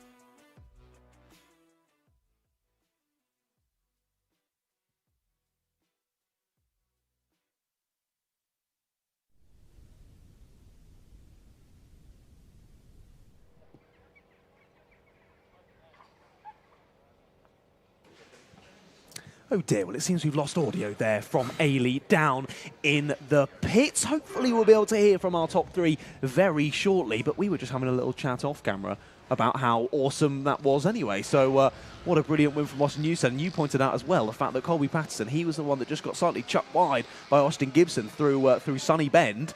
Actually, he ended up dropping to 5th after that one. Didn't even make it onto the podium. No, and I'm not entirely sure how it happened, but yeah. Okay, on that front, we'll hand back down to the pit lane.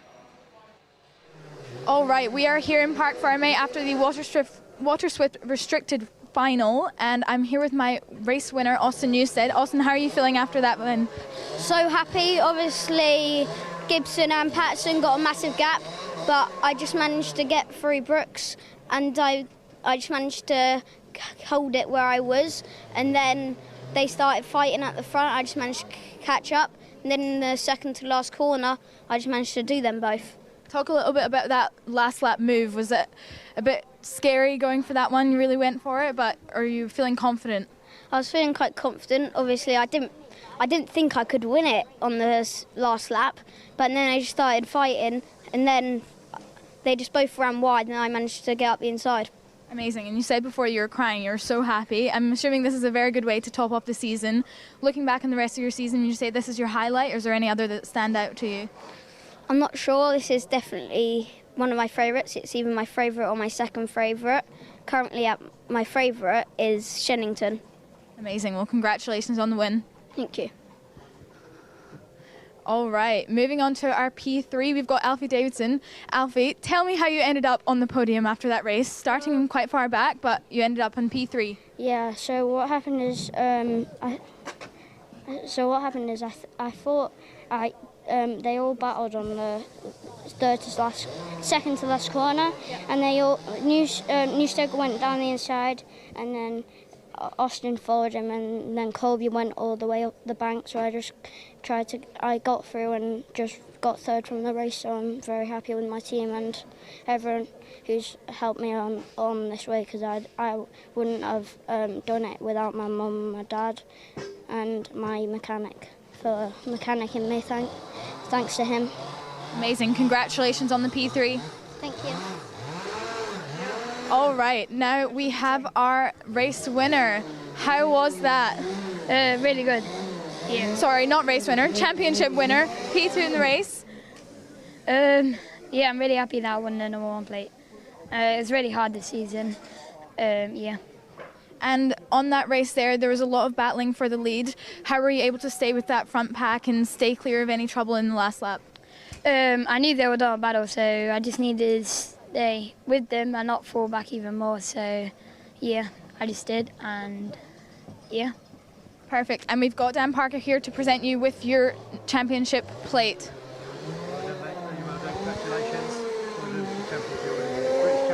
Right, congratulations to Austin Gibson.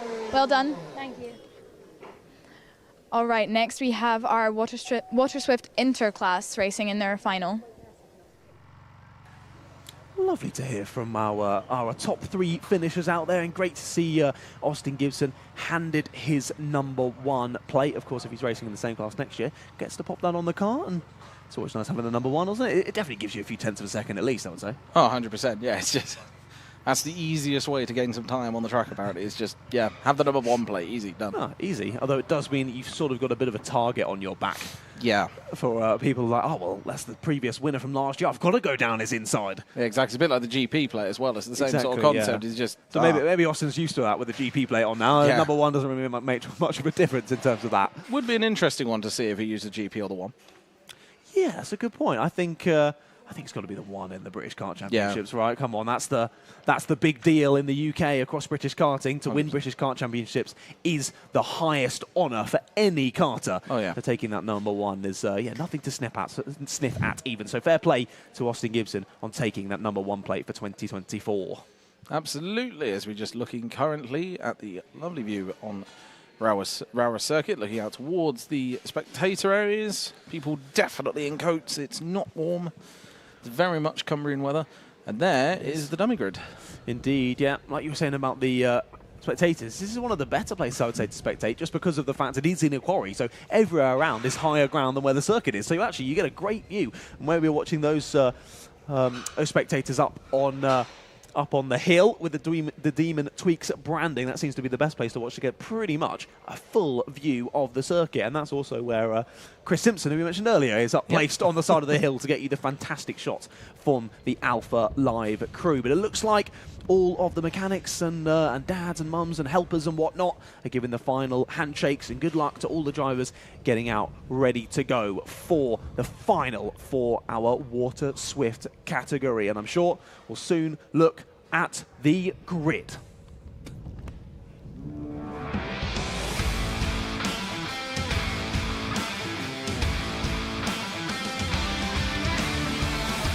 Here we go then. The Water Swift into final grids are coming up right now. There we are on row 1. Starting in first position is Will Green, followed by Aaron Richardson. On row 2, it's Max Endicott, followed by George Clark. And then on row 3, it's Sukumani Kira and Archie Lovett. Row 5 is Jacob Batchelor and Jensen Ackerman. Archie Owen and Luca Nare round up the top 10. Behind them, Night Measures and Harley Musk. And on to row 7 is Kanishk Rao and Ethan Woodward. Row 8 is Nat Johnston and Jesse Phillips. And row 9 is Jarlath Sayer and Teddy J. Porter.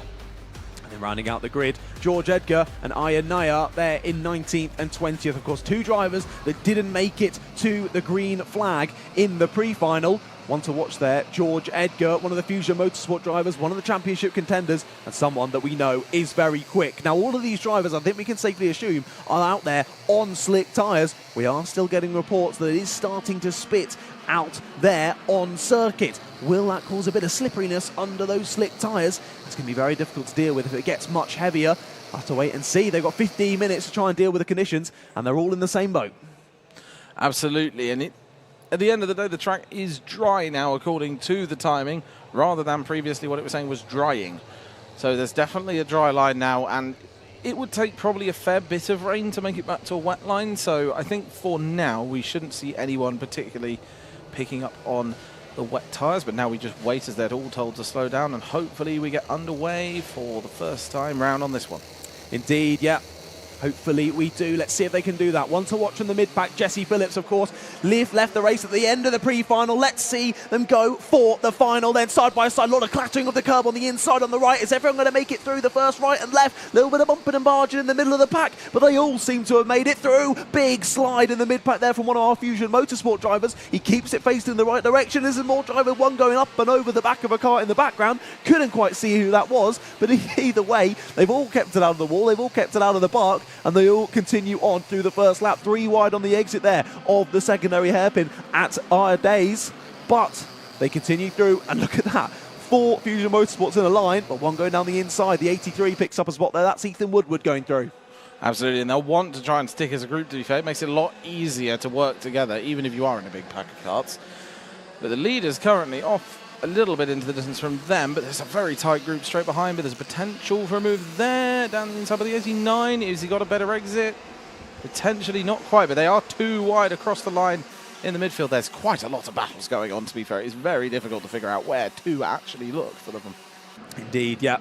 Lots of battling going on through these opening couple of laps. Up and under, there goes the 77 of Luca Naraway, gets a great exit, takes 1 position, is trying to take 2. Has to slot back in behind the number 42 of George Clark, and there's a move down the inside. Here's Jesse Phillips coming back through. He takes the spot there. I think that was from Jacob Batchelor for 9th place. So already has had a good start, already up a good number of positions. And he's flying through very nicely, is Jesse Phillips, up 4 spots. And actually, fellow Fusion Motorsport driver George Edgar is having an even better start. He's still there with them, up 8 spots in the same mid-pack. Lots of drivers out of position for this one, and it's creating some great racing. But as you mentioned at the front, already starting to pull away. A good little 5 or 6 kart group forming, and Will Green with the fastest lap of the race out in the lead. And proper chopping and changing behind as well, as we're currently looking at the 42 and 77. They're going to come up over the hill. Wow, that's a shot of him just going flying off the curve there. That was fantastic. It's complete trust, isn't it? Yeah, the corner race. Yeah. It is going to be there when you reach it. Yeah, it's one of those tracks that's a little bit terrifying when it comes to that, and I've never seen it before in 70, so that's the big positive of this. It's an amazing, amazing circuit. It's absolutely fantastic for racing, and it's a potential little move. It reminds me of sort of turn 4 at Knock Hill, the first corner here, doesn't it? Yeah, that sort of flying, except that one you're going down, this one you're going up, and through they go. Here's George Edgar making a few more spots there. He goes through on the 77 and the 42. So George Edgar up from 10th to 8th place, continuing to follow Jesse Phillips through the pack as these two continue to scrap over 9th and 10th. George Clark just ahead of Luca Narrado. More. Oh, my goodness. Off in the background goes, that was the 21 who went off. Harley Musk rejoins. Bit of a clatter. More clattering down the front straight. A couple of drivers going to be able to pick up a couple of cheeky positions from that bit of rubbing as they head through the first couple of corners. I can't keep up with what's going on, to be honest. It's getting very, very close across most of the karts at this point. But currently, this is the 42 fastest laps by Jesse Phillips to the 42 here currently, which is George Clark ahead of Luca Narroway. And they're still very, very close. It's close across the field, to be fair. There's a gap between the top 5, incidentally, is under 2 seconds. So that says a lot about just how close these cars are on circuit. And what a move down the inside by the number 83, I think that was, of Ethan Woodward. Yeah, late move to the exit, takes the position from Kanish Rao. Of course, Kanish took the final win in the last round at Larkhall. Looks like it's going to be a tough one for him to do it again as he drops down to 20th place. Not ideal for Kanish. We know he's got pace in that kart, but it's just not quite coming to him today. Aaron Richardson in second place, though, now takes the fastest lap of the race, as there's another move. This is the 49 flying through. That's Yala Saya up to 9th place. He goes past Lucan Arroway, past George Clark. And yeah, the Fusion Motorsport drivers flying through now. It's Jesse Phillips now leading George Edgar, then Yala Saya behind as well. So those three pushing on through the field nicely, but Jesse still with a bit of a gap to close in to Jensen Ackerman. These two side by side on the exit, though. Back through goes the 19 round the outside. That's Night Measures, the man with the coolest name in the paddock, retakes a position. And what a move down the inside there by the number 22 as well. Going down the inside of, I believe that was... Pretty sure it was Night Measures again. Yeah, it was Night Measures again. But the current position is George Edgar needs to gain some positions. Because currently, as the championship stands, he's down in 4th. Yeah, Will Green with a win here will put himself into 3rd place in the championship. Jesse Phillips with another fastest lap, though. He's still comfortably at the front of the table. 770 points with the position he's in at the moment. Archie Lovett, 747. Will Green, 746. But Will Green cannot get any more points in this race. He is in the lead. So he needs Archie Lovett to fall down the order from 5th place. And Jensen Ackerman dropping like a stone down through the standings there. Have we potentially just seen another timing issue, or has he gone wide? That is the question. I'm just looking keep at an number eye. 12. We shall keep an eye and see if anything happens. Warning for Harley Musk on that last lap. He's running around in 14th place at the moment. They're just getting a little waggle of the finger from the stewarding team, saying, whatever you did, don't do it again. Here's Max Endicott on the number 80. 3rd place at the moment for Max. You can see, though, Aaron Richardson has taken off from these two. Max Endicott and Sugmani Kira. Sugmani Kira having a great race in 4th place. She's had a good but quiet weekend, I would say, this weekend. Up to 4th, she's gone. And she's continuing to press on, continuing to pressure Max Endicott. But this gap between Richardson and Green for the lead of the race continuing to close as Teddy J. Porter now gets a 5-second penalty. That's an interesting one as well, because not quite sure what it was That's for. going to drop him pretty much to the back of the field, I think. And George Edgar, instead, is setting the fastest lap, and he's not far off the back of Jensen Ackerman at this point. So he's going to potentially make a move up there, but the 44 and the 80 here, currently still very, very close to Manikira and Max Endicott. Yeah, super close. Jesse Phillips now up 10 spots. George Edgar up 11 spots. Yala Saya up 8 spots. The Fusion drivers continuing to fly their way through the pack, and now they're overtaking another Fusion Change driver. for the lead. Jensen Ackerman. It is a change for the lead. We've missed that one. Through goes Aaron Richardson. So again, to mention Fusion once more, Fusion Motorsport now take the lead of the race. Jamie Green Racing demoted to 2nd place. Good exit, though, from Will Green. Will he think about the inside line down here? No. Thinks better of it. Sticks behind for now. He did consider it by the looks, but he's just telling him to keep going. I think they may start to work together. I was going to say the same, yeah. Because at the end of the day, they do not want Endicott and Kara to catch up to them, because as soon as that happens, it becomes a 4-car battle, and there's so much risk inherently just from having more karts in a battle. Yeah, exactly. I think that check over the shoulder from Will Green down the back straight confirmed that. Checking over, seeing, okay, I've got a gap back to these two. They look to be battling as well. I'm just going to work together with Richardson here. Yeah, absolutely. And of course, in the background of that, Jesse Phillips. Indeed, there he is, coming around the final corner. He's not got too far now between himself and Archie Lovett. And of course, that will actually benefit Will Green if Jesse Phillips passes Archie Lovett, because it will bring him even closer to taking away 2nd place in the championship. Absolutely. And George Edgar is only 1 point behind Will Green at this point in the championship. Singular point. All George Edgar has to do is practically just gain a position or two. Two would be ideal. But that is going to be an interesting one with 7 minutes, 25 seconds-ish left to go. Indeed, indeed. Of course, you got to remember as well, 65 for a win, 62 for second, and 60 for third. Then it's 1 point lost past that. So if a position is lost on Will Green, he actually loses 2 points rather than just the one that would be lost by someone further down the field.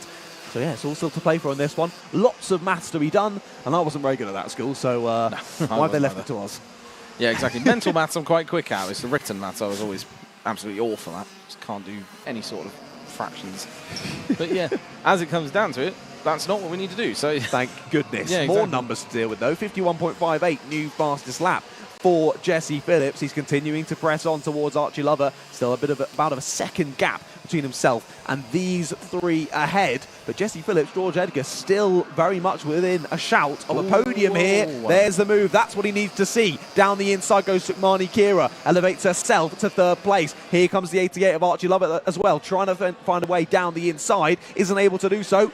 Was there a bit of a helping hand around that right-hander? We'd get to see from that camera angle, but through they go. And Max Endicott holds on to the position nonetheless. He stays in fourth place now, just behind Sukmani Kira. And look how much Jesse Phillips has closed in. Trying the move at the first corner. This is going to be close. Just about backs out does Archie Lover. Thinks better of it. It's going to get a good exit though. Moves to the inside to take the position on the left-hander. Finally gets it done. And here comes Jesse Phillips. Ooh, a little bit over-ambitious there from Jesse. Checks behind to see where everyone else is. Sits with them.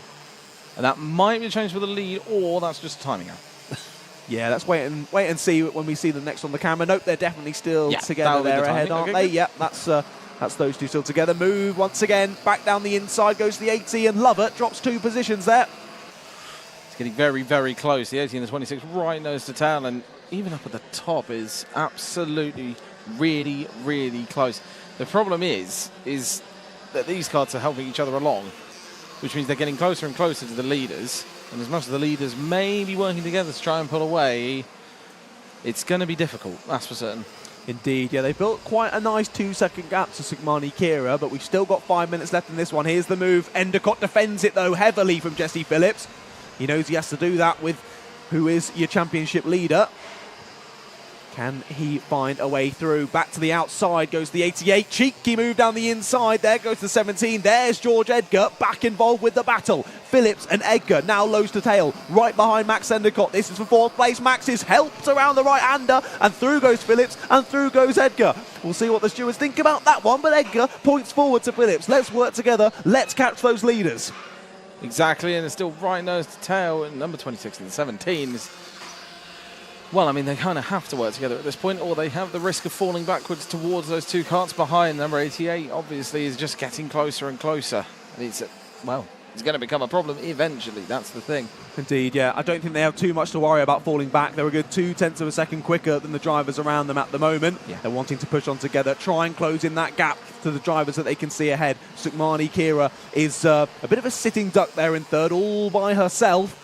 And Jesse Phillips and George Edgar continue to close in on her. About the 2.5 gap it was between them when they went through the last timing beam. And then a further 2 seconds or so up to Aaron Richardson and Will Green. Just less than 4 minutes to go on the clock. Of course, these finals slightly longer than the pre-finals we saw earlier. 15 minutes plus 1 lap. More opportunity for Jesse and George to close in. Absolutely, and they're still going. It's very close between the leaders on the timing as well, but they are still continuing to work together. No moves much elsewhere in terms of this front group either, so it seems to be very much a case of everyone just sort of sitting it out, waiting right until the end, and then we will have those battles to try and see if someone can just get in front and then not lose the disadvantage of being in front, because if you're in front, you don't get the nice toe behind of the car in front. Exactly. No. Richardson and Green have worked well so far in this one, despite them, one being a Fusion, one being a Jamie Green racing driver. They've worked together nicely. However, how long is it going to stay as a nice working together? Still 3 minutes on the clock. I think give it another 2 minutes or so, we may see Will Green start to think about when he goes for a move here. And again, Richardson will then... Jesse Phillips 5-second penalty on the timing. Jesse Phillips 5-second penalty. We weren't sure about how he managed to get his way past Max Endicott in the 80 car. Turns out the stewards agree with us. 5-second penalty for Jesse Phillips. However, he's still ahead of George on the road. He's still going to press on. But now, not a possibility to win the race unless he somehow gets 5 seconds clear of Aaron Richardson, and I don't think that that's going to happen for one. And here is Aaron Richardson, still leading Will Green, still working together nicely. Absolutely, and I've just noticed on the Virtual Championship as well the fact that Edgar is in 7.44, Green is on 7.43, so the third place has switched back again. Yes, indeed, with George taking those positions up into 5th place. That has given him an extra point or so to just jump back ahead of Will Green in the championship. And of course, he's going to gain another point when Jesse Phillips has that penalty added at the end of the race as well. Absolutely, and that's the thing, that penalty is going to really, really hurt Jesse Phillips in terms of time as well, because it's going to drop him considerably. Everyone is so close to everyone around them that it's not going to drop him miles down. It's about 8th place, I think, isn't it? It won't drop him miles, but it's certainly enough that... It's a good few points lost. Yeah, exactly, and if Lovett manages to make his way further up, that could get very interesting, because... It could. I think it's going to have to be a little bit more lost for Jesse Phillips through this one. It's going to be a tough ask for Archie Lovett, George Edgar, Will Green, any of them to start having an opportunity of getting involved here. Down the inside then, Sukmani Kira, a bit of a sitting duck, overtaken by Jesse Phillips. Of course, all these three very much teammates in the Fusion awning. Jesse Phillips points forward, wants Sukmani to work together, and she sits behind just as asked by Jesse. And George right behind her now as well. These three are going to try and work together nicely, close in on Will Green and Aaron Richardson. Of course, Aaron Richardson also a teammate of theirs, so Will Green might be in a bit of a fusion sandwich here soon. Yeah, absolutely, and Will Green will just want to continue trying to stick with the kart ahead, otherwise it's going to him only. But then again, remember the kart ahead is a fusion kart. So that could be very interesting, and I'm sure the ones behind will also know that. Indeed. So it's super close. Of course, fastest lap still the way of Jesse Phillips. He's currently lapping consistently in the 51.5s, leaders in the 51.6s. Only about 1/10 of a second a lap. It's not really going to be enough for them to close in. It's all going to hold on the fact of whether these two start battling, when these two start battling. As we see on the timing, George Edgar has now snuck through on Sukmani Kira. 15 seconds on the clock. We're just about going to get 2 more laps here at Rowrah for your Water Swift intermediate final. Absolutely, and here we go on to the penultimate lap at this point, because there'll be one more after this. Brandon here potentially is going to start battling, because that does not look like someone who wants to follow the kart ahead. That looks like someone trying to find any sort of move.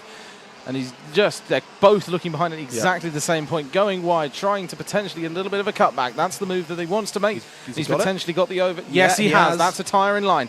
Moving down towards the corner, right on the line, and he's potentially going to make that move nice and easy, and he does. That's brilliant racing. Yeah, lovely move there. Just forced Aaron Richardson out to the outside of the circuit so he could get the best cutback, and Will Green could take the lead of the race. Does just that. How has that closed the gap? Half a second gained in that sector by Jesse Phillips. They're going to need more battling than that, though, for them to have any shot in this lead battle. Will Green will lead us onto the final lap, though. He's got only just over a kilometre to hold on to this win. And there's a change for second place as well, which is a big news as well, and especially on that live championship, because second place 7.46, third place 7.46, fourth place 7.45. I was very confused though. I was like, no, it's not Aaron Richardson. What do you mean? He's still in second place in the championship. Understood. Will Green, of course, takes those 3 extra points, getting that position, jumps himself into second place, as you mentioned. Well spotted. And that is going to make this very interesting, because all it takes is one change of position and it sends the whole group around again. So it's going to be very interesting to see whether Will Green can just hold off. If he holds off this, that's probably him pretty much in second, but that does depend on how it goes behind him as well. He's had a great final lap. He's held off Aaron Richardson really nicely. 5-second penalty. The last lap for Nat Johnson, gutting for him, but what a race win for Will Green. Fantastically driven, overtake when necessary, and he does it with style, does Will Green, and thus takes second place in the championship. But behind them, Jesse Phillips takes third on the road. He'll have a 5-second penalty, but that doesn't matter for him. He takes the championship for 2023 in the Water Swift intermediate class. It was between himself and Will Green in the lead. Aaron Richardson was in P2. We've just seen a few drivers still going side by side as they got to the line there, with George Edgar fourth on the road, Sukmani Kira rounding out the top 5. But fair play to Jesse Phillips and George Edgar. Of course, George didn't make it to the green flag in the pre-final. Jesse was leading the whole of the pre-final, and then I think with 2 laps to go, found himself stuck in the park, dropped down the order. Jesse gained 13 places, George gained 15 places. Brilliant race from those two Fusion drivers. Absolutely, and here are your results from the Water Swift into finals. Will Green taking the win on the track, with Aaron Richardson in second and Jesse Phillips, the champion of the championship, coming in third place. George Edgar in fourth, Sukumani Kira in fifth. Fantastic race from her, I might add as well. Max Endicott in sixth, Archie Lovett in seventh, Jensen Ackerman in eighth, Yola Sayer in ninth, and rounding up the top 10 is Harley Musk. Kanish Rao in 11th, Luca Narroway in 12th, Nat Johnson in 13th, and 14th is Teddy J. Porter. Indeed. There we go, and we got some more. 15th, Archie Owen. 16th, Jacob Batchelor. Night Measures in 17th place. George Clark in 18th, and Ian Nair in 19th place, along with Ethan Woodward, who unfortunately retired from the race by the looks of it. Indeed, he did. Never nice to see. Gutted for Ethan Woodward, but hopefully we'll see him out once again when we come round to the 2024 season. I had a little look. I think that 5-second penalty is going to drop Jesse Phillips down to 8th place once all things are said and done. If he was only 0.2 of a second earlier across the line, he would have been in 6th. Super close throughout the field in that one. Just drops him a few points, but again, he had that buffer going into the round, and that just meant that he had that nice buffer. He didn't have to worry too much, and even with a disappointing 5-second penalty in that one, he still is able to take the championship win. So fair play to Jesse Phillips. We'll be speaking to our top 3 and the championship winner Jesse Phillips in only a moment's time with Ailey, but first we'll go to a few adverts.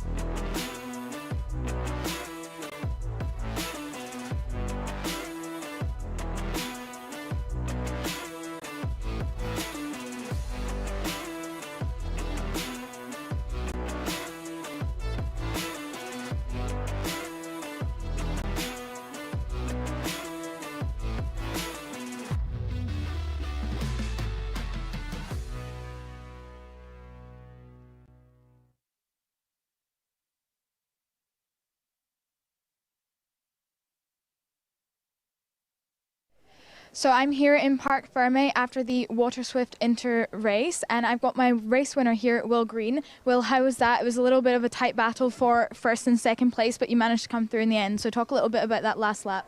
Yeah, it was an intense. Going into the last lap, I had a bit of a gap, so I knew I had to just just try and go as quick as I can. And yeah, I had to defend at the long corner at the end, but I had a big enough gap to be able to win. Perfect. Congratulations. Is there anyone you want to thank today? Kart Republic, my mechanic James, Jamie Green Racing, Aventus Power, and my family for supporting me. Amazing. Congratulations and a good race. Thank you. All right, now we'll move on to P2. We've got Aaron Richardson. Aaron, how was that? I'm sure you were after the P1, but you did a really good job holding on in that last lap. How was that battle for the first? Well, I mean, I was first like all the race after I caught up to Will, and then he got me the lap before because I over-defended in the hairpin. But then I made a mistake going in cliff face, and then he got it. But I thought I would have been able to get it on the final lap, but I just couldn't. Was there any particular part of the lap that you were struggling to catch up, or are you just finding it steady throughout? I think I was finding it steady throughout. Amazing. Is there anyone you want to thank today? My mum, my dad, my family, Fusion Motorsport and Shocks Engines for the waft. Perfect. Thank you so much, and congratulations on P2. Thank you. All right, let's see if we've got our P3. Amazing. We've got our P3 here. How was that? You came from right at the back of the grid and managed to end up on the podium, so talk us how that happened. Yeah, really good race, starting right from the back after the DNS in the pre-final. Managed to make up place by place, and right from lap 1, just Jesse got a 5-second penalty, so pushed him all the way to the finish. Then after his penalty, I've got 3rd place from last, so really good. Did you come into this race thinking you were going to end up on the podium, or was it a bit of a surprise halfway through when you saw that opportunity? I was hoping at the start of the weekend that I would, but after the pre-final I saw it a bit like a top 10 would be good, but podium was really good. Amazing. Is there anyone you want to thank? I'd like to thank all the Fusion Motorsport, Shocks Performance for the engines, and Jake Walker for mechanicum. Perfect. Congratulations again. Thank you. All right, and now we have our championship winner, Jesse Phillips. Come on in. All right, talk us a little bit through the race, but also your season as a whole. What do you think your highlight was? Well, that race was amazing. Came from last, basically, to all the way up to 3rd. I thought we had really good pace. Maybe I could have gone a bit further along if we didn't have a little bit of a battle in the middle of the race. But yeah, overall it's been an amazing year and an amazing last race. And speaking of that battle, was there any moment where you felt like you're maybe able to push forward? Are you happy with where you finished in the race? Well, I was quite happy where I finished in the race 3rd, but I did get a penalty which moved my teammate George up into 3rd position. So yeah, that's really good, since George would get a good position in the championship as well. So yeah, I knew I weren't going to catch the top 2 because they were long gone, but yeah, it's a good race. Finished 3rd on track, yeah, and I'm proud of myself. Congratulations, you definitely should be. And we've got your championship plate presented by Dan Parker here. Well done, Jesse. Another plate for you. Congratulations.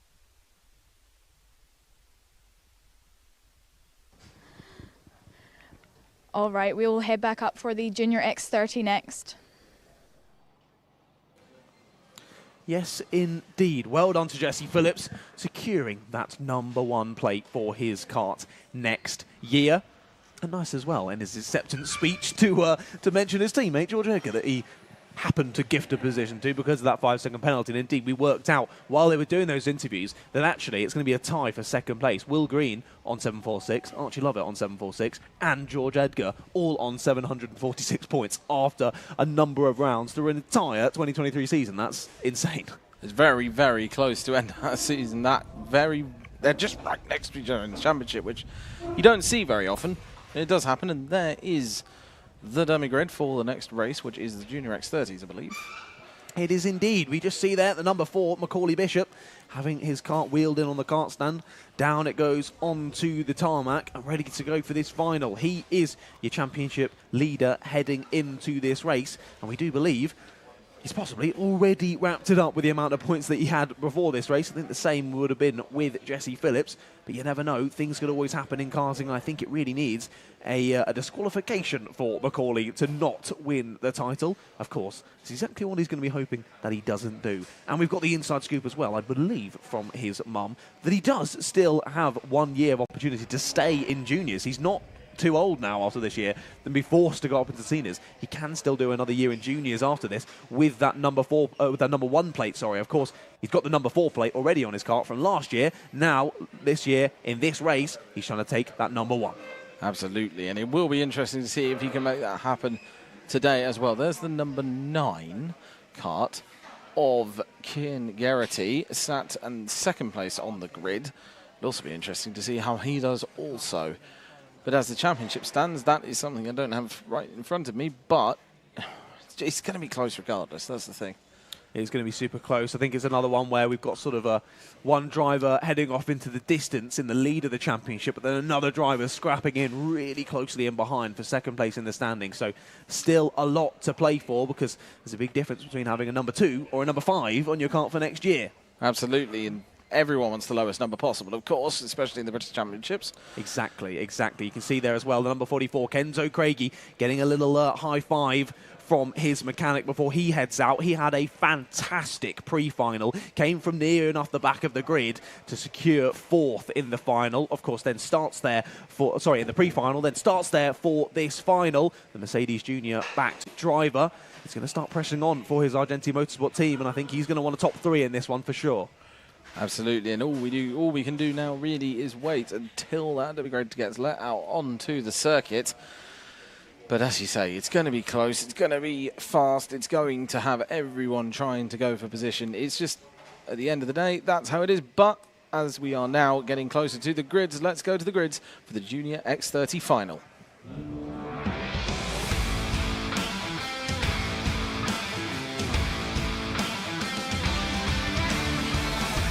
Here we go then, Junior X30 final will be coming on your screens in a few seconds' time. Let's have a look at the grid. Lewis Bird and Kian Geraghty line up on the front row of the grid. Macaulay Bishop, your championship leader, there on 3rd place with Kenzo Craigie alongside. Behind them, Harry Bartle and Harrison Mackie.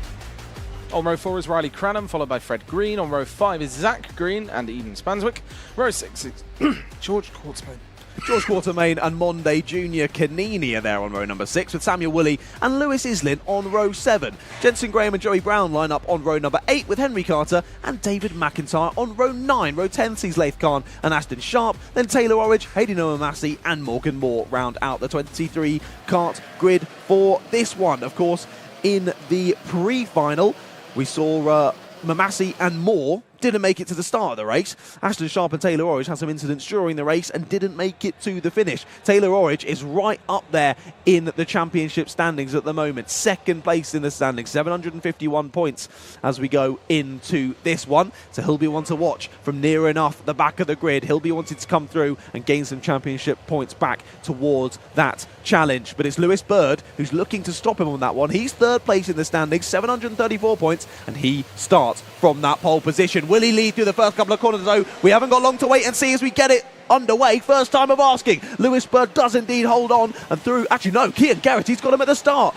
Lewis Bird now has to tuck him behind on the 24-plated kart. They're all going side by side, 3 wide on the exit, and they're confirmed at the front of your screen is the leader now of Kian Geraghty. A couple of drivers nearly forced out wide towards the barrier on the exit there of the first of our hairpins, and to the outside. Could be a good line there for a couple of the drivers, and it was good. I think that was Monday Junior Canini getting through on that wide line. Absolutely, and I am now back after, don't know what that was. But yeah, as through goes the number 12 of the... Yeah, number 12 goes through. That was Lewis Islin fighting his way back through on this opening lap of the race. Top 3 already starting breakaway already. Down the inside goes to Macaulay Bishop. Takes 2nd place on the road away from Lewis Bird already. So Lewis Bird points forward, yep, and gets the thumbs up from Macaulay Bishop. They want to work together through this one. They can't let Kian Geraghty get away at the front. Of course, it's going to need a lot for Macaulay Bishop to lose out on this championship lead, as there's a bit of a slidey moment in the background for one of the Croc Promotion karts. So he gets it back on circuit and continues nonetheless.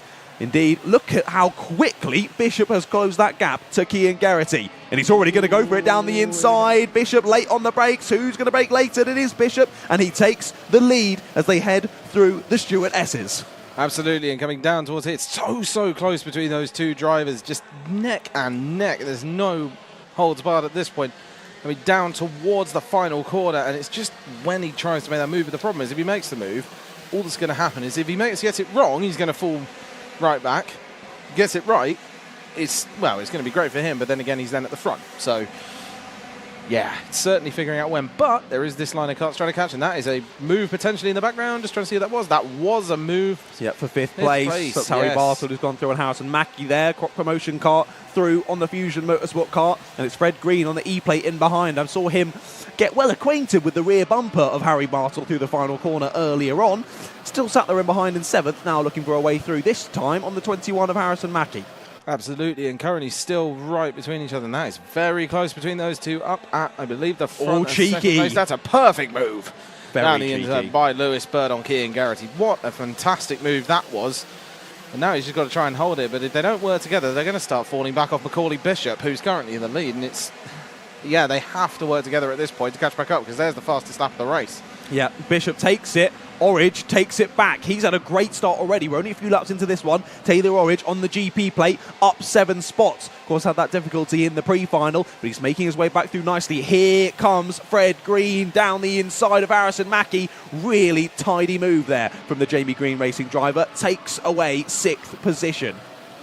All possible moves up by side on the exit. Through goes Harry Bartle. Kenzo Craigie caught napping a bit then. He could lose 2 spots. Round the outside, tries the E-plate, turns to the inside. Through goes the E-plate. Through goes Harrison Mackie as well. Fred Green up to 5th. Mackie up to 6th. Craigie down to 7th, but they're still scrapping on the exit. I think Craigie's going to potentially try and get back through. But the thing is here, he's trying to fight his way back up positions. And the problem with that is if he tries fighting too hard, he could potentially lose time to the karts in front. And that's the thing, he's currently just being caught by the karts behind. He's going defensive on the other Jamie Green Racing driver of Zach Green. He's trying to make his way through. Craigie to the outside, again in a bit slidey, bumping and barging through the right-hander. And the other Jamie Green Racing driver of Zach Green is going to head through. But he's on the outside now as they head down to the end of the long straight into the right-hander. Tries to go as late as possible to chop back in. Just about does so. Has to give up 1 place, though.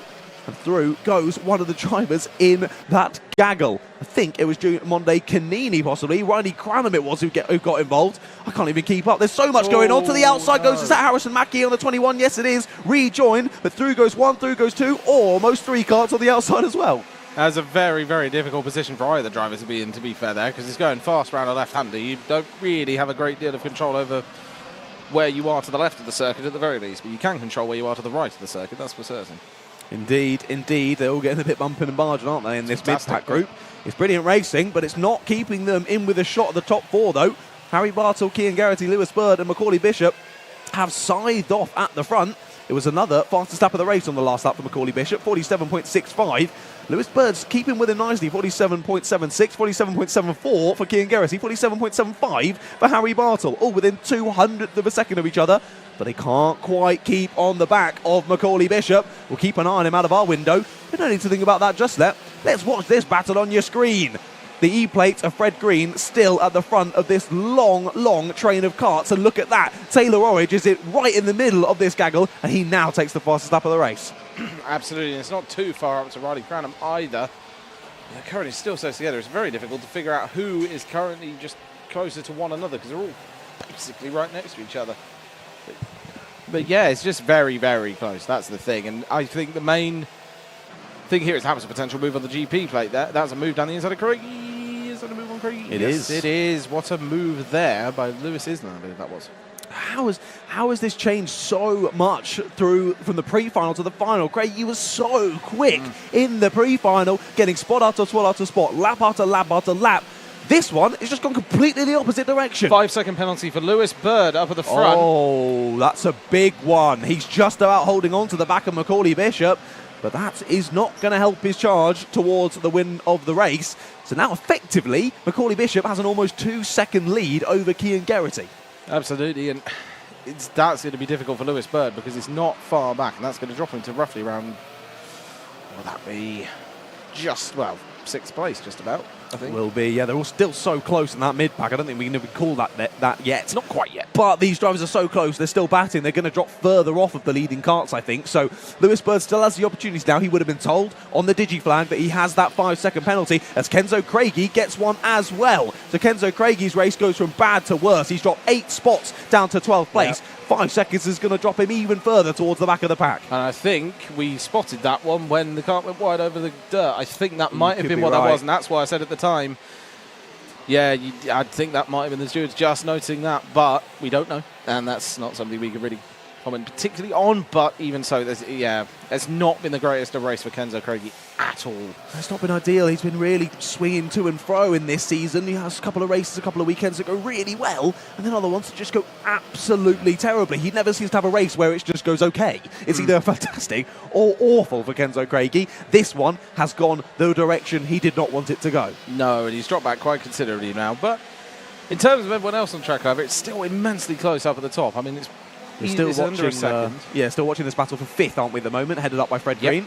Exactly, and that's still, he's just about staying in the lead of that big battle, but currently that is the E plate of Fred Green ahead of Canini and Zach Green just behind. And I think they're all just sitting in and just trying to keep line astern for now, up until when they can start making moves, because if they start now, they're just going to start falling back, and they don't really want to have too much of a battle. What were you saying, mate? Oh, really? They're in a battle. Yeah, Canini down the inside, late enough on the brakes. How late do you want it, says Canini. Down the inside he goes, takes a spot, up to 5th place, goes Monday Junior Canini, and what a move on the brakes. Zach Green now sits in behind him, so not Jamie Green, Fred Green of the Jamie Green Racing crew drops down into 8th because of that one. Through, followed Taylor Orridge as well. Harrison Mackie now gets a 5-second penalty. He sat there in 12th place. That's not going to help his charge towards the top 10 of the field. But Monday Junior Canini has been really impressive throughout today, and he's continuing that into this final. Absolutely, and they're currently just pulling ahead just a little bit. The number 31 of Canini. To be fair, that was just a move out of nowhere. I stand corrected on the fact they're not going to battle, because at the end of the day, it's just perfect timing. It's just it's always, the Carters always immediately like to prove us wrong. Yeah, that's the thing. It's just, it happens. But I think Macaulay Bishop has definitely pulled quite a bit of a gap up at the lead as well. It's sort of staying as it was, really. He just did the same lap time that Lewis Bird did on the last lap. It's staying around about a second between Macaulay Bishop and Lewis Bird, which is all Macaulay really needs to do, just manage the gap. He may have even noticed that Lewis Bird has that penalty. It would be incredible awareness from Macaulay to realise that, but also he's a driver at the top of his game. I wouldn't put it past him to actually know that there is that 5-second gap anyway, and he can just relax across this one. No, exactly. Currently looking at the number 31 of Monday Junior, they're just ahead of Zach Green, and very close behind is the GP plate. So, Taylor Orridge, incidentally, who I was wanting to talk about anyway, 14 positions off of the grid. Really impressive. 14 places up. Yeah, Taylor Orridge, we saw with the incident in the pre-final earlier on, doing a great job. I mean, second in the championship, you would maybe expect such a run through the field from himself. I'm super impressed with Hardy Noah Mamasi. He's up 13 spots as well from the back of the grid. He didn't even make it to the start of the race in the pre-final. He's up into the top 10, 9th spot for the Evolve Motorsport driver. He's doing a fantastic job. Absolutely. And still just in this bit of a holding pattern, just trying to make sure that they're all staying there, son. I'm not going to say... Taylor Orridge, though. Yeah, has the pace. Absolutely, and you can see just how close. I was not going to say they're not going to battle, because we already know who that goes if I say that.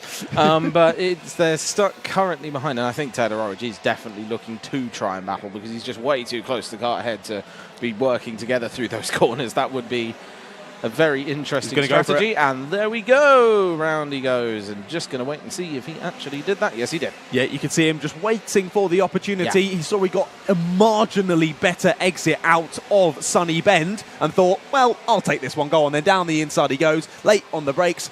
Gets it done very nice. Now looking at that rear bumper of Monday Junior Canini, looking for a top 5 finish here for Taylor Orridge. He won't know that Lewis Bird has that 5-second penalty. He's only got about 2 more seconds to close in to get an extra position up to P4 as well. So it's still very much on for a good result here in the final for Taylor Orridge, but a top 3 looking unlikely still. Yeah, absolutely. And we're just currently watching that group still. They're still so close together on track. It's not far apart at all. And it's just everyone trying to finish, I think, at this point. At the end of the day, it's just making their way forward, making sure they keep it on the track, because as we've seen, you can push too hard late into a race. I mean, it did seem that's what happened in the earlier races, where it just drops straight off, and it does happen. And drivers know that, and they want to be careful. That is Brown currently just there on your screens, just keeping an eye on this battle currently of the number 31. Yeah, so Orridge now right on the back of Monday Junior Canini. These 3 following line astern, and look who's decided to join them. It's Fred Green and Hardy Noah Mamasi. As there you go, Orridge doesn't need another invitation. Down the inside he goes. Takes away 5th place from Monday Junior Canini, and he's going to want to be leading this pack towards the front runners now. Let's see if Taylor Orridge, in a bit of clean air, can start to pull away from these 5 in behind them. Just in the background, Mamasi has gone for the move as well. He's through on Fred Green for 8th spot. So a really impressive race from Massey as he takes the fastest lap of the race despite making an overtake on that lap, 47.32. He's been mighty, mighty impressive. May also take into account, takes into account that he won't have used his dry tyres quite as much because he didn't even start the last race. However, it was such changeable condition. I think in the slippery condition earlier, it wouldn't have worn the tyres out too much. So I think this is just raw pace from Massey, flying through the order on that Evolved Motorsport car. And he's got 3 more karts in front of him that he's going to want to overtake now. Yeah, definitely. I think he's certainly got the pace. It really looks like he has the pace to do so. But it's just, he's got to keep pushing, basically, if he wants to try and gain those places. And at the end of the day in the championship, it's reasonably close, but not much at this point will change those championship standings, I don't think. Short of any major incidents, that's about it, and we don't want that, so... No, indeed. Yeah, Cian Geraghty is having a good race. He's jumped up into 4th in the standings ahead of Fred Green, and he's only going to gain more points because he's going to gain those points from 2nd rather than 3rd, as Lewis Bird still has that 5-second penalty, of course. Don't forget at the end of this one. So technically, your top 3, looking at Macaulay Bishop, Cian Geraghty and Harry Bartle at the moment. And Harry Bartle is in the... I was going to say a lovely bit of nomads, and there's the late move from Massey down the inside of the number 10, of Zach Green. Takes 7th place away from Zach Green, then drops him back. And now the Jamie Green Racing crew, nose to tail between Zach and Fred as they continue round the last corner. And I was going to say, yeah, Harry Bartle sat in a bit of no man's land, really. He's got 2 seconds ahead to Cian Geraghty. And then 3.5 seconds back to Taylor Orridge in 5th. So Taylor has just over a minute to try and close 3.5 seconds. I think even for Taylor Orridge, that is a big ask. Exactly, and Hedy Massey sitting a very fast lap on that one. Incidentally, he's just set, I believe, a fastest lap on Macaulay Bishop. I think you're right. But it's faster, just and that's about. Impressive. Lewis Bird has just set the fastest lap of the race, though, 47.26. So Lewis Bird, he's not giving up at the end of this one. He's closed the gap back down to 7/10 of a second. They're coming around the final corner now. 40 seconds left to go on the clock. We'll get this lap as they cross the line now, and one more. Here comes the group that we're following, though, round the paddock bend. And now Massey chasing down Canini, who is just in front of him as they head through the first couple of corners. Was that another fastest lap from Lewis Bird? Yes, it was. He's very, very quick at the moment. He's closing the gap. He took about 3/10 out of him on that last lap. This could be closer than we think here, ladies and gentlemen. Yeah, absolutely. He's definitely closing the gap on Macaulay Bishop. Going to keep an eye on that gap just to see if he's pulled it anywhere under that half a second that he's currently showing on the timing screens. Well, I often see this with Macaulay Bishop. He sort of just backs off a little bit, chills out for the race, realises, the driver behind me is going to close in. I'll just accelerate a bit. I'll just go a bit faster. That's what Macaulay likes to do. Yeah. He just holds it in the bank and just goes, I've got a bit more pace. I'll stick in on this final lap. Checks over the shoulders to come across the line to start the final lap of the race. Absolutely, and currently we've got those two right neck and neck with each other. Here we go, Macaulay Bishop in front of Lewis Bird. Lewis Bird catching up very slightly, but he needs to pull something out of the bag to try and get this done. Macaulay Bishop, just judging by the way he sat in that car, is just absolutely chill. Yeah. He's just sat there driving the car, look behind, head down, keep going, no problem. Yeah, you can see him just pressing on a little bit more on this one. As he's putting his head down, activating that human DRS down the back straight, so trying to extend that gap to Lewis Bird and make sure that there's no ridiculous send through the last couple of corners. Here he comes through the left of Sunny Bend. The next corner they'll see is Paddock Bend, and it does look like it is going to be Macaulay Bishop who holds on to the win here in the Junior X30 final and takes the championship win for 2023. He was 4th in the championship in 2022. This year he'll have the #1 plate to go on his kart for 2024. What a brilliant race from Macaulay Bishop, as expected, as we've seen plenty of times throughout this year, and he wins the championship by a good 28 points as it stands. Of course, we've got some penalties to add in and whatnot. That might change ever so slightly, but either way, Macaulay Bishop is your champion. Exactly, and Cian Geraghty jumping up 1 position right at the end there, which is very, very good. 1 position in the championship, I should add on that one. Indeed, yeah, and obviously gain an extra couple of points with Lewis Bird dropping down with that 5-second penalty. But here is your full results from the Junior X30 final here at event number 9. Macaulay Bishop, Lewis Bird and Cian Geraghty are your top 3 on circuit. Harry Bartle in 4th with Taylor Orridge. What a run through the field. 16 places gained there to get to 5th place. Monday Junior Canini's behind him in 6th with Hardy Noma Massey there in 7th. He was up 15 spots, so great races there from the Cock Promotion kart and the Evolved Motorsport kart. Zach Green, Fred Green and Riley Cranham rounded out the top 10, and behind them Harrison Mackey, Lewis Islin, Kenzo Craigie and David McIntyre there in 14th. Then it was Aston Sharp, Joey Brown, Jensen Graham, Henry Carter, George Quartermain, Samuel Woolley and Leith Khan, the final of your race finishers there in 21st place. Sadly, we lost Eden Spanswick on lap number 3, and Morgan Moore once again not making it to the start. I'm not sure Morgan Moore has been here today for the premium karting team. But either way, what a race. And there you can see a number of our drivers out of their karts and getting ready to talk to Ailey in the pits. But before we go to that, we've got a few more advertisements to show you.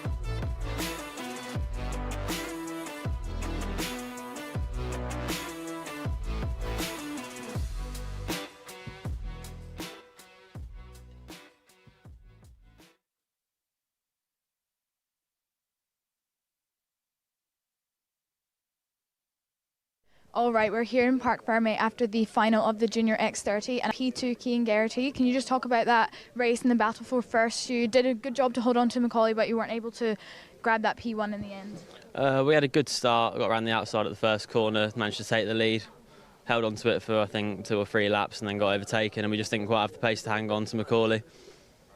Amazing. Was there anything particularly challenging about the track? Are you feeling confident after this weekend at Rowrah?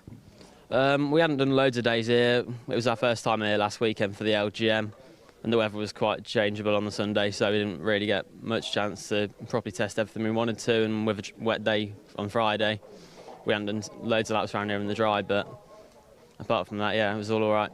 And finishing off your season, how are you feeling about your performance overall across the year? I'd like to have got a top 3, but a few penalties at earlier rounds sort of is what stopped us from getting in the top 3. But podium's definitely a good way to finish, so congratulations. Is there anyone you'd like to thank? Mark Litchfield, MDL Motorsport, Dan Ross for mechanicking, and then my dad for bringing me. Perfect, thank you, and congratulations again. All right, let's see if we can get our P3, Harry Bartle. Congratulations on a podium there. You came from quite far back in the grid and managed to work your way through. How was that race? It was a good race, to be honest. We had a good start, so we got a gap to the rest of the field, and then it was a pretty boring race after that. Nothing really happened, and then I think Lewis got a penalty and I managed to stay inside 5 seconds, so made it.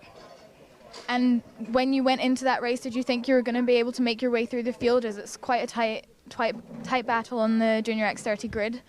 We've had pace all weekend, and we were one of the fastest, so it was definitely possible and couldn't really go any better, to be honest. Amazing. Well, congratulations on P3. Is there anyone you'd like to thank? Crop Promotion, Grice, my dad, Auto Select Cars, Gant Raceware, and then my dog. Perfect. What's your dog's name? Rodney. Amazing. Well, congratulations again on your season. All right. You're okay. Okay, and now we've got our race winner and our championship winner, Macaulay Bishop. Macaulay, another amazing drive for you. How did that feel, quite quickly making your way to the front of the field? Yeah, we had a good start going to P3 and then just picked them off one by one. And then obviously we got into the lead, we got a little bit of a gap and then just managed it there really. And I spoke to you earlier that you've had a really consistent season all throughout. What do you think has been the key to the consistent driving? Just at the front really. Qualifying is quite important I think in this championship, obviously because you start the heats where you qualify. So I've had some good qualifying and then just some good point scores. Amazing. How are you going to celebrate? I don't know yet, we'll find out. All right, well, we've got Dan Parker here with your championship plate, so congratulations.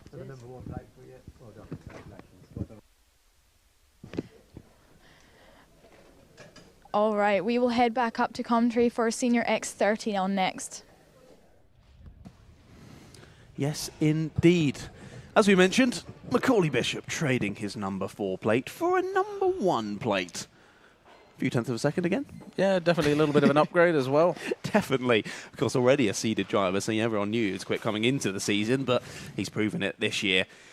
Nearly a 30-point gap by the end of the championship. Of course, you're nearly closing on 800 total points, but still, across the season, to get a 30-point gap is incredible. Every time you see Macaulay Bishop on circuit, he absolutely sets the timing sheets alight. And he did just that again throughout today, pressing on when he needed to. Really, really smart racing from Macaulay Bishop, so fair play. Deserves the race win, deserves the championship title. He'll get that number 1 on his kart next year in Junior X30. Absolutely.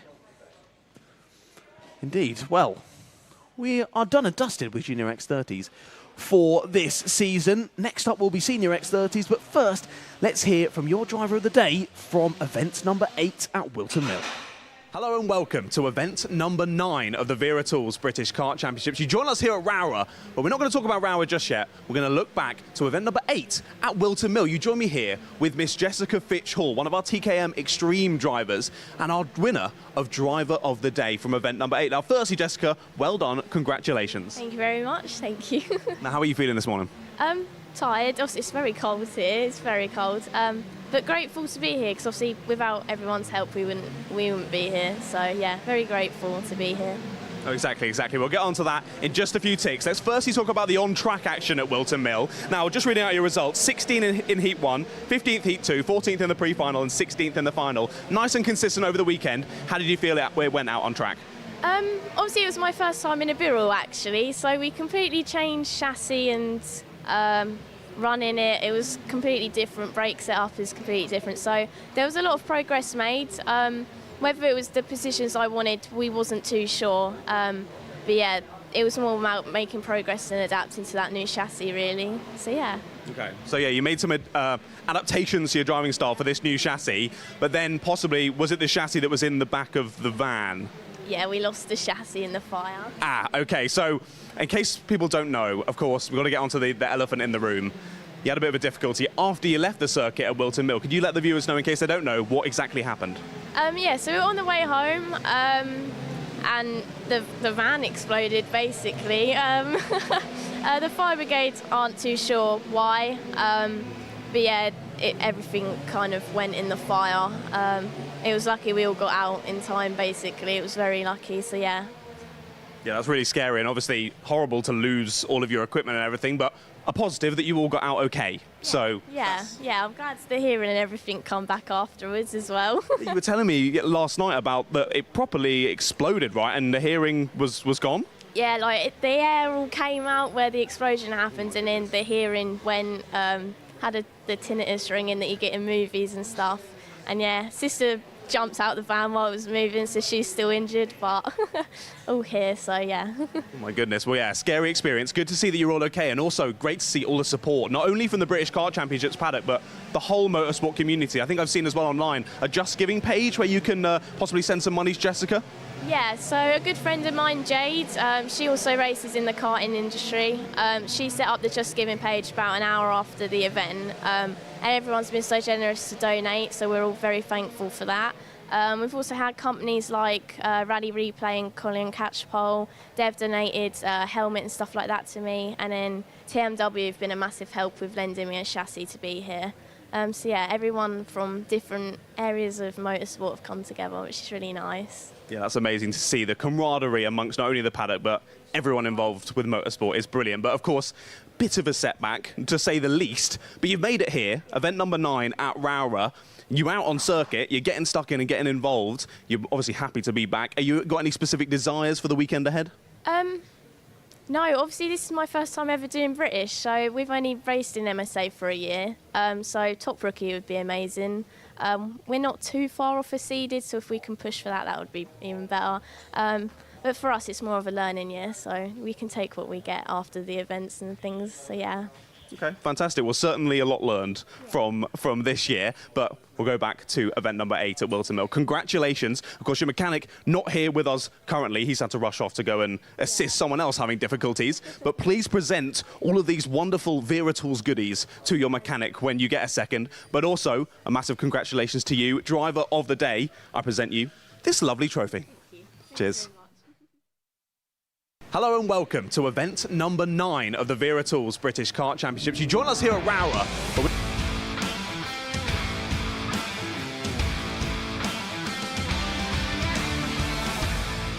Oh, what? I wanted to watch that video twice. James, come on. Everyone wanted that beautiful face again. Let's have a look at the grids then. For Senior X30, their final about to get underway. Kalai Atkins and Harry Burgoyne Junior start on the front row with Jack Nettleship, Caden McQueen, Marcus Littlewood and Louis Johnston calling behind. On row 4, Josh Agenbar and Ewan Thomas. On row 5, Alex Duncan and Luke Taylor. And on row 6, Alistair Cresswell and James Pashley. Then Gus Lawrence, 13th on the grid, but will we see him out on circuit? We're still unsure if he actually has jumped in his car and is out there on circuit. I can confirm he's definitely not out there because he's right there at the side of the circuit. Huh. It's a strange one. I did actually ask him what was going on with regards to him not racing. Just seems to be a thing in terms of strategy. It's fair enough. I mean, if he thinks he's got enough points, hold on to it. Yep, that's the thing. Don't need to go out there and complete the race. So he won't be getting the maximum points from this one for sure.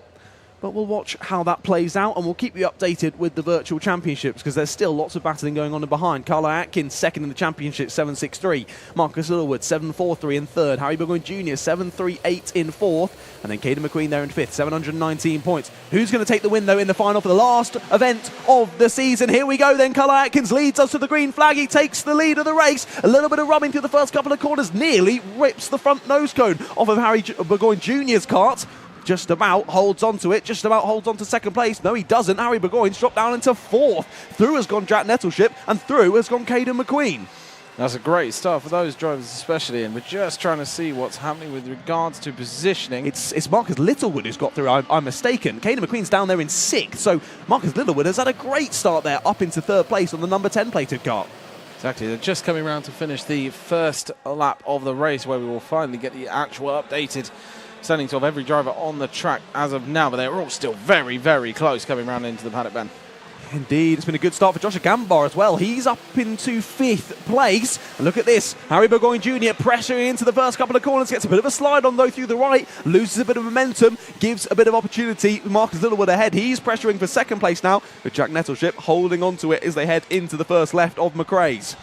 So here they go down towards the bottom at Iredale's, and there's a move round the inside. I'm not quite sure what that was, but the 142 it was Burgoyne Jr. and he's trying to Burgoyne Marcus Littlewood, but on the exit, Littlewood gets him back. Battle for the lead, nearly through, nearly from Jack Nettleship. However, Carly Atkins drops back across, gets a nice exit, and now gets a little bit of gap, bit of breathing room, bit of rubbing through the right-hander there. They all hold on to it, all still as they were. Here comes Burgoyne Jr. trying to think about it, but down the inside, Littlewood defends and half attacks. Burgoyne gets a good exit, comes along the inside. They're going to be side by side through the right hand here. Up and under goes Caden McQueen, tries to get involved as well, but no, can't quite get through. That's one way to take an opportunity of a door opening and then a door very quickly closing, but they're going to be down the inside again. Oh, that was a bit of a shunt there. I think he realised afterwards, but that's the thing. Can't let him back through now. It's too many carters. Caden gives it back to someone else. Bumps into the rear of the 21 of Ewan Thomas. Ewan Thomas and Caden McQueen now side by side as they head down the back straight. Still side by side as they head into the right-hander. Caden McQueen trying to hold it to the inside. 21 gets forced out wide. Up and under goes Marcus Littlewood. They're all still chopping and changing throughout this second lap. Exactly, and here they come again. Second and third very, very close. You just see them in the start of the shot. With the 3 here, the 1-4-2 of Caden McQueen is just absolutely flying as well as everyone else, to be fair. I don't think it's really possible to tell who's going to take any specific positions. Harry Burgoyne Jr. taking the fastest lap of the race currently as they go up into the first few corners. Just trying to see if anyone's trying to make a move. It'd be impressive if they do, to be fair, because everyone is just nose to tail. A couple of drivers with a bit of side pod damage. There's going to be a bit of colliding through the first couple of laps. We'll wait and see. It's not for us to decide who's at fault for any of those. It's for the stewards, and thank goodness, because I don't want to be making those decisions. I think Louis Johnston might just have a bit of a timing issue there. I think he's still involved in the battle. We'll keep an eye on him. But Harry Burgoyne Jr. now has the fastest lap of the race, 46.85. The only driver in the 46s, and he's once again all over the rear bumper of Kalai Atkins. I think Luke Taylor just did an absolutely brilliant move on Alex Duncan. Timing now confirms it. Just came on your screens a second ago. Coming down into the final corner now. Everyone's still neck and neck. Kalai Atkins still in the lead of the race, but Harry Burgoyne Jr. still with that fastest lap of 46.47. It's going to be very close. Top 2, and there's a potential move for the lead from the number 68 of Harry Burgoyne. There he goes down the outside, but he's not going to have the position going into the right-hander. And that's going to be number 75, trying to go around the inside, and just doesn't make it work. Well read from Burgoyne Jr. He thought about the up and under once again, just saw Nettleship stick his nose at the apex, was able to bleed out of the brakes, get back on the throttle early, keep hold of the second place, gave up on the opportunity of trying to get through on Kalai, but once again, holds on to the second place and now has more opportunities to make the moves, tries the up and under once again, is sent to the outside by Kalai Atkins. Look at him, he couldn't put a piece of paper between the two of them, leaves the door open, possibly a bit of contact, little bit of contact between the two in third, round the outside, tries Louis Johnston, cool, trying to get through into third as they get to the first corner, but has to stay there. Well, if this carries on for 11 minutes, I'm not going to have a voice after this. I think that's the problem. They're just side by side constantly. He's going to try and get the cutback potentially out of the corner. There's just carts behind everywhere. Everyone trying to make the move, and there's a little dive to the outside, and there's a potential move around the outside he's trying there. That's a move around the outside into the... What? They're still side by side. I think who's on? That's Harry Burgoyne Jr., is it? Harry Burgoyne Jr. shoved out wide by Kalai Atkins. We didn't see what happened there. We know he was on the outside of Kalai Atkins, though. And then he found himself on the grass. All to do for the rest of the 10 minutes here. But with how close our entire top 7, I think this is, top 8 altogether, I don't think it's going to take too long for Burgoyne Jr. to get back involved in this fight. It's all kicked off. There goes side by side out of the last corner. Back through comes Caden McQueen. He's back to P2. Warning flag for Kalai Atkins, so I don't think it will go any further than the warning flag, which is good because that was very hard racing right there. Was a choice to go on the outside on that turn. He put himself there. Yeah, it was a very interesting choice, but to be fair, if that had worked, that would have been incredible. That would have been one of the best moves. Here we go. Move there by Marcus Littlewood. Yes, exactly. We're currently still roughly know. It's incredible just how close this field still is. It's less than 3 seconds with the entire field practically. It is, because at the front, no one's working together at all, as we've seen through the previous races. It's every man and woman for themselves. And Kalai Atkins still somehow has the lead of this race. He's had, I think, 3 or 4 different challenges, and we're only about 5 minutes into this race. Here comes a new one, and it's Caden McQueen. Exactly, still right behind him. This is just getting so close. If Caden McQueen can get onto the back end of Kalai Atkins, that's probably the closest. Jack Nettleship with a 5-second penalty there, down in P6, so that will practically drop him to the back of the grid. That's gutting for him. He was in P2 for the whole rest of this opening stint of this race. And now, as you say, everyone's so close. 5 seconds are going to drop you right to the back of the pack. Absolutely. And the thing is, even with Kalai Atkins winning, the fact that he is there, of course. That was Kalai Atkins just defending from Caden McQueen, as that is a send from Luke Taylor in the background, though. Just about stops himself colliding into the side of another driver as they get to the apex of the corner. But here you can see Kalai Atkins under a bit of pressure. Caden McQueen's thinking about it, puts his hand up. He's not too happy. It was 5-second penalty for Kalai Atkins in the lead of the race. Kalai Atkins, the number 7, after getting a warning flag, now gets a 5-second penalty. So effectively, Caden McQueen's now your race leader, but he's going to want it on circuit. He's got a good exit out the first couple of corners, pressuring Kalai slide down into the first left-hander of McRae's. Can't quite get it done. They're still side by side in the background. Littlewood not too happy with something that happened there as Louis Johnson-Cool and Joshua Gambar fighting with him as well. And Harry Burgoyne Jr. ain't too far behind. This race has just been constant back and forward at this point. It's fantastic, to be honest. Here we go. That's a move down by the number 18 of Josh Angerbar. That was a fantastic move, to be fair, given the space he had. It wasn't much. Yeah, Josh Angerbar, just really read that one nicely. Stuck his nose in and got it done as it looks to have another warning for Kalai Atkins. Needs to be careful. He's doing something that the stewards aren't too happy with, is he? Well, he's got to watch out another one of those, and he's going to be getting another 5-second penalty here. As you mentioned earlier, that's going to drop you, 5 seconds already drops you to last. 10 seconds means you're totally out of it. You might as well put into the pits at this point. Well, yeah, exactly. But that's the thing. If you just...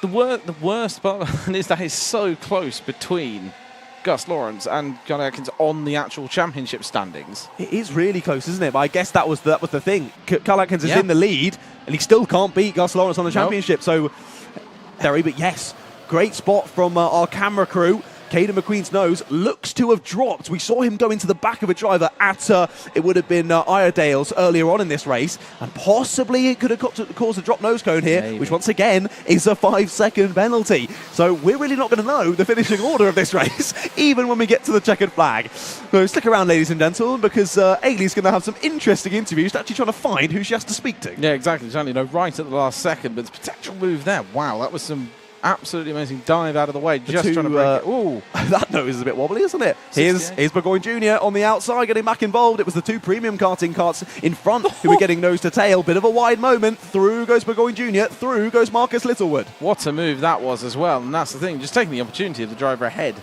basically, is the best way to get through sometimes. But here we go, trying to stick together. Everyone's just still within that about 5 seconds. At some point, there is going to be a driver behind 5 seconds, but it's not yet. And that's the thing. Kalai Atkins, as it stands, just straight down to the bottom. Caden McQueen might have the overlap here out the final corner. He's going to put alongside into the first couple of corners. Can he get in front? Yes, he can. New leader of our Senior X30 final, and it's Caden McQueen. I think Kalai Atkins actually pointed really quickly to his right on the end of that straight. You saw him just lift through. At the end of the straight. He just let him through because I think he's now seen that 5-second penalty, and he knows that it's there. So that means that... Yeah, and also teammates, as we've just been reminded, which, yeah, that's the thing. Working together is way better than not. They've not been working together up to this point, have they? And that, because they've been fighting so hard, Harry Burgoyne Jr., we saw him drop to around 10th place after an incident earlier on, and now he finds himself back up into the top 3. We know Kalai Atkins has a 5-second penalty. Caden McQueen might also have one as well with that nose cone. It's a bit iffy. We'll have to wait and see. But Harry Burgoyne Jr. very much in with a shot of the win here. And as a point as well, if Caden McQueen can get 5 seconds ahead, that nose cone doesn't matter. Very true. Very, very true. I mean, the same said for Kalai Atkins as well. Either of those two, but it doesn't look like that's going to happen. Harry Burgoyne Jr., fastest lap of the race on the last lap, 46.04. Good 0.2 of a second quicker than anyone else out on circuit. He's right in the wheel tracks of Kalai Atkins, moves out to make the move, late on the brakes to the inside. Great respectful overtake from Harry Burgoyne Jr. up to P2. Now just has one kart between himself and that all-important win. And it was well moved out of the way by Kalai Atkins as well, because that was... He knew that move was coming. Yeah. He knew that move was coming, so it's just like, fair enough. I will let you go down there, that's fine. No real resistance to it, which is good to see, to be fair, especially just, as you say, on-track awareness. Yeah, awareness and nice respectful racing between the two of them. Marcus Littlewood starting to get back involved. What was a 2-kart battle became a 3-kart battle, now a 4-kart battle once again for the lead of this race. The fastest first sector from Harry Burgoyne Jr. He's looking well ahead. Does have a little check over the shoulder just to see where Kalai Atkins is in relation.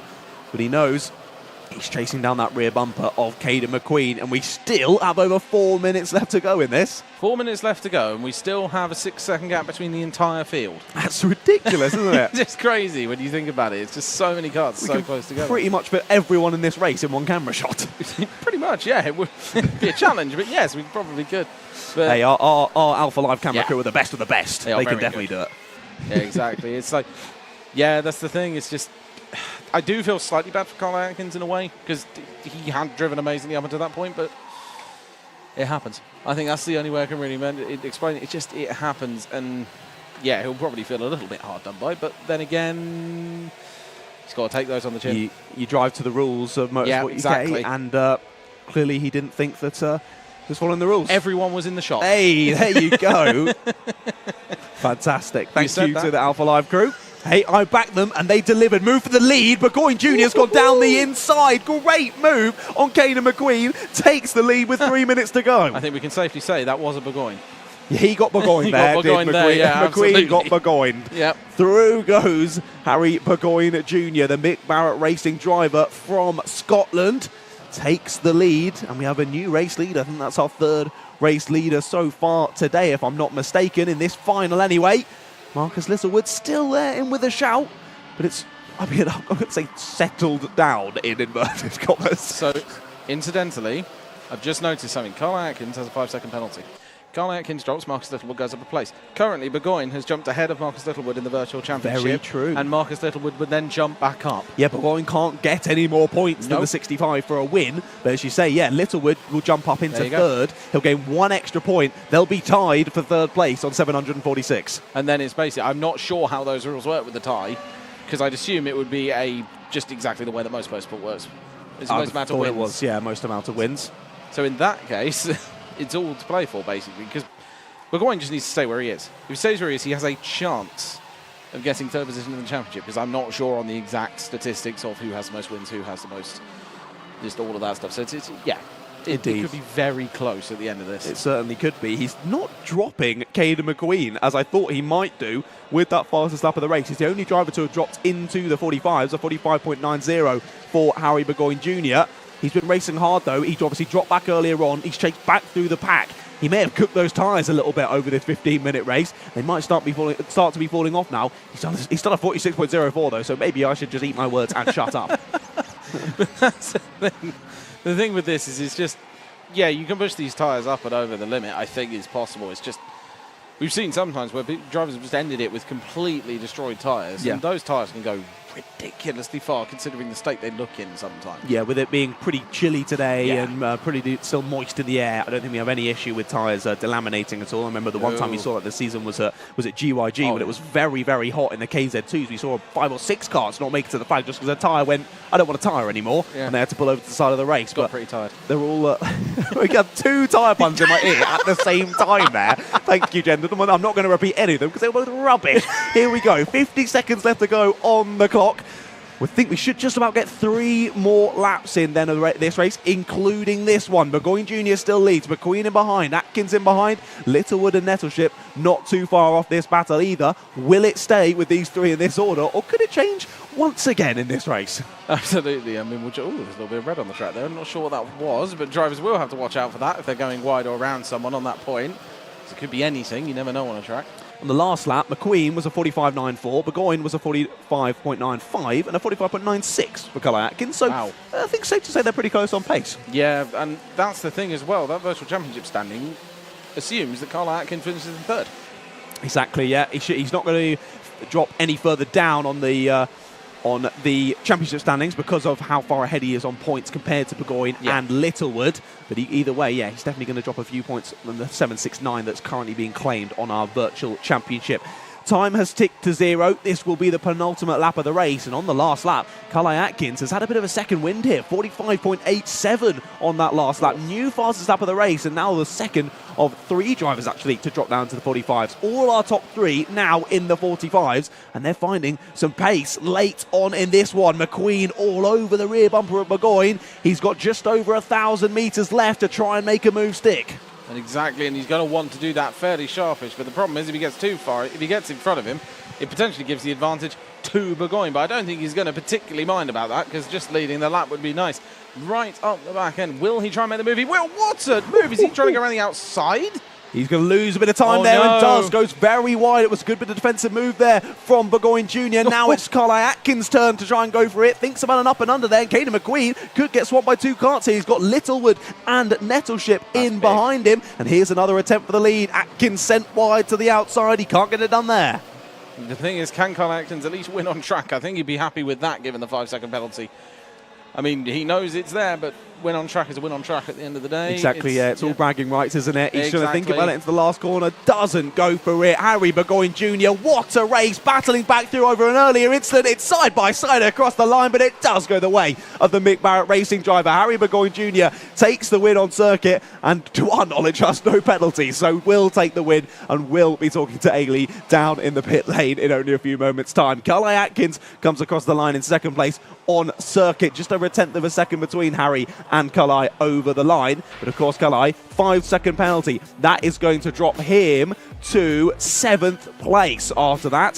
So gutting, but equally, don't think it's going to affect the championship standings too much. Kaden McQueen just about holds on to 3rd place by a tenth of a second over Marcus Littlewood. In behind them, Jack Nettleship, Louis Johnston-Cool, then Luke Taylor, Josh Agambar, Ewan Thomas, Alex Duncan, Alistair Cresswell there, rounded out the 11 finishes of that one, and we sadly lost James Pashley only 5 laps into that race. However, the person who's won the championship wasn't even out on the circuit. Gus Lawrence, your number 1. He already had the number 1 plated kart for this year because he won last year. Well, he's done it again. Back-to-back championship wins in Senior X30 for Gus Lawrence. And I bet he enjoyed watching that one from the sidelines, to be honest. Quite possibly. It was some of the best racing we've probably had so far. It's brilliant. Fantastic racing in our Senior X30 final there. Of course, we'll shortly be going down to Ailey in the pit lane to have a chat to our top 3. We still don't really know who our top 3 is going to be, but we'll wait for Ailey to figure that out. Before that, we'll go to a few advertisements.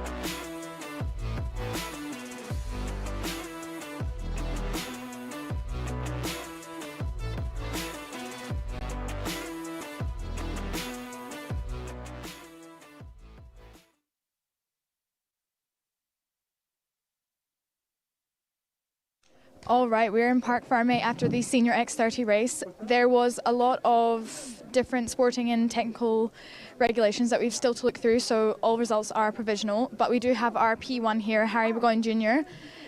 Harry, if I can get you to join me just here. I'll grab you on this side.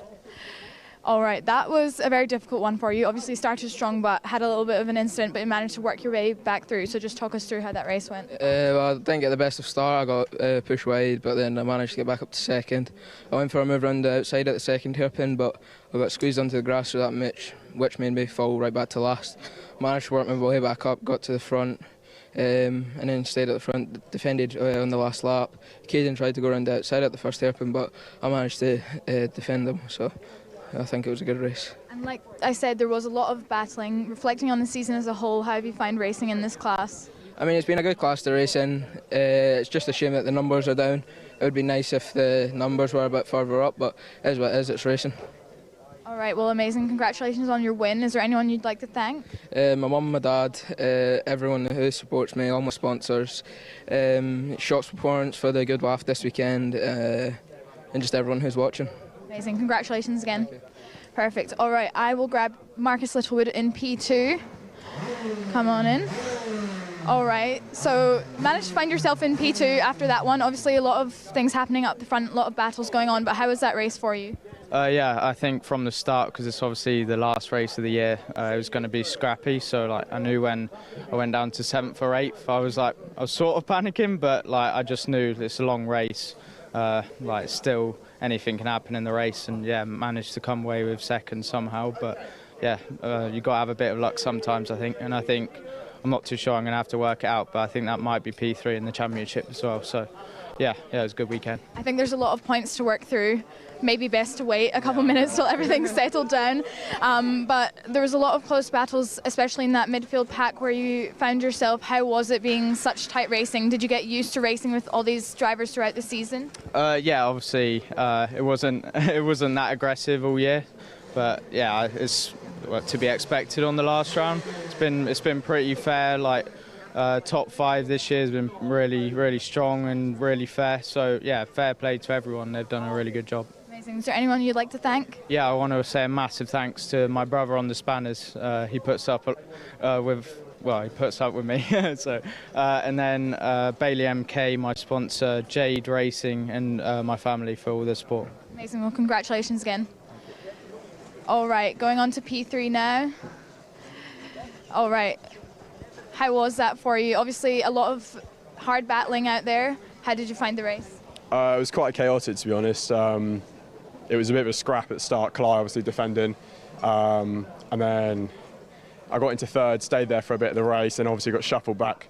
Fortunately, my brakes were going during the race, so I kept dropping further back and back.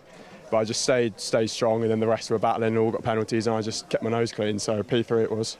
And we just had Marcus saying that the class hasn't been that aggressive all season. Obviously, this is the last race, and there's a lot of people trying to finish out their championship battles and where they'll find themselves in the standing. How do you feel like you've done throughout the season as a whole? I think it's been a struggle, to be honest. I think it should have been better than it was, but it's nice to end up with a podium at the end. Nice to take home some silverware. Amazing. Is there anyone you'd like to thank? I'd like to thank Mickey Hyman from Premium Karting, Moose, Spike, SS Sport Engines, and my dad for being on the spanners. Perfect. Well, congratulations. Thank you very much. All right. Now we've got Gus Lawrence, our championship winner. I'll grab you on this side. Got a fan club here. So obviously you weren't racing today. Do you want to just talk us through that decision and how it was watching all of your classmates, I guess, driving today? Yeah, so the points worked out on the drops. If I didn't compete or would come 13th, which was last, I'd win by 6 points. So yeah, working it out numbers of times on the math side of things, just to confirm it really, and then yeah, made the decision not to take part. Just if anything went wrong out of the blue, you never know. Just to make sure we sealed the deal really. And how did it feel watching everyone from the sidelines? A little bit of a different race weekend for you. Yeah, obviously we competed until this morning. I went out in practice and then decided not to race. Yeah, it's different watching. You don't realise how fast it is when you're involved. So when you're watching, yeah, you feel like you should be racing, but you're not. But it's for the right decision. So you never usually do it, but just for today, really. And reflecting on the season as a whole, obviously very positive overall. Do you have any performances that stick out to you as really strong?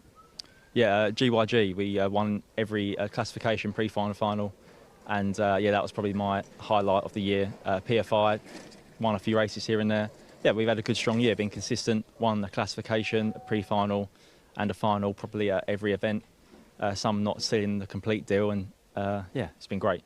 Amazing. Well, congratulations again on the championship. We've got Dan Parker here to give you your championship plate. Well done. Congratulations. Thank you very much. Great season. Well done. Amazing. Congratulations again. All right, we will head back up for our next race. Thank you very much, and yeah, well done to Gus Lawrence on taking the #1 plate. Impressive that his hair looks so good after... Oh, yeah, he was watching. Oh, I forgot about that bit. Yeah. Impressive stuff from him. And we can confirm, I know Marcus Littlewood isn't going to be able to hear us right now, but he has got 3rd place in the championship because of that 2nd place that he's gained through those penalties. So well done to him as well. Absolutely. And I was having a look at that through the race, just going, it's going to be close. But then everything changed when we were on the podium. It was just like, those people weren't where we thought they were. And just, immediately. Yeah, 4th on the road and 6th on the road, got 2nd and 3rd. I mean, it's not so surprising with the close racing we saw in that last final. Yeah, definitely. It was very, to be fair, though, it was very good close racing in most of the cases. It was great to watch. It was fantastic. It was absolutely fantastic. So, yeah, I was very happy, very much enjoying watching the Senior X30 final. We've still got 3 more finals to come your way today, though. Of course, we'll end off with our TKMs. We start off with the TKM Junior and the TKM Extreme, but before that, we will have our KZ2s out for their final, their last race of the 2023 season, and the last time we're going to see geared karts in the British Kart Championships for 2023. I am always so excited to see these. They just do something to me. I don't know what it is. The geared karts are so exciting. Watching them chucking it through the corners, and it's a close battle in this championship as well. Got a number of contenders. I think it's another one where the leader has a slight bit of an advantage going into this race, but in behind everyone within only a few points. It's going to be a close one, as now we do indeed look down to that dummy grid where our KZ2s are getting ready to go. Absolutely, just stood there, just very pensive, just like, yep. Right with that. That is a lovely shot as well of all of those karts lining up. That's the number 27, which we don't have the list of the grid for. So I believe that's really Morgan Porter. Yep. And Miles Murphy Miles behind. Murphy, yes, indeed. As here is, we've now got on our screen, so no, Morgan Porter will be alongside, but that is Josh Price on the 27. Yeah. Of course, the teammates, I'm pretty sure they have very similar karts and very similar suits as well, so I'm going to let myself off for that one. But yeah, the Demon Tweaks back driver in behind, the number 7 of Miles Murphy. Of course, in the pre-final, it was a top 4 for more racing, so they're going to be starting in the top 4 for this final. Are they going to work together, or is it going to be no hold bars for this final? What do you reckon, Stuart? Ooh, I think, to be fair, it's a final. Everyone wants to win the final, regardless of whether you've got the championship. Unless, of course, you have a championship and it's going to be close, whether you win it or not, and you just need to finish the race. Without the championship standings in front of me, I can't tell what that will happen, but here we go. We're going to get ready for the grids for this race, which is the KZ2 final.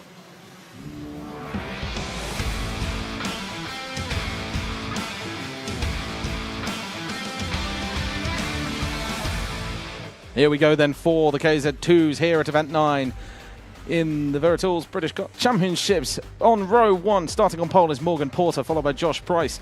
On row 2 is Sam Ward and Miles Murphy, and on row 3 is Derek Morgan and Charlie Turner.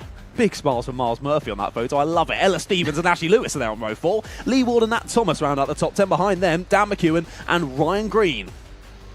And then last person on the grid, Mr. Tom Adams on the number 3. Pre-final didn't go so well for Tom. He's going to be starting from the back, but I'm sure he can do a lot from there. Of course, to remind you again, number 3 on his kart means he was the 3-seeded driver from last year, took 3rd place in the championship last year. He's going to be trying to do a similar feat today. It's going to be tough from 13th on the grid, though. As we wait for them to go around the second green flag lap. Because, of course, they do make a standing start on this one. Yeah, they do. 2 laps to get the karts up and ready to go. Of course, a lot more moving parts in a KZ2 kart, a lot more that could go wrong with them. So they give them a couple of laps just to get up to speed as quickly as they can, get it all moving, get it all flowing through the kart, not only through the kart, but through themselves as well. Let's have a look at this virtual championship then. Morgan Porter leads us into this last race. He's got a 27 points gap ahead of Ella Stevens, who had a decent pre-final, jumped herself up, I think, from 3rd in the championship to 2nd. But how close is this? Ella Stevens, 2nd, 554. Miles Murphy, 3rd, 550. Tom Adams, 4th, 549. Charlie Turner, also 4th, 549. Josh Price, 6th, 542. Then we've got Morgan in behind. Derek Morgan, 536. And then Dan McEwen, 524. We have got 3 drivers within a point of each other. We have got 4 drivers within 7 points of each other, 6 points of each other. Then we've got 5 drivers within about 10 points of each other. This is going to be so close to the championship. It's going to be difficult for us to actually keep up with the virtual championship, I think, in this one. But I'm just so excited to see KZ2s for one final time in 2023. And they're very quick, and I really do like it. It's just weird hearing shifts on it's go-karts. great. It's It's strange great. hearing shifter karts because it's just not something you hear very often. It's just the sheer speed. Here we go. Drivers are going to look to the lights then, waiting for the red lights to go green. They'll see them coming up on the Digi flag, and they do go green now. Off on railway racing, and a bit of contact over the start. Drivers just about keeping out of out of harm's way with each other. They've all made it through the first couple of corners. A couple of drivers have lost out from that, though. Who continues through the first corner? Of course, we will let you know the full order once we get to the end of the first lap. But who is still in the lead of the race? It's still Morgan Porter and Josh Price who are leading the way. But have they switched? As I said in previously, they look identical. I think they might have, because I spotted Porter fourth behind a Kart. You're right. And that might be Josh Price up in the lead of the race. So we are going to see as they come across the line, I think is a better sense. There we go. We've got the 27 in front of the 4, 7 of the 1 just side by side going into the final corner. And that was close. Blimey, they're coming round now to the line, and we'll finally be able to see what has happened on the first. Sam Ward dropping right down. Ella Stevens was involved in that at the start.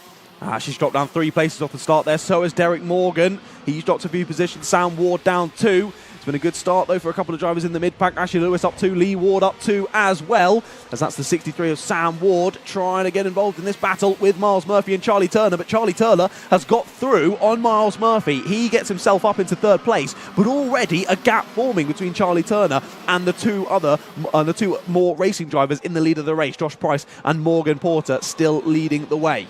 Absolutely, and as we said, the virtual championship is impossible to tell right now. It's going crazy. Let's just leave that. I know, it was just funny because I was looking over it for a second. It's just like, and everything's switched.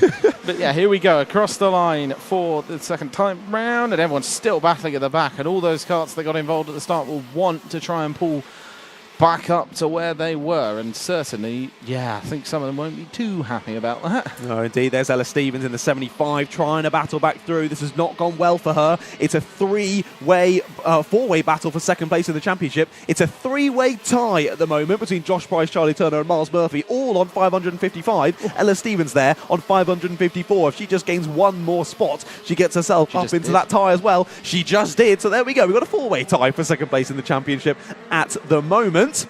But a great run through. It was Dan McEwen who just about stole that spot. That was my fault with the numbers there on the 75. Again, 2 drivers with identical karts and identical overalls. I should have checked the helmet though. Dan McEwen makes his way through. Ella Stevens right in there behind, trying to find her way past Derek Morgan. I think she might have actually dropped back behind actually on that one, because I did see her overtake 1 point with number 10. So I think she's dropped us a little bit back. But here we go, still the 63 behind the number 7, I believe, of Miles Murphy. And it still knows to tell on most of these karts, because they're just so competitive, every single one of them. That's the thing. They're super close on lap times, aren't they? Super, super close. Josh Price has taken the fastest lap of the race on the last lap, 43.24. However, we're seeing purple from Morgan Porter on this lap. There's a move down the inside. This is for 4th place. Up and under goes the 63 of Sam Ward, and he takes away 4th place from Miles Murphy. And that will certainly be interesting on the championship front as we go round towards this section of the track. I think there were some cars behind each other just side by side, but they've just moved back into a line now. And it's just becoming basically a bit of a sort of hold in place at times, but when you see a move, you kind of got to take it in these, because you probably won't get it again if you leave a move. No, indeed, yeah. You've got to take it with both hands when an opportunity arises, and we see that slight little change in the circuit there with the shifter karts not having to do the Stuart S's, just heading round a total right-hander, of course, getting it back in for the S's. Very challenging, but you can see there, as you reacted to, the live championship on the right-hand side of your stream, just slightly close. A little bit. Just a tiny bit close. Yeah, there's a reason we're probably not going to try and follow this one for the race, because it's just not possible. We'll just let you know at the end, I think, is the best idea. Oh, Charlie Turner, fastest lap of the race. He's chasing down the 2 at the front of Josh Price and Morgan Porter. Now, Morgan Porter is right on the rear bumper of his teammate Josh Price. You saw there, check over the shoulder from Morgan Porter, just to see who's behind him, how quickly they are closing in. And Charlie Turner, if he can keep this pace up, and he could kind of close in on them relatively quickly. However, that fastest lap on the last lap was only 1/100th of a second quicker than Morgan Porter's lap on that last lap. As there is Charlie Turner.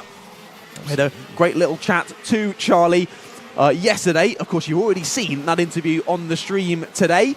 can't quite remember before what race it was that we showed it. I think previously before the KZ2 pre-final it might have been, but either way, you'll find it if you look back through the stream, and it will be uploaded to the Motorsport UK YouTube channel in the coming days. But he's having a great race. Now, in a bit of no man's land is Charlie Turner. He's just focusing forward. No check over the shoulder on the back straight. He doesn't need to. He's only looking forward to Morgan Porter and Josh Bryce. Absolutely, and these two are still battling away at the front as well, just trying to get there. But obviously, we're back on the 63 and the number 7, who are still battling harder. Sam Ward and Miles Murphy trying their absolute best to just stick together, I think, at this point, or at the very least, Miles Murphy will be considering to stick on the back end. It's probably advisable at this rate. Indeed, yep. It was passed by Sam Ward a few laps ago, but is sticking with him pretty nicely. Ashley Lewis and Lee Ward there for company as well. And as we've seen earlier, Ella Stevens still right in behind Derek Morgan, just on the outside of the top 10. Still only have about 12 seconds separating the entire field. It looks like the order might have changed over the last lap. We'll wait for that to update when they do come across the line and we do get a finalisation of where the drivers are. But from the timing at least, I'm not 100% sure if Tom Adams has come through. We'll double check that. And the possibility that there may be a nose cone penalty for the number 10 of Derek Morgan. We'll take a little look as here you go. Yeah, look at that wobbling. That's definitely a drop nose cone for the number 10. So that'll drop him, that'll give him a penalty at the end of the race. And that will mean that Ella Stevens and possibly a couple of drivers behind as well, gaining a few extra spots and a few extra points towards the championship. And specifically for Ella Stevens, that's really going to come into play with how close we saw that they all were in the standings. Absolutely, and that certainly looks like it's a lot lower than it should be. Definitely, yeah. It shouldn't be bouncing off the floor. No, it shouldn't really be bouncing off the floor unless you really want to push it as far down as possible. But yeah, I do genuinely think that's probably going to be a drop nose cone penalty at the end of the race, which is unfortunate, but those things do happen. Even without contact, you can just have it from going over a bump too hard. It can happen, but Ella Stevens isn't going to wait around. Down the inside she goes. Nicely weighted on the brakes there from Ella Stevens. Gets it done and takes 9th place on the road. Charlie Turner set another fastest lap of the race. 42.59 for Charlie Turner, and that gap is diminishing. 1.1 seconds now the gap between Josh Bryce in the lead and Charlie Turner in 3rd. And look at that. They are very much in the same camera shot now, these three. And not too much tarmac between them. Morgan Porter has done the valiant thing of staying behind Josh Bryce for now, though, as he was a little bit slower on that last lap. But either way, working together nicely as teammates. How long is it going to be until Charlie Turner gets involved as well? Absolutely, and it probably won't be very long at all. Maybe a lap or two, maybe. I think 2 laps would probably be just about. Yeah, he is definitely catching. Slowly but surely, but he's catching. Slowly but surely. Well, Charlie Turner was a 42.62 on the last lap. Josh Bryce a 42.63 and Morgan Porter a 42.64. It's all very close on pace. Maybe not a lap then. All working together nicely. Yeah, we'll have to see a bit of a moment for the top 2 for Charlie Turner to close in quickly, but he's still got over 7 minutes here, so consistency is key here. Just continuing to hit your marks, let the race come to you, and once you're there involved in the battle, back yourself to go for those moves. And I know Charlie Turner does, because he is a number 1 seeded driver. He won the championship last year. It's not quite come to him through 2023, but either way, he's a blimmin' quick driver. Yeah, definitely, and it's proven by here because he's just catching up with the back of 2 cars that will be in the slip of each other. So he's taking 2 tenths out of them in that lap. Yeah, and that's the thing. At that rate, he'll be with them in a few laps at most, to be fair, because it's just so quick, like catching up with a few tenths. And there's not that much of a gap left, really. No, there isn't. There is your the live championship, a tie for 2nd and a tie for 4th at the moment. 555 points for Josh Bryce and Charlie Turner, 554 for Miles Murphy and Ella Stevens. So this is sort of the one to watch then. Josh Bryce and Charlie Turner. Josh Bryce in the lead. He cannot get any more points from this race. But if Charlie Turner gets past Morgan Porter, Josh Bryce's teammate, Charlie Turner will get 2 extra points, and that will move him ahead of Josh Bryce in the championship and will give him 2nd place in that championship battle. Ella Stevens now takes the fastest lap of the race, 42.45. She has now cleared. It was Derek Morgan, wasn't it? Tom Adams has followed her through, and now in a bit of clean air, Ella Stevens is really pressing on. Yeah, next down the road will be Dan McKeown, and it's not far at all. It's well under I think it's under a second from him now, and it's Dan pushing on half a second. Dan McKeown and Ella Stevens are teammates as well. Yeah, so if Ella's faster, there may be a let-through, there may not. But it completely depends. I can't imagine there'll be any team orders from the Jade Racing team. It'll be fight it out. Whoever's fastest wins. Charlie Turner drops that gap to 0.8 of a second now with a 42.4. Charlie Turner and Ella Stevens trading fastest lap times at the moment. Here's the battle we're looking at the moment. This is for P4. Miles Murphy just sat in behind Sam Ward. And once again, Miles Murphy is tied with Ella Stevens on 554 points. If Miles can jump up into 4th spot, he'll give himself an extra point, put himself definitely in 4th in the standings. So another one to keep an eye out on. There's lots to think about in this race, not only for the final results of this race itself, but also in that championship standings. We'll try and keep you up to date as best as we can, but as you say, there is a lot to think about. Yeah, definitely. We've only got 5 minutes remaining in the race now, plus 1 lap. And it's going to get very, very close. And Charlie is very, very quick. And he is back within the group of that area. He's back with them. And he's getting very, very close. And I think, to be honest, in, well, half a lap to a lap, we're probably going to see him try and make a move. He's slowly but surely closed in, hasn't he? You've got a little bit of slipstream effect now. He gets into this sort of close quarters battling with these two, but you've seen constant checks over the shoulder from Morgan Porter. He's sitting there just in behind Josh Price as sort of his rear gunner at the moment there as they head round Paddock Bend to finish another lap of this one. And Charlie Turner just going faster and faster, set a personal best Sector 1, or a fastest Sector 1 of the race, I should say, on the last lap. Clearly enjoying that section very, very much is Charlie Turner. Now they continue. He's going to cross the timing beam once again. And once again, he was faster than the two ahead through sector number 1. There's another check from Morgan Porter. As you do see Josh Price dropping down the time, he's going to left. That is not correct. You can see him right there leading this train of 3 karts. So don't worry, all Josh Price supporters. There he goes, back to the top of your timing tower on the left-hand side of the screen. Now Charlie Turner, he's done half of the difficult job. He's closed in. Now he's got the second half of the difficult job, actually getting past them. Yeah, especially since the first 2 karts are the ball racing teammates. Exactly. Neither of them will want him past, really. And at the end of the day, he's got to get past one, and it's very likely the one in front will not. Oh, and they might be having a little a battle going on here. We might have been thinking about it, certainly.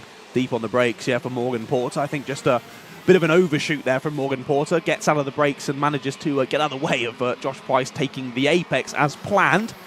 But again, check over the shoulder from Morgan Porter, just continuing to size up exactly where Charlie Turner is on the circuit. Absolutely, still neck and neck, close together, trying to keep with them. And Charlie Turner actually is not as close as he looked, but he's now right back on the rear of the bumper, because that's the thing. But it isn't just me, is it? He has dropped slightly off. Either that, or Morgan Porter is trying to make a move on his teammate. It's just ebbing and flowing ever so slightly. Yeah. They were very similar on lap times on the last lap. Both Josh Price and Charlie Turner doing a 42.59, 42.56 for Morgan Porter. So any one of these 3 could become the fastest driver in the group. It's just now, of course, 2.5 minutes left on the clock. Morgan Porter, he's going to want this win. Of course, he's looking to take the championship here. It looks like he's got about a 35-point gap, so he's feeling pretty relaxed there in second place. He doesn't need to take the win, but he's going to want to take the win, but he's going to leave it right until the last moment. He's just wanting to hope that Charlie Turner can't get involved with a scrap with him that then drops them both off the lead, and neither of them have the opportunity to go for it.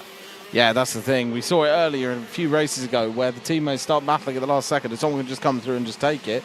So potentially it could happen again. It's very, very close at the front as well. And it's, again, 2 teammates leading a 3rd driver who is not. So it'll be interesting to see if we have a bit of deja vu. Indeed, yeah, we'll have to wait and see. They have really closed up now, and Charlie Turner right on the back of the bumper of Morgan Porter. You can see there how difficult it is to drive these cars. You see the drivers reaching over there with their right hand. That's onto the gear shifter, just to the right-hand side of the steering wheel. And they're shifting that up, they're shifting that down, depending on where they are in the circuit. So oftentimes, I remember when we spoke to them, I think it was at GYG, they were doing close to 70 to 80% of the lap at GYG with one hand on the wheel because they were having to change up and down so much. The amount of strength that these drivers must have in their left hand alone just to get these karts around these circuits with one hand is super impressive. And then not only are you racing as fast as you can, you're then trying to overtake people, get involved with battles. There's so much to think about. But there you go. There's the first piece of defensive driving from Morgan Porter. That's given a nice little gap to Josh Price out front. Absolutely. And you just look at these karts. I would argue that they're probably the hardest to drive in terms of just 1,000%. sheer just skill. And I'm not saying any other classes and skill. What I am saying is just these are the hardest to drive overall because you've got to change that gear. As you say, you're driving the car one-handed. Exactly. It's like driving a whole lap just with your right hand and just trying to keep the car on the road. It's hard enough with 2, and I've done rentals once. And it's hard enough in a rental with one hand trying to go around a corner. And not only are you having to change gears, you're also driving the fastest karts that we have at the British Kart Championships. These things are insanely quick. If you ever get the opportunity to come down to a kart circuit and watch KZ2s out on circuit, it will blow your mind how fast these karts really, really are. As there's some changing behind. I think Miles Murphy might have got through on Sam Ward there. I think I just saw change on the timing tower. Here we look back to Lee Ward, just ahead of Ella Stevens. She's got through on Dan McEwen then, who's just in behind. Has that changed as well? The number 3 is in behind. Yeah, so Tom Adams getting involved with this battle as well. He's right in behind Ella Stevens. And then Dan McEwen's there in 10th place. As onto the final lap go the leaders. Here we go, round on to this final lap, as John said there, and we've just got to keep an eye on it because this is going to be close. Less than 1 second between the leaders on the final lap. It's absolutely crazily close, and there's not going to be much of a space. But Morgan Porter leading his teammate. What am I saying? Charlie Turner is in 3rd place and Morgan Porter is in 2nd. Josh Price, however, is in 1st. Josh Price leading his teammate, Morgan Porter. That's what I wanted to say. There we go. I got there eventually. As we come round towards the final corners now, there wasn't much battling at all. They've pretty much done this exactly the same. Round the final corner, the number 27 of Josh Price takes the win on the circuit. And we can't exactly get you championship, obviously, because of that. But Morgan Porter in 2nd, Charlie Turner in 3rd. Miles Murphy crosses the line ahead of Sam Ward in 4th and 5th. Let's do this now. It's some close battling into the final corner. Wow. Now, who is that? So it's the 80 across the line. Oh, I think they all stayed as they were. That went so fast down on the checkered flag. It's just very close battling there from 8th place backwards. They're all within half a second of each other. That's ridiculous. But it is More Racing's Morgan Porter who takes the championship in the KZ2s for 2023. Fantastic racing. It was super close as he came into this weekend, but Morgan Porter has done a brilliant job here at Rowrah to take the championship, seals it for himself. And behind there that you were laughing at, it's a 3-way tie for 2nd in the standings. All on 555 points. That's Josh Price, Charlie Turner and Miles Murphy. Of course, that's going to go to who has the most number of wins to decide who's 2nd, 3rd and 4th there. And Ella Stevens just missing out on that tie. 554 points for her. 552 points for Tom Adams in 6th. It could not have been closer through the championship this year in KZ2s. What a brilliant class to watch and commentate over, be involved with. Amazing. But let's run through the results from the KZ2 final. Yep, so winner is Josh Price, followed by Morgan Porter, there we go, in 2nd. Charlie Turner in 3rd. Miles Murphy in 4th. Sam Ward in 5th. Ashley Lewis in 6th. Tom Adams in 7th. 8th is Lee Ward. 9th is Ella Stevens. And 10th is Derek Morgan, rounding out the top 10. Dan McKeown in 11th. Nat Thomas in 12th. And Ryan Green in 3rd, rounding out the grid. Yes, indeed. What a final that was in the KZ2s. I mean, if they all just did a parade lap and didn't even pass each other, I'd be 10 out of 10 excited. But they actually race out there super closely throughout a 15-minute final. It was absolutely fantastic. So yeah, big shout out to all the KZ2 drivers. I can't imagine what driving one of those karts is like, and I'd love to get a go in one of those one day. I think it might actually just scare the pants off me, so maybe I shouldn't. But big shout out to Morgan Porter, continuing through this season, taking the championship win. Of course, we'll talk to our top 3 in the race. Morgan Porter, your championship winner, very soon with A-Lee. But first, we will go back to a few advertisements.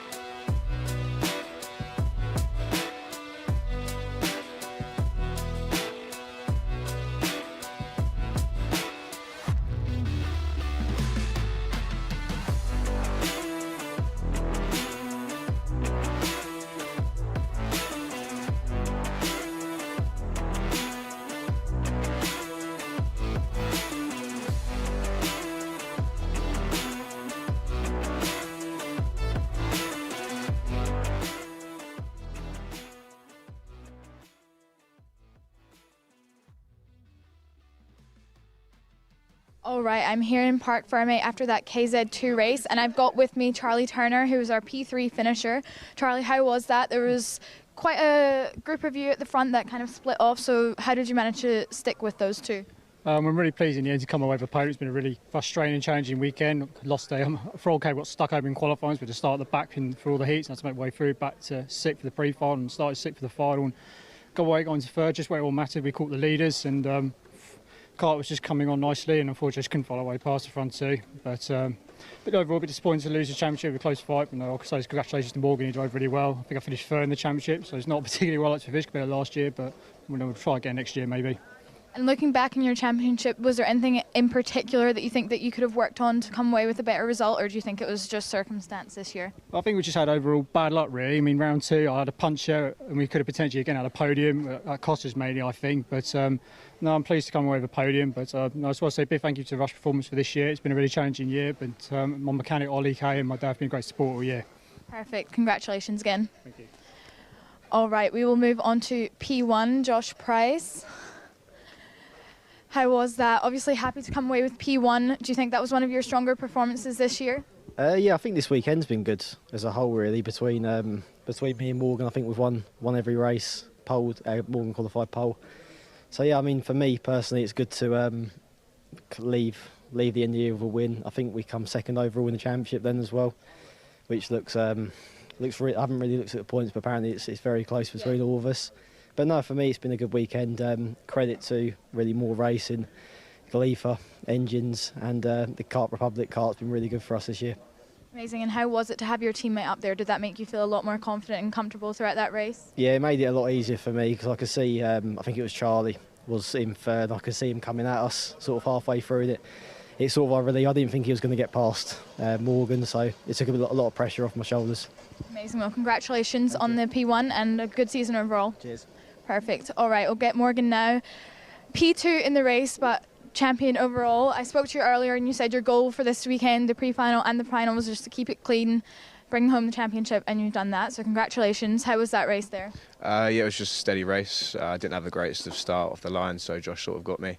But I didn't want to fight with him, didn't want to cause too much stress. Like I said, I just want to make this easy for the championship, and just sort of sat there, sort of maintain the race, and yeah, sort it out. And from a viewer's perspective, it looked like a very comfortable race that you two had out the front. What do you think was the key to breaking away from the rest of the field?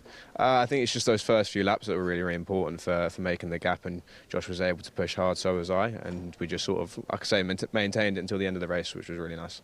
Amazing. Very strong season overall. Is there anyone you'd like to thank? Definitely. I'd like to thank my dad. I know he's not well at the minute. He's back home. He's supposed to be here mechanicking for me this weekend, so I'm missing your dad. And then Team Moore as well. Just a fantastic team, the KZ bit. So, yeah. Amazing. Congratulations again. We've got Dan Parker here to give you your championship plate. Well done. Congratulations. Thank you very much. Really well deserved. Well done. Amazing. Congratulations again. All right, we'll head back up for our next race. Yes, indeed. Lovely to hear from the drivers once again. And yeah, big well done on that #1 plate again. Nice to hear a little shout out for his dad. I hope his dad is doing all right and enjoying the coverage from home today. I'm sure very proud, sat on the sofa with, hopefully, a big smile on his face. But that's KZ2's done for 2023. We've only got 2 more finals to come to you today, and it's our 2 TKM classes.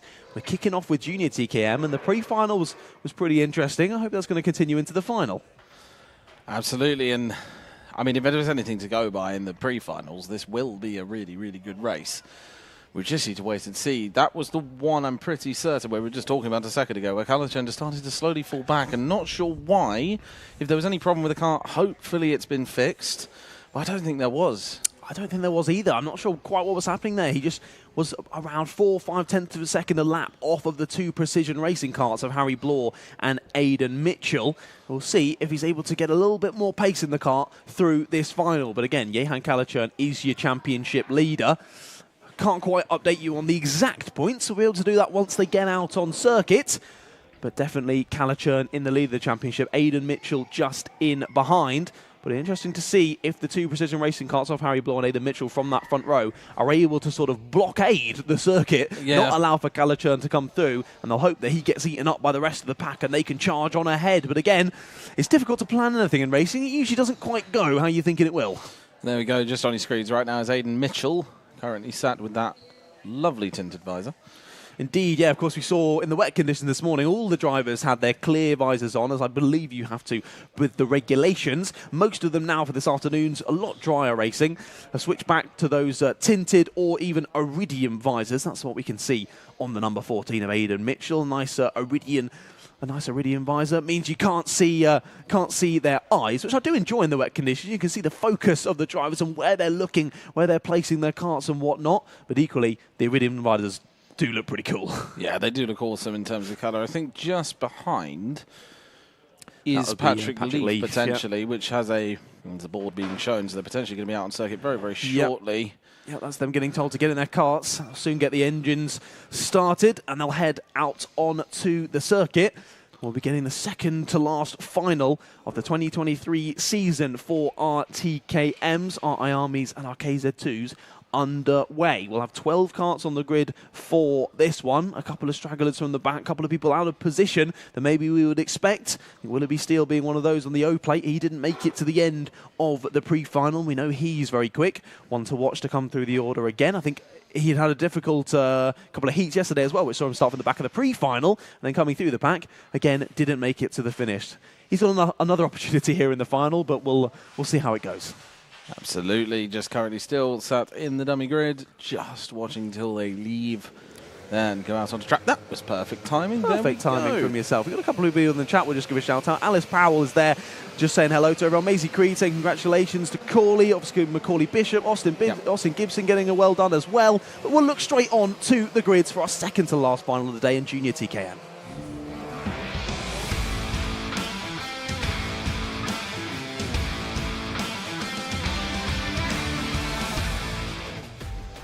Harry Blore will take the pole position for this one alongside his teammate from Precision Racing is Aidan Mitchell. Then it's Jehan Calichurn and Patrick Leaf on row number 2 with Leah Robinson and Harrison Morrow there on row 3.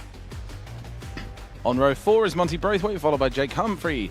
Row 5 shows Daniel Samir and Jack Stewart, and row 6 is Willoughby Steele and William Bryan rounding out the grid.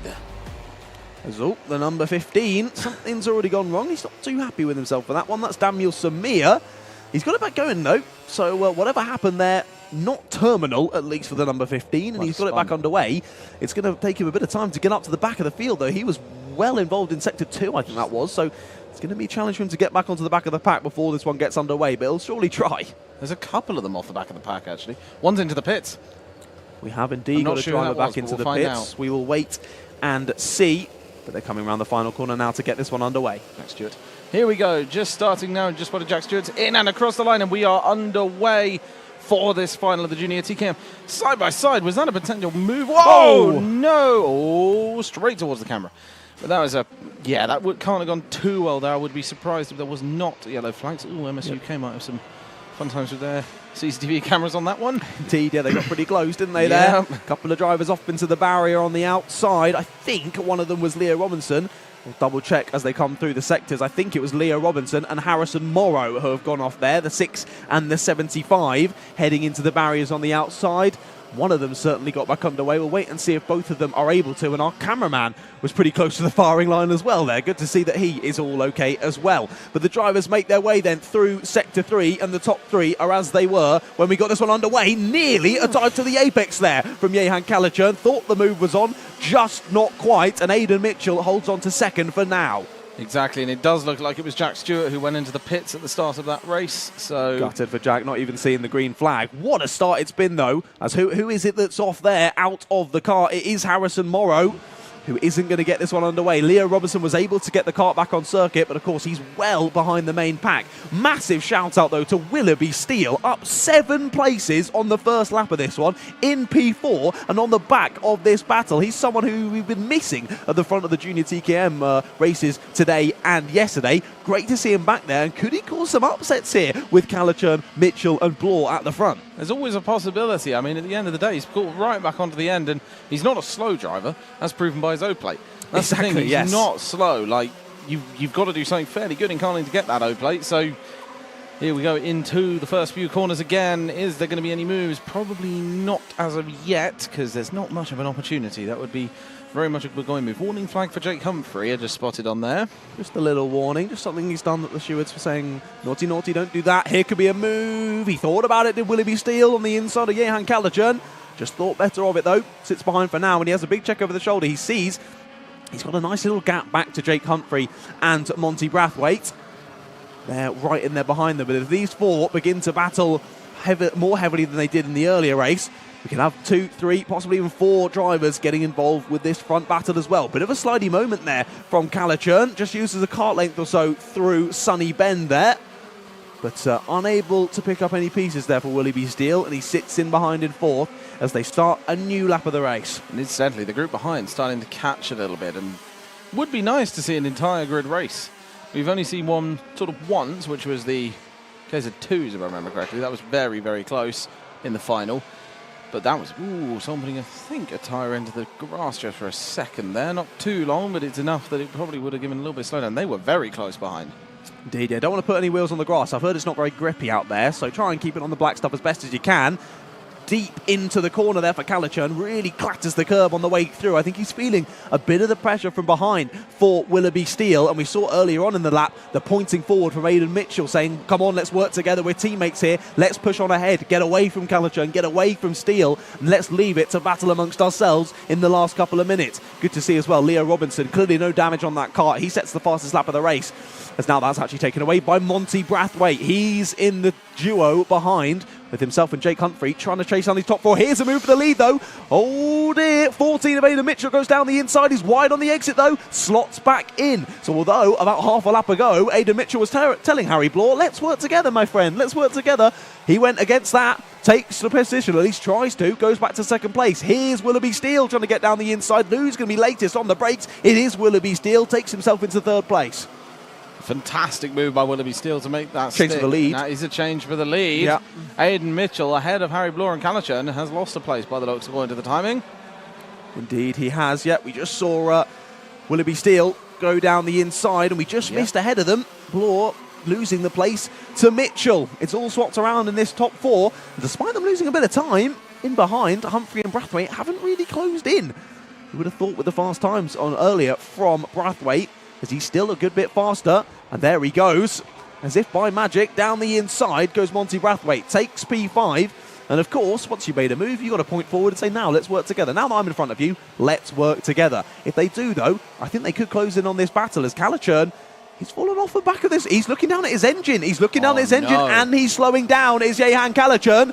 This could be big, and he's off. No, Callaghan could be out of the race, and the chain is off the kart. You are right. The chain is off of Jehan Callaghan's car. This could throw the championship wide open for Callaghan, and he knows it. He's out of the kart. He's looking around. He doesn't know what to do with himself. As they come around the final corner, though, it's going to update on the timing. Aidan Mitchell in the lead. Harry Bloor in 2nd. Willoughby Steele now in 3rd. Monty Brathwaite 4th, and Jake Humphrey in 5th place. My word, that could have potentially been an issue earlier. You know, we say we were slowing down in the first race. If it was something to do with the chain, and it was slowly having a problem then, and it's suddenly just given out now, but that can happen any time. Like, you could just go over the wrong bump and knock the chain off. And it's so easy. And it's just unfortunate because he's only leading the championship by 4.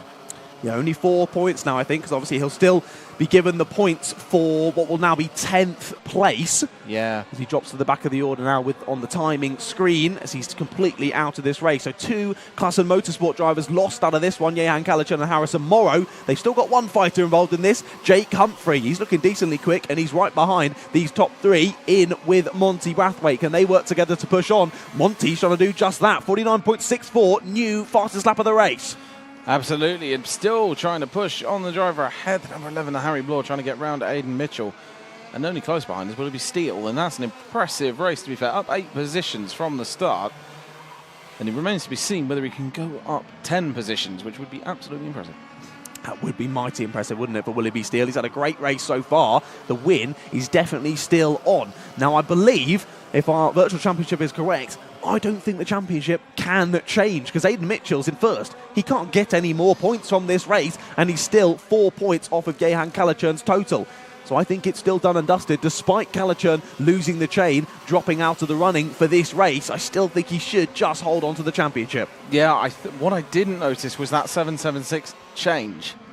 when Kalachurn dropped out. Yeah, I was trying to watch it, but I was keeping my eye on it, change. and it didn't change, which means I don't know if that's not going to change until the end of the race when it's finalised. But that is also a very fair point, and there is from Producer James. Drop round potentially. Very true, yeah. So our virtual championship does take into account bonus points, drop rounds, all things like that. So again, yeah, a low points of a 10th place could be a drop round. Here's a move for the lead, though. Harry Blore down the inside, lovely weighted on the brakes, retakes the lead of the race. So it's Precision Racing trading the top 2 spots at the moment through this one. And Willoughby Steele sat in behind, just sort of waiting for it to fall apart so we can take the win for himself. Absolutely, and Leo Robinson back there. He's in 3rd position in the championship right now.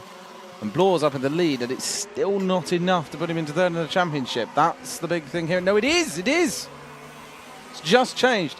Blore is up at 3rd in the championship. Perfect timing on the championship standings, and he is, in fact, as of now, there. So basically, Leo Robinson needs to gain a couple of places. Yeah, so Aidan Mitchell doesn't gain anything from taking the win here, except for, of course, taking a win. Yes.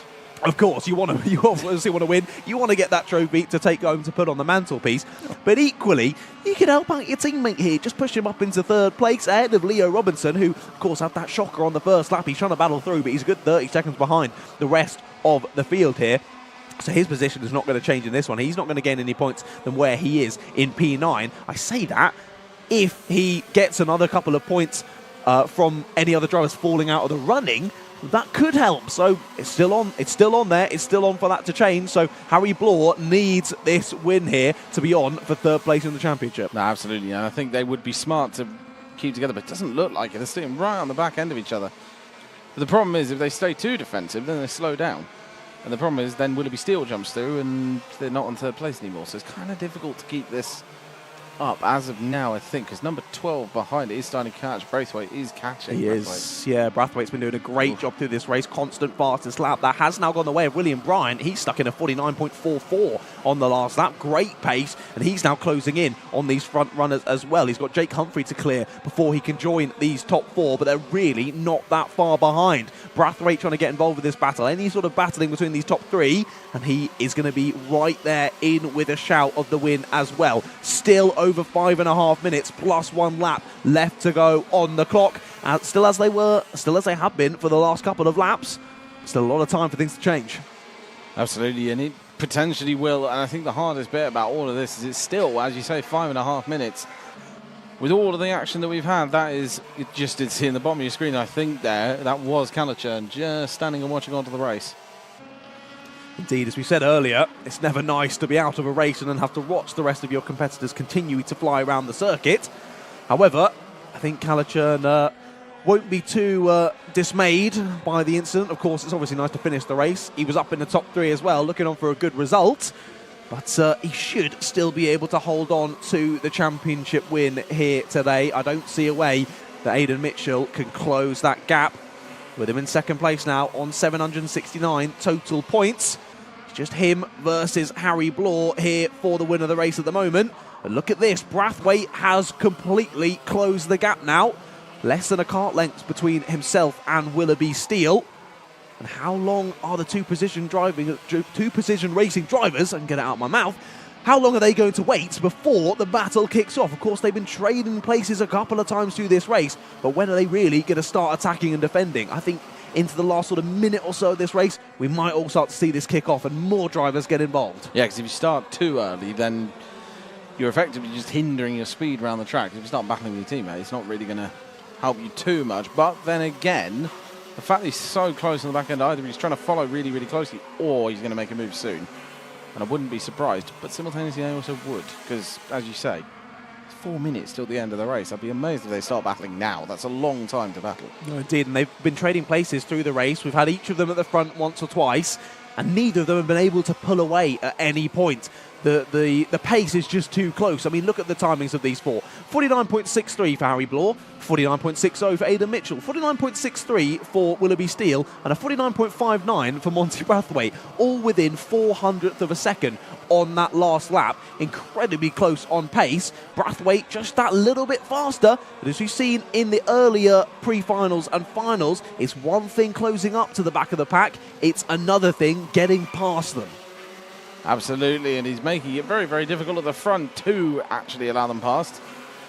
Brathwaite's going to have his work cut out, that's for certain, because he's still trying to catch up. But to be fair, close behind is Humphrey and Bryant, and they're not exactly too far back if they work together. Yeah, Bryant's closed in really nicely to Jake Humphrey, hasn't he? And he's looking for the move on the exit. He's pointing forward, saying, "Go on, give me the position, don't fight this back."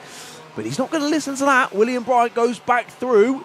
And William Bryant takes the position. He still has the fastest lap from earlier on, and you saw the number 10 of Jake Humphrey tapping his helmet as William Bryant went through to take the place, saying, "Let's work together." And yeah, William Bryant agrees, also taps his helmet, "Let's work together." They can see the leaders not too far ahead. About 2.5 seconds the gap between this top 4 and those two in 5th and 6th.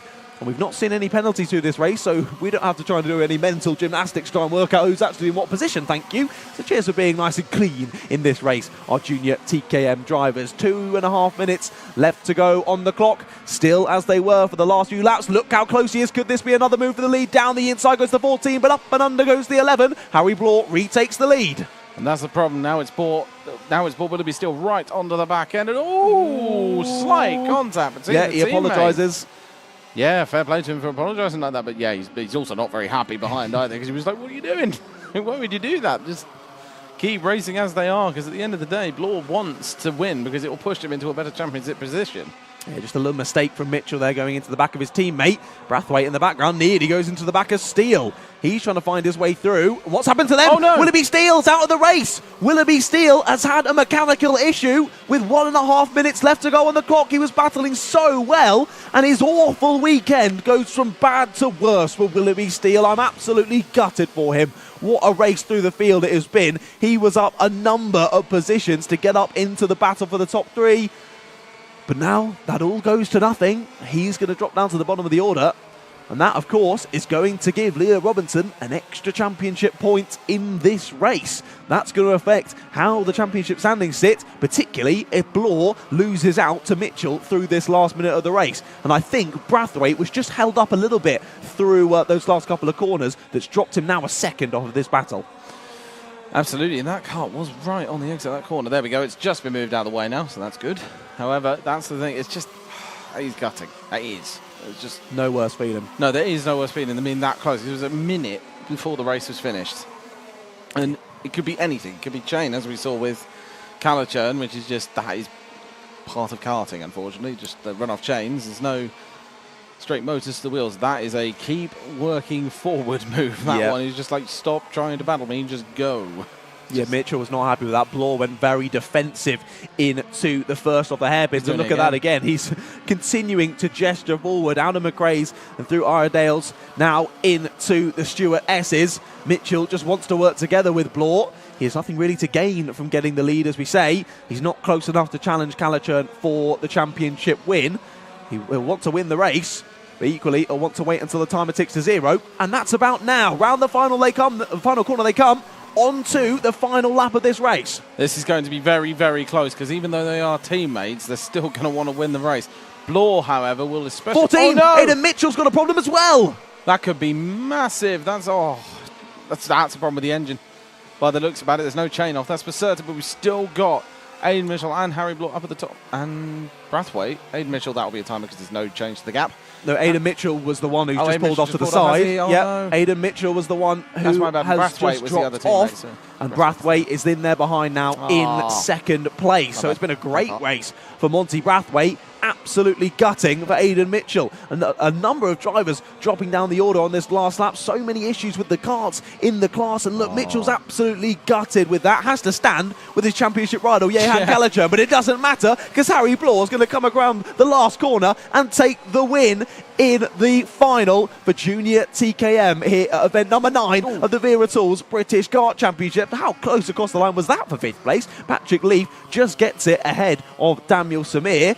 And look at this, we got Mitchell pointing to the back of the kart, so he is blaming Harry Blore for that issue. Whatever's happened there, he was pointing at the back of the kart, gesticulating furiously at Harry Blore.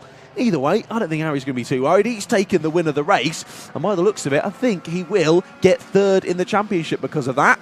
And Aidan Mitchell is absolutely gutted. I think Mitchell may have thought that with Calichurn out, he would be taking the championship win. However, not sure about the drop rounds. We're still a bit in the dark about that, but we do think that Jehan Kalachern has taken the championship for 2023 in Junior TKM. That, of course, will all be confirmed when we head down to A-League to chat to our top 3 finishers and our championship winner. But Jewett, take us through the results from that one. Absolutely. Harry Bloor taking the win in the Junior TKM final, followed by Monty Brathwaite and Jake Humphrey. William Bryant soon after them in 4th, and 5th was Patrick Leaf. 6th was Daniel Samir, Leo Robinson in 7th, and Aiden Mitchell, unfortunately, right at the end there, just not finishing the race, followed by Willoughby Steele and Jehan Kalachern. All 3 who we thought would do well, all out of the race. Indeed, yeah, lots of, it was quite the race of attrition there, wasn't it? As there is one of them, Jehan Kalachern, definitely the chain. Pushing his, the chain is properly, something's really gone wrong there, hasn't it? We've got to break this rolling interestingly. I think that is where it usually sits, but it is pretty low, and the chain getting all stuck around it.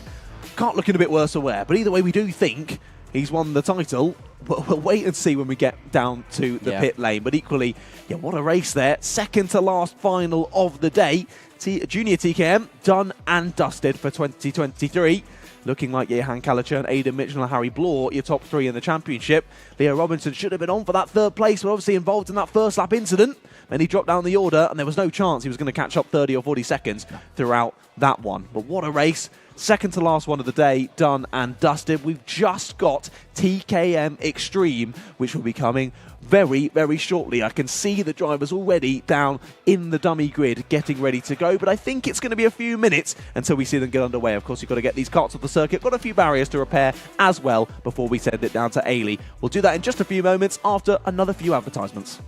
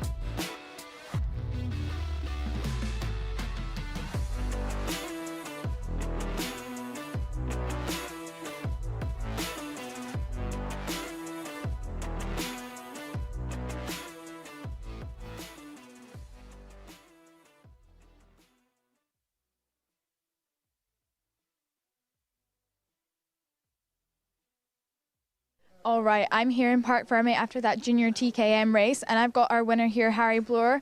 Harry, if you want to come on camera for a second, how was that race? Seemed like a pretty confident drive for you there in P1. Yeah, I mean, from the start, I thought I had more pace, but my teammate Aiden Mitchell came through, and I just sat with him for a while, and then we switched again, and then it was just on from there. I thought I had a gap, so I just went attacking moves, and then he was, attacking me, and then suddenly he just dropped off. And I thought something was wrong, and he had a seized engine by the looks of it. So I think near the end it was pretty good, but I just wish my teammates were with me, you know. So, yeah. Congratulations on a good drive. And thinking about your season as a whole, how do you reflect on it? What do you think was your strongest performances? I mean, round one, it wasn't the best. I got hit off. I was in third, got hit off. But these last 2 rounds, Wilton Mill and here, been winning them. So I think the best was here and Wilton Mill for me. Perfect. Well, congratulations again. Is there anyone you'd like to thank? Parents, friends, team, position, my car, my mechanic, and Nexus Power. Amazing. Congratulations again. All right, let's move on to P2 with Monty Brathwaite. Hop on in here. How was that for you? A little bit chaotic there at the end, so how did you find yourself in P2? Yeah, it was chaotic at the start. I wasn't expecting it from where I was to get second, but I mean, like, I just kept my head down no matter the gap, so yeah, it was a pretty good race. What do you think was that key moment moving up into P2? Where did you see the opportunity? Well, I didn't expect it to go into P2. It was just, I got quite lucky because the driver in front had an engine problem and I just went past. Perfect. And thinking about your season as a whole, what's been your favourite track or your favourite round this season? Probably this round, definitely. Favourite track, probably GYG. Amazing. Is there anyone else you'd like to thank? Project Pros, my sponsor, my mum, my dad and my brother, and TWM. Amazing. Congratulations again. Thanks. All right, and on to P3, we've got Jake Humphreys. How was that for you? You found yourself on the podium in the end. It was a little bit chaotic there at the end, so just talk us through how that happened. Well, I mean, I got a good start. Started 8th, I think it was, and I think I was at least up to 4th by the first lap. A really good start. I started to settle into the race, and then Monty got past me, and I was trying to keep up with him, and then I just didn't have that edge. And I ended up battling with William, and I had a really good battle with him, and somehow I came out with a P3. I don't know how. So you clearly weren't expecting the P3, but how did you find driving around Rowrah? Are you feeling confident? Yeah, it's a mega track, and I've loved driving it, and yeah. Perfect. And thinking about your season as a whole, do you think this would be one of the highlights? Is there anything else that stands out for you? Well, I mean, pole position at PFI was a good one, but that just all went downhill at PFI, so this has got to be the best moment, yeah. Congratulations. Is there anyone you want to thank? Yeah, I want to thank Class and Motorsport and to all my family watching at home. Thank you. Well done. All right, and now we've got our championship winner here, Yehan Calichurn. Well done for making it back to Park Fair in time for this. Obviously not the ideal end to your season, but it's been a very consistent one and a very successful one, so how do you reflect on that? I mean, it's been consistent, that's all, and it's just been a good time, really, this year. Just been at the top all the time. I think the last 2 rounds were the most difficult, though. But yeah, I mean, going into the final, I know I've won it, but I still wanted to get podium. And what about these last rounds have you found more challenging? Was it the tracks or the class in general, or anything specific with your driving that you're focusing on? I think a bit of a track and the championship as well, because at the last 2 rounds it was really close. So making it better was a good idea, yeah. And coming into this year, obviously your performance throughout the season has been really strong, but did you expect that you would be leading the championship or winning the championship, or has it come as a little bit of a surprise? I mean, I kind of expected it going into the last 2, but as I said, it was difficult to maintain it, but yeah. Perfect. Well, congratulations. We've got Dan Parker here to give you your championship plates. Congratulations, well done. British champion, well done, well done. Amazing. Big congratulations again. We are going to head back up for our final race of the day, which is the TKM Extreme class. Thank you very much, Ailey. Yeah, as you say, not the most ideal way to end the season for Yehan Calichurn, but consistency is key in motorsport. He was able to do that throughout the season. I mean, it was really helped by him absolutely smashing the first half of the season. Took maximum points in the heats and the pre-finals and the finals at round 1. Took the maximum point for the finals at round 2 and the finals at round 3. Consistently at the front of the field. That helps you take a championship. And yeah, despite the difficulties in the last race there, quite the race of attrition it turned out to be, still takes the championship. Absolutely, and that's the thing. Even if, it's to be fair, it was not far off taking the championship, but to be fair, it's just then Mitchell going and being off in the last lap is just really, really unfortunate. Because it would have been a lot closer, I think, if Mitchell had managed to get across the line. Indeed, yeah, it would have been very close, but yeah. Things sometimes don't go your way in motorsport. No. We saw the frustration and the emotion from Aidan Mitchell. Understandable. We'll give him a few minutes to calm down, and I'm sure in the precision racing tent they'll have a good chat about it, and things will be put behind them. They'll move forward to next season. But we're done with Junior TKM. There's one final left to go today, and it is our TKM Extreme grid. And on the championship, it's looking kind of similar to that last race, as we were saying. Initial first half of the season, Charlie King was rather dominant, took the win in the final at round 1, took maximum points from the heats and the pre-final at round 2. Then it sort of swung the way of who you can see at the front of your screen now, the 88 of Alfie Garford. He took the maximum points from the heats and the pre-finals at round 3, and then at round 4 took the win in the final as well. So again, it swung the way of Alfie Garford in the second half of the season. He's smashing it this round. Came into the round only 3 points behind Charlie King, but through the heats yesterday and the pre-final earlier on, he's just about jumped ahead of Charlie King in that point standings. It could go either way. I'm so excited for this race to get started. This will be an absolutely fantastic race, just based purely on the amount of just sheer quick drivers on the grid. That's the thing. It's just everyone will want this, and it's not far apart. And that is just, yeah, it just breeds great racing. That's the thing. Exactly. No, these TKM karts do definitely breed some very exciting racing. Now we see the boards going out. Mechanics, helpers, dads, mums getting out of the way now, giving the final congratulations and good luck to the drivers who will be heading out on circuit. Once again, it's not only a two-way fight, it may be a two-way fight for the championship. You've got other drivers who are getting involved as well. Lee Whittingham was looking very quick in the last race. So was Chris Whitten as well. He was getting involved. Kai Springfield was looking fast. Oliver Bowen was in for a shout as well. We've got so many drivers in this one who could be in with a shout for a victory. Alfie Garford's main goal is to get off the front of the start, get a gap, and bring this one home. But it's easier said than done, particularly in TKM Extreme. Absolutely, and they should be getting underway any second. Still waiting on the demi grid to let them out, but the screens have updated in terms of timing by the looks. Indeed. Yeah, it's Chris Whitten and Alfie Garford who'll be on the front row of the grid. Chris Whitten was looking super quick in that pre-final earlier on. He's going to be, I think, the difficulty for Alfie Garford. I did see Joe Cheek running across the paddock, screaming something about his engine. Let's hope he's got it underway, and I've just seen him exit the dummy grid, so I think he has. But let's go to your grids for the final race of the day.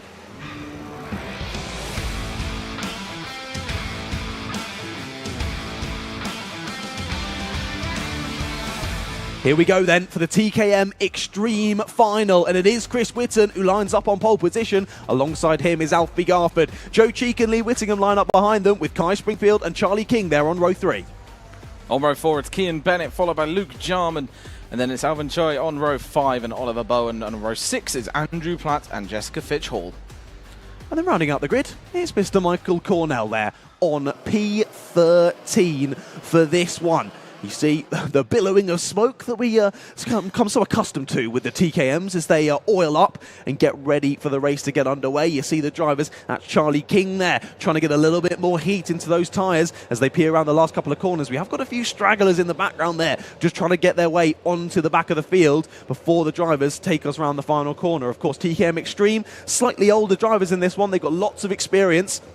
Particularly, lots of experience on race starts. So let's see if we can get this underway. First time of asking. Got one driver just coming up on the back of the field there in the background. Was that Lee Whittingham in the background? It was. So we're gonna go around again. It's going to be another rolling lap for us to get ready for this one. But yeah, Lee Whittingham on the number 10 has dropped way behind where he should be starting in this one on P4.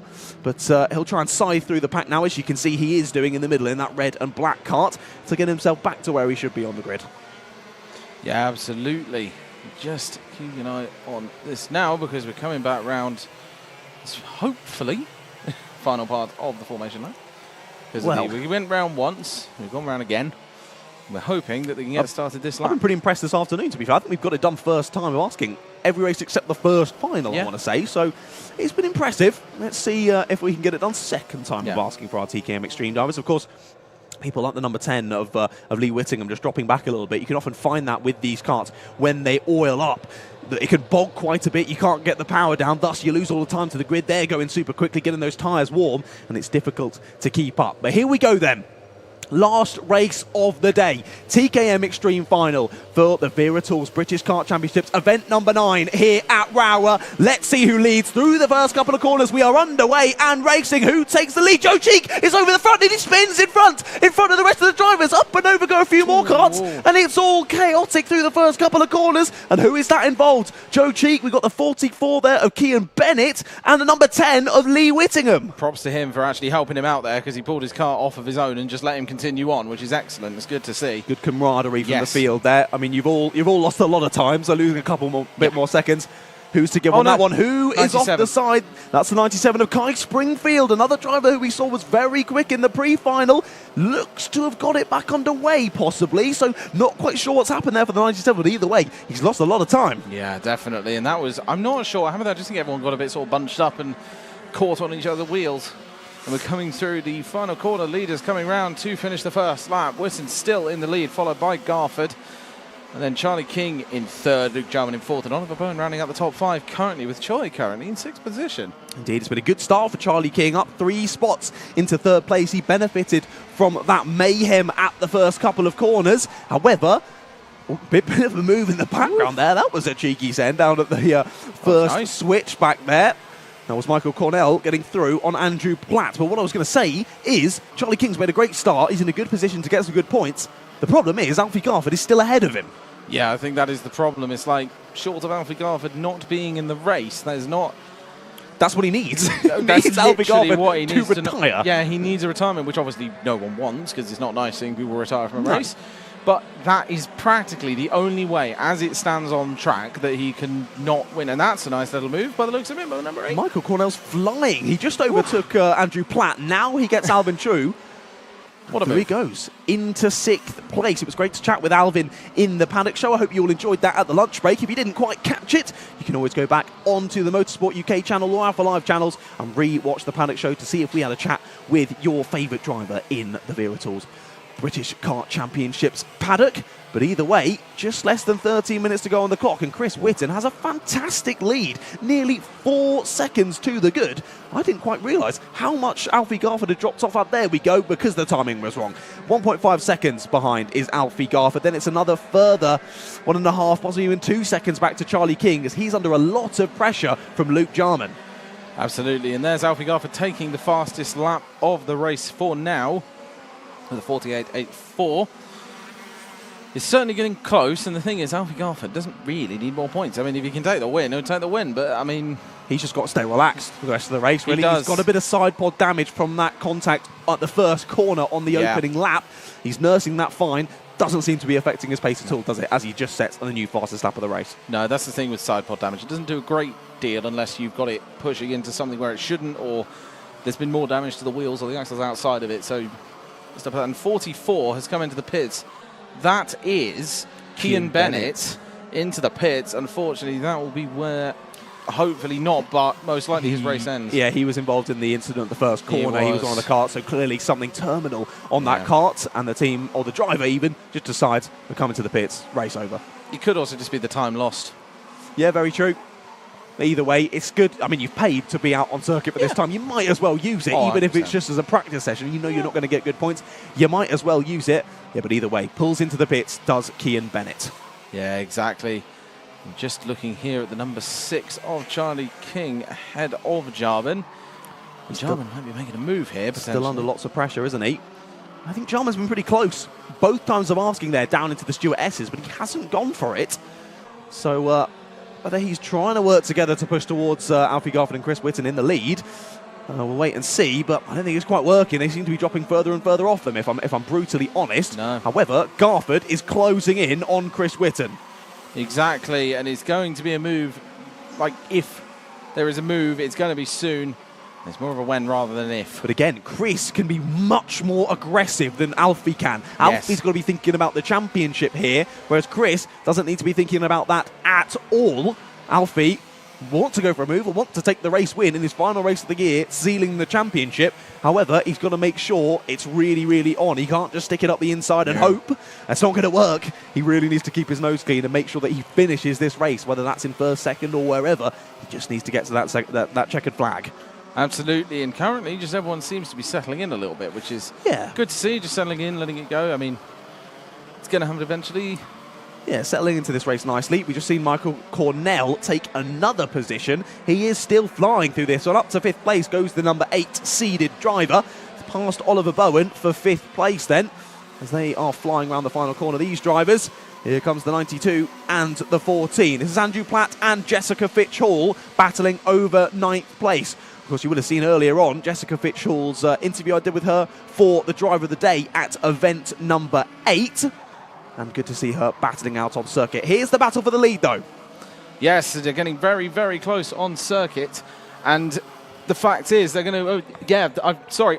I'm keeping an eye on this lead, but I've just seen on the race results for the Junior X30, Macaulay Bishop DSQ. Interesting. Of Macaulay course, he's already been given his number 1 plate. We'll have a look at that one after this race, but he has been disqualified from the final. We'll wait and see how that race unfolds. But for now, we continue to check the order in this one. There's a move down the inside. That's the number 10 of Lee Whittingham after being involved in that incident on lap 1, coming back through the field. He gets himself up into 9th place past Andrew Platt. But here's the look at the front again. You can see that side pod damage on the right-hand side of the kart for the number 88 of Alfie Garford. He's all over the back of Chris Whittingham. But once again, he's got to make sure that this move is clean if he does try and go for the lead here. And he'll know it. He's a heads-up racer. And to mention again, if he takes the championship here, Alfie Garford will be the youngest ever championship winner in TKM Extreme in the senior category. He's only 14 years of age. He's technically below the allowable age, but because he has an international license, it doesn't matter. He can get involved, and he's doing a blimmin' good job. Yeah. It's brilliant to see as well. Like, that's the thing. You can technically, with certain licenses, basically enter in stuff that's above your age limit, but it proves that he is absolutely worthy of being able to. And there is the 44 kart of Cian Bennett just there as we come back to the leads of the race. And that's the thing, it's just, I guess the thing is, skill will always go over how old you are. Yeah, if you have a license, you are good enough. You're going to get into the stuff you want to race in, and that's the biggest thing. But yeah, currently they seem to just be working together, which is good, and it will help them get away, but they are being caught very slowly by the karts behind. Indeed. I think Chris Witts and Alfie Garford have really good pace, actually. 48.7 for both of them on the last lap. These two chasing 49.1, so dropping about a quarter to half a second every lap are Charlie King and Luke Jarman. Luke Jarman's been super close to the back of Charlie King, basically since I can remember in this race. Hasn't gone for a move, though, and Michael Cornell, who's up 8 spots in this final, up into 5th place, is closing that gap lap after lap after lap. It was 4 nearly tenths of a second on the last lap. 7.3 seconds behind the leader is Michael Cornell. He could be in with a shot of a podium here. He's not got too far to catch Charlie King and Luke Jarman in 3rd and 4th. No. And then he's just got to get past them, and we've seen him send a good couple of cheeky moves already in this race. And actually, Michael Cornell is dragging Oliver Bowen with him now. Oliver Bowen's picked up some great pace through the second half of this race, and here we see said battle. But Chris Whitton, after being pressured by Alfie Garford for the last number of laps, sticks in a 48.61, new fastest lap of the race for Chris Whitton. We still look at this battle for 3rd. Absolutely. Still fighting their way forwards, just trying to stick with each other, keeping it going, making sure that they can keep moving forward as well. That's the important thing. Just keep moving forward and don't let the karts behind catch up, because as soon as it becomes a 4-car battle, it's going to be a lot harder to keep that distance as well. It's going to be a lot harder to pull away. Yeah, no, for sure. I'm sort of not really sure why Luke Jarman hasn't gone for a move as of yet on Charlie King. He's been quicker than him pretty much on every lap here, but he's just sat back and waited. But now Luke Jarman's having to check over his shoulder as they head into Paddock Bend. He can see Michael Cornell and Oliver Bowen closing in rapidly here as we head on to a new lap of the race, lap number 11 to be exact. 5 minutes and 45 seconds left to go on the clock. Still lots of time for it to change. Alfie Garford, as you say, doing the smart thing at the front, just sitting back and letting the race come to him for now. Absolutely. And the thing is, I don't know how they're catching up so fast behind.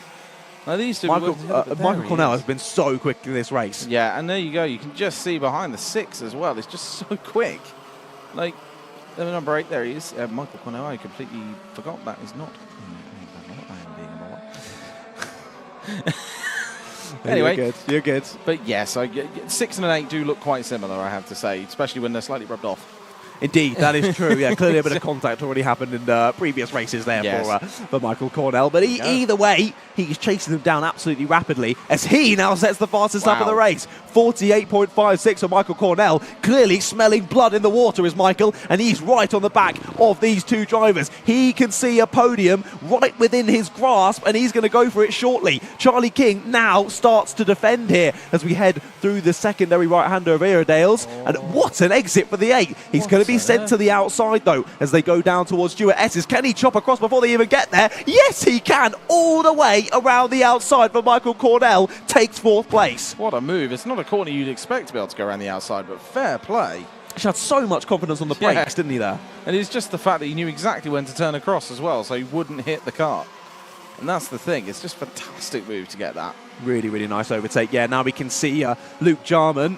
Luke Jarman just trying to fend off from Oliver Bowen now as he's had great pace through this second half of the race. Another check of the shoulder from Luke Jarman. Again, a sort of half defensive move just to the middle of the circuit. More of a mental thing than a physical thing. They're just showing, I'm not letting you through here. You're going to have to work for this. Points forward, says to work together. Not sure if Oliver Bowen's going to listen to him, if I'm brutally honest.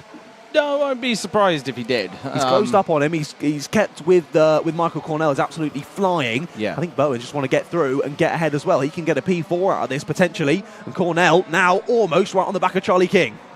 Yeah, that's the thing, and Cornell will definitely want to try and make that move because podium's a podium at the end of the day. And considering he started right from the back, that's 9 positions gained to get up into 4th place. And well, hopefully soon to be 3rd, but that was a little hand up, just saying, I assume work together. I'm not sure. We didn't see the start of the hand gesture. They're coming round towards that first chicane, just turning back on themselves, and that has actually been where most of the overtakes have happened in a way, because it's just such an easy place to just completely send it, and here as well. Indeed, very easy to they were side by side behind. Yes, they were. Bowen's not happy with whatever happened there. We just caught the end of the incident there. And he wasn't happy with whatever Luke Jarman did. I thought Oliver Bowen got the good exit with force to the outside as they came to it. Maybe just got shoved off to the left by Luke Jarman and hence had to catch the slide before he went off into the dust on the outside of the corner. Either way, Oliver Bowen held on to it, but he's lost a good couple of seconds and possibly the opportunity at 5th place, to be honest. But here is your battle for 3rd. And I think it may not actually be too much of a battle because I think Cornell is signalling to just keep going in that car. I think I've seen a couple of hand gestures where he's pointing forward. He's going to take the move. No, here King is defending hard. Oh, no, he got to be careful. Well. He defended well on that one because he just shut the door. Cornell's got to be careful, though, about that nose cone. Yeah, because it doesn't look exactly very high already. They're doing those up and unders, trying to get that exit. If you get chopped across by the driver in front of you, you just go straight in the back of them. There's a nose cone penalty. There's loads of positions lost. Yeah, if you actually look at the height of the nose cones on those 3 karts, that one of Cornell's does not look very high off the ground at all. Of course, we have no idea who has a nose cone penalty until much after the race, so we won't speculate just yet. Either way, Cornell has come through the field, gained 9 places already. It wouldn't be surprising if he's made a bit of contact at some point throughout this one, but of course, Michael Cornell would never do such a thing. He's there in 4th, fastest lap of the race, right in behind Charlie King. To be fair to Luke Jarman, he's closed back up really, really nicely here for 5th place, and now right on the back of these two as well. Yeah, absolutely. Just heading round towards the... So now... It's still neck and neck, just trying to keep going. And ooh, that was a little bit of contact there. Bit of rubbing on the exit. Here comes Oliver Bowen. He finally gets through on Luke Jarman then. Takes 5th place, and this now once again becomes a 4-way battle. We saw that incident earlier with Oliver Bowen and Luke Jarman. We thought they were out of the running for this 3rd place, but they're right back in it now. Yep, and here we go. They're still close together. Little bit of a gap between the 2 kart sets now, but they are still going to get very, very close, especially in this last corner, and there you go. Oh, what an exit from the corner. He got off that one. Whoa. That was chops across, does Charlie King. Round the outside goes Oliver Bowen, and he gets it done. Great move from Oliver Bowen to put himself up into 4th place. He now moves over to defend from Michael Cornell. This could give Charlie King the opportunity to just try and get away with 40 seconds left to go on the clock. It was Charlie King who chopped across. Michael Cornell caused him to back out of the move, and really opportunistic from Bowen takes the place. But don't watch out for Luke Jarman behind as well. That's the thing, because these two are battling. Luke Jarman's there just like, yeah, I'll take this. Just keep slowing yourself down. I'll catch up. And it's the thing with Cornell is he's trying those cutbacks quite a lot, and it is slowing him down into the next few corners. And Charlie King's got a warning flag for that jink over as they came across the starting line, so just needs to be careful, keep his nose clean for the rest of this one. But as I say, that little move that happened earlier on in the start of the last lap has given a nice gap to Charlie King in third place now. Timer has hit 0, however, your leaders went through before it hit 0, thus this is the penultimate lap of the race. And to just have a quick look back to the front, I think that Alfie Garford has just lifted off a little bit. He's let Chris Whitten pull ahead now. Chris Whitten with a 1.7 second gap when they cross the line. I mean, Whitten's still nailing in lap times in the 48.6s, which is where only 3 drivers are in throughout this race. And here indeed are your leaders. Look at that gap that's now formed between Whitten and Garford as Whitten now starts your final lap of today's racing.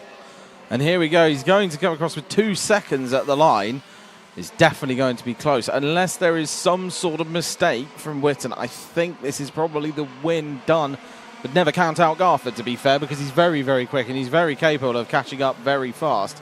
It's only 2 seconds. It's not that long. Even in a lap, there have been bigger gaps brought down in a single lap than 2 seconds. No, it's very true. It's very true. I think Alfie Garford is just playing this very smart, to be honest. He knows he doesn't need the win in this final. It would obviously be lovely. He caught up with him. There was the opportunity for some overtakes, but he thought, it's just not worth it. It's just not worth it. I've got to hold on to this championship win. Charlie King is still in the race. I don't know where he is, but he's still there. But big shout out to Chris Whitten. What a final it's been for him, and he's going to take the win in the TKM Extreme final. But behind him, Alfie Garford, number 88, the youngest ever champion in TKM Extreme. He's crowned as your champion and gets the number 1 for 2024. Battle's still going on behind though. Who's going to get third place as they come across the line? It's Charlie King. 4th is Oliver Bowen. 5th is Michael Cornell. 6th, Luke Jarman. And Lee Whittingham and Kai Springfield closed in on that last lap, but sadly couldn't quite grab any positions. Joe Cheeks there in 9th, with Albin Chu in 10th, Jessica Fitchell in 11th, and Andrew Platt there coming across the line in 12th place. And what a race that was. It was absolutely brilliant. Just constant battling from start to end, and then everyone, it's just lovely to see strategy as well, just making sure that you've got enough points. There's no need to battle if you don't need to battle. And that's the best part about Garford in that one. That just shows, despite being only 14, the heads-up driving of knowing, I don't need this race win. I've just got to get these good points on the board, and I'm going to hold on to the championship. If I go for a silly move, something goes wrong, we both go out the race, Charlie King comes through and wins the race, he could take the title here. It just isn't worth it. It's a great heads-up driving, but run us through the final results then, Stuart. Absolutely. Christopher Whitten takes the win on the circuit. Alfie Garford in 2nd, with Charlie King rounding out the podium in 3rd. Oliver Bowen in 4th and Michael Cornell in 5th, followed by Luke Jarman, Lee Whittingham, Kai Springfield, Joe Cheek and Alvin Choi to round out the top 10. Then it's Jessica Fitchell and Andrew Platt just behind them, with Kean Bennett unfortunately not finishing the race. Indeed, saw him pull onto the pits, didn't we, after that early incident. And there is the podium that all the drivers wanted to get on today. But of course, only 3 in each class will be reaching it. Lots of drivers being crowned as the champion as well in their respective classes. What a day of racing it's been here at Rowrah for event number 9 of the Wera Tools British Kart Championships. I've thoroughly enjoyed my first time up here at the Cumbria Kart Racing Club. Have you as well, Stuart? I've thoroughly enjoyed my first time sort of commentating on actual live karts on the circuit rather than esports. It's fantastic. It genuinely is amazing. And it's nice actually having the cars out the window rather than just being in a computer. Yes, absolutely. Yeah, exactly. It's just brilliant, to be honest. Yeah. I'm glad you've enjoyed it, mate. It's been great to have you here with us. And of course, we've still got the podium celebrations to come after all the racing is done. And we've still got to talk to Ailey as well, who is down in the pit lane with our drivers who are just waiting to get the all clear for themselves, that they are ready to chat with our top 3, which will be, because, well, of course, counting no nose cones, which you don't know about, it should be Chris Whitten, Alfie Garford and Charlie King. And of course, the number 88 of Alfie Garford will be receiving that number 1 plated, well, plate? the number 1 plated plate on his kart for next year, which will be presented by Dan Parker. We'll soon be heading over to them, but enjoy some shots of the Cumbria Kart Racing circuit while you wait. And of course, we've had a fantastic day. We'll soon be hearing from those drivers, but we'll first go to some adverts.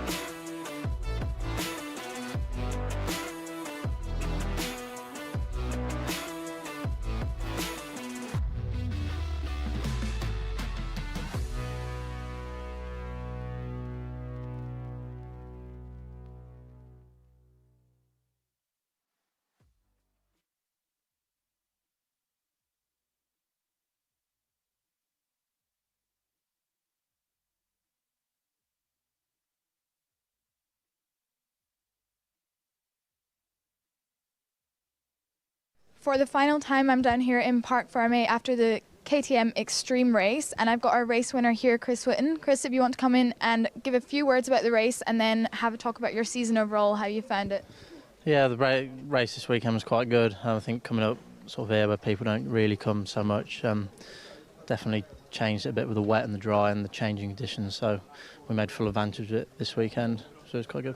And it's a very competitive class this year. What's been your biggest takeaway in terms of your driving style and the improvements that you've made along the season? Just being consistent, really, using all the experience we got to sort of maximum. Really good. Perfect. Is there anyone you'd like to thank? Yeah, I'd like to thank my mum, my dad, everyone that helps us, Calgate Performance Brakes and Alan at Talco. Perfect. Congratulations on the win. Good way to end the season. All right, I've got our P3 here. Charlie King, congratulations on P3. It was definitely hard to hold on there at the end. Yep. Had a big group of drivers right on your tail, but you managed to do it. So how was that race for you? Kart wasn't great. I mean, it felt better, but went a lot slower. But the mission was to win the race, because then that would have sealed the championship. But Alfie was too quick, so fair play to him. So I thought, end it on a podium, end it on a high, and go from there. Definitely tough when you're after that championship win, but still positives to look back on through the season. What would you say has been your personal highlight? GYG, when we pretty much dominated it, won both heats, put it on pole as well, won the pre-final. Took a gamble but didn't pay out in the final, but it was still a dominating weekend, so I'd say that.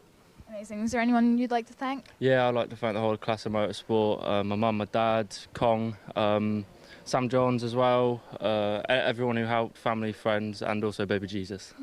Perfect. Congratulations on P3. Thank you. All right, and now we've got our P2 and our championship winner, Alfie Garford. All right, congratulations on the podium, first of all, but a very good way to end the season. I'm sure you're happy, but talk us through how you felt driving through that race, knowing you're going to finish in P2. I mean, the start was a bit hectic. Got into a bit of trouble, but kind of managed to find my way out of it and put my head down, got on with it, caught Chris, and then saw Dad on the sidelines saying, "Bring it home." So made a bit of a gap and just made sure that the kart would come in. So yeah. It's been a great weekend, and I'd like to thank Wera Tools helping out funding, and also with the academy, my media, and everything to do with different aspects of motorsport. Next Base dash cams, they're helping out a lot, also funding, but we've been doing some great fun days with them, and everyone else who's helped, Dad, Mum, the whole family. It's just a great support, and I'm glad that I could bring the championship for them. I'm sure you want to stop and think about the championship for a little bit longer, but what's in store for you next year? Honestly, I don't know, but I think we'll have a long think about it, and we're enjoying it at the minute, so just whatever we find enjoyable we'll do. Perfect. Well, congratulations again, and we've got your championship plate here. Hey, congratulations. Well done. You can add it to your collection. Well done. Perfect. Congratulations again. Go and celebrate. Yeah, thank you. All right, well, thank you so much for joining us this weekend. We have had a lot of exciting racing and many championships closed up, so lots of new winners that you can check out across our socials. We'll also have the video of the podium celebration up later on Motorsport UK and Alpha Live. A massive thank you to all of the track marshals here and everyone who helped out behind the scenes who made this possible. There's still 2 more rounds of the British Kart Championship left to go, so make sure you tune in for those in the coming week. Thank you for watching.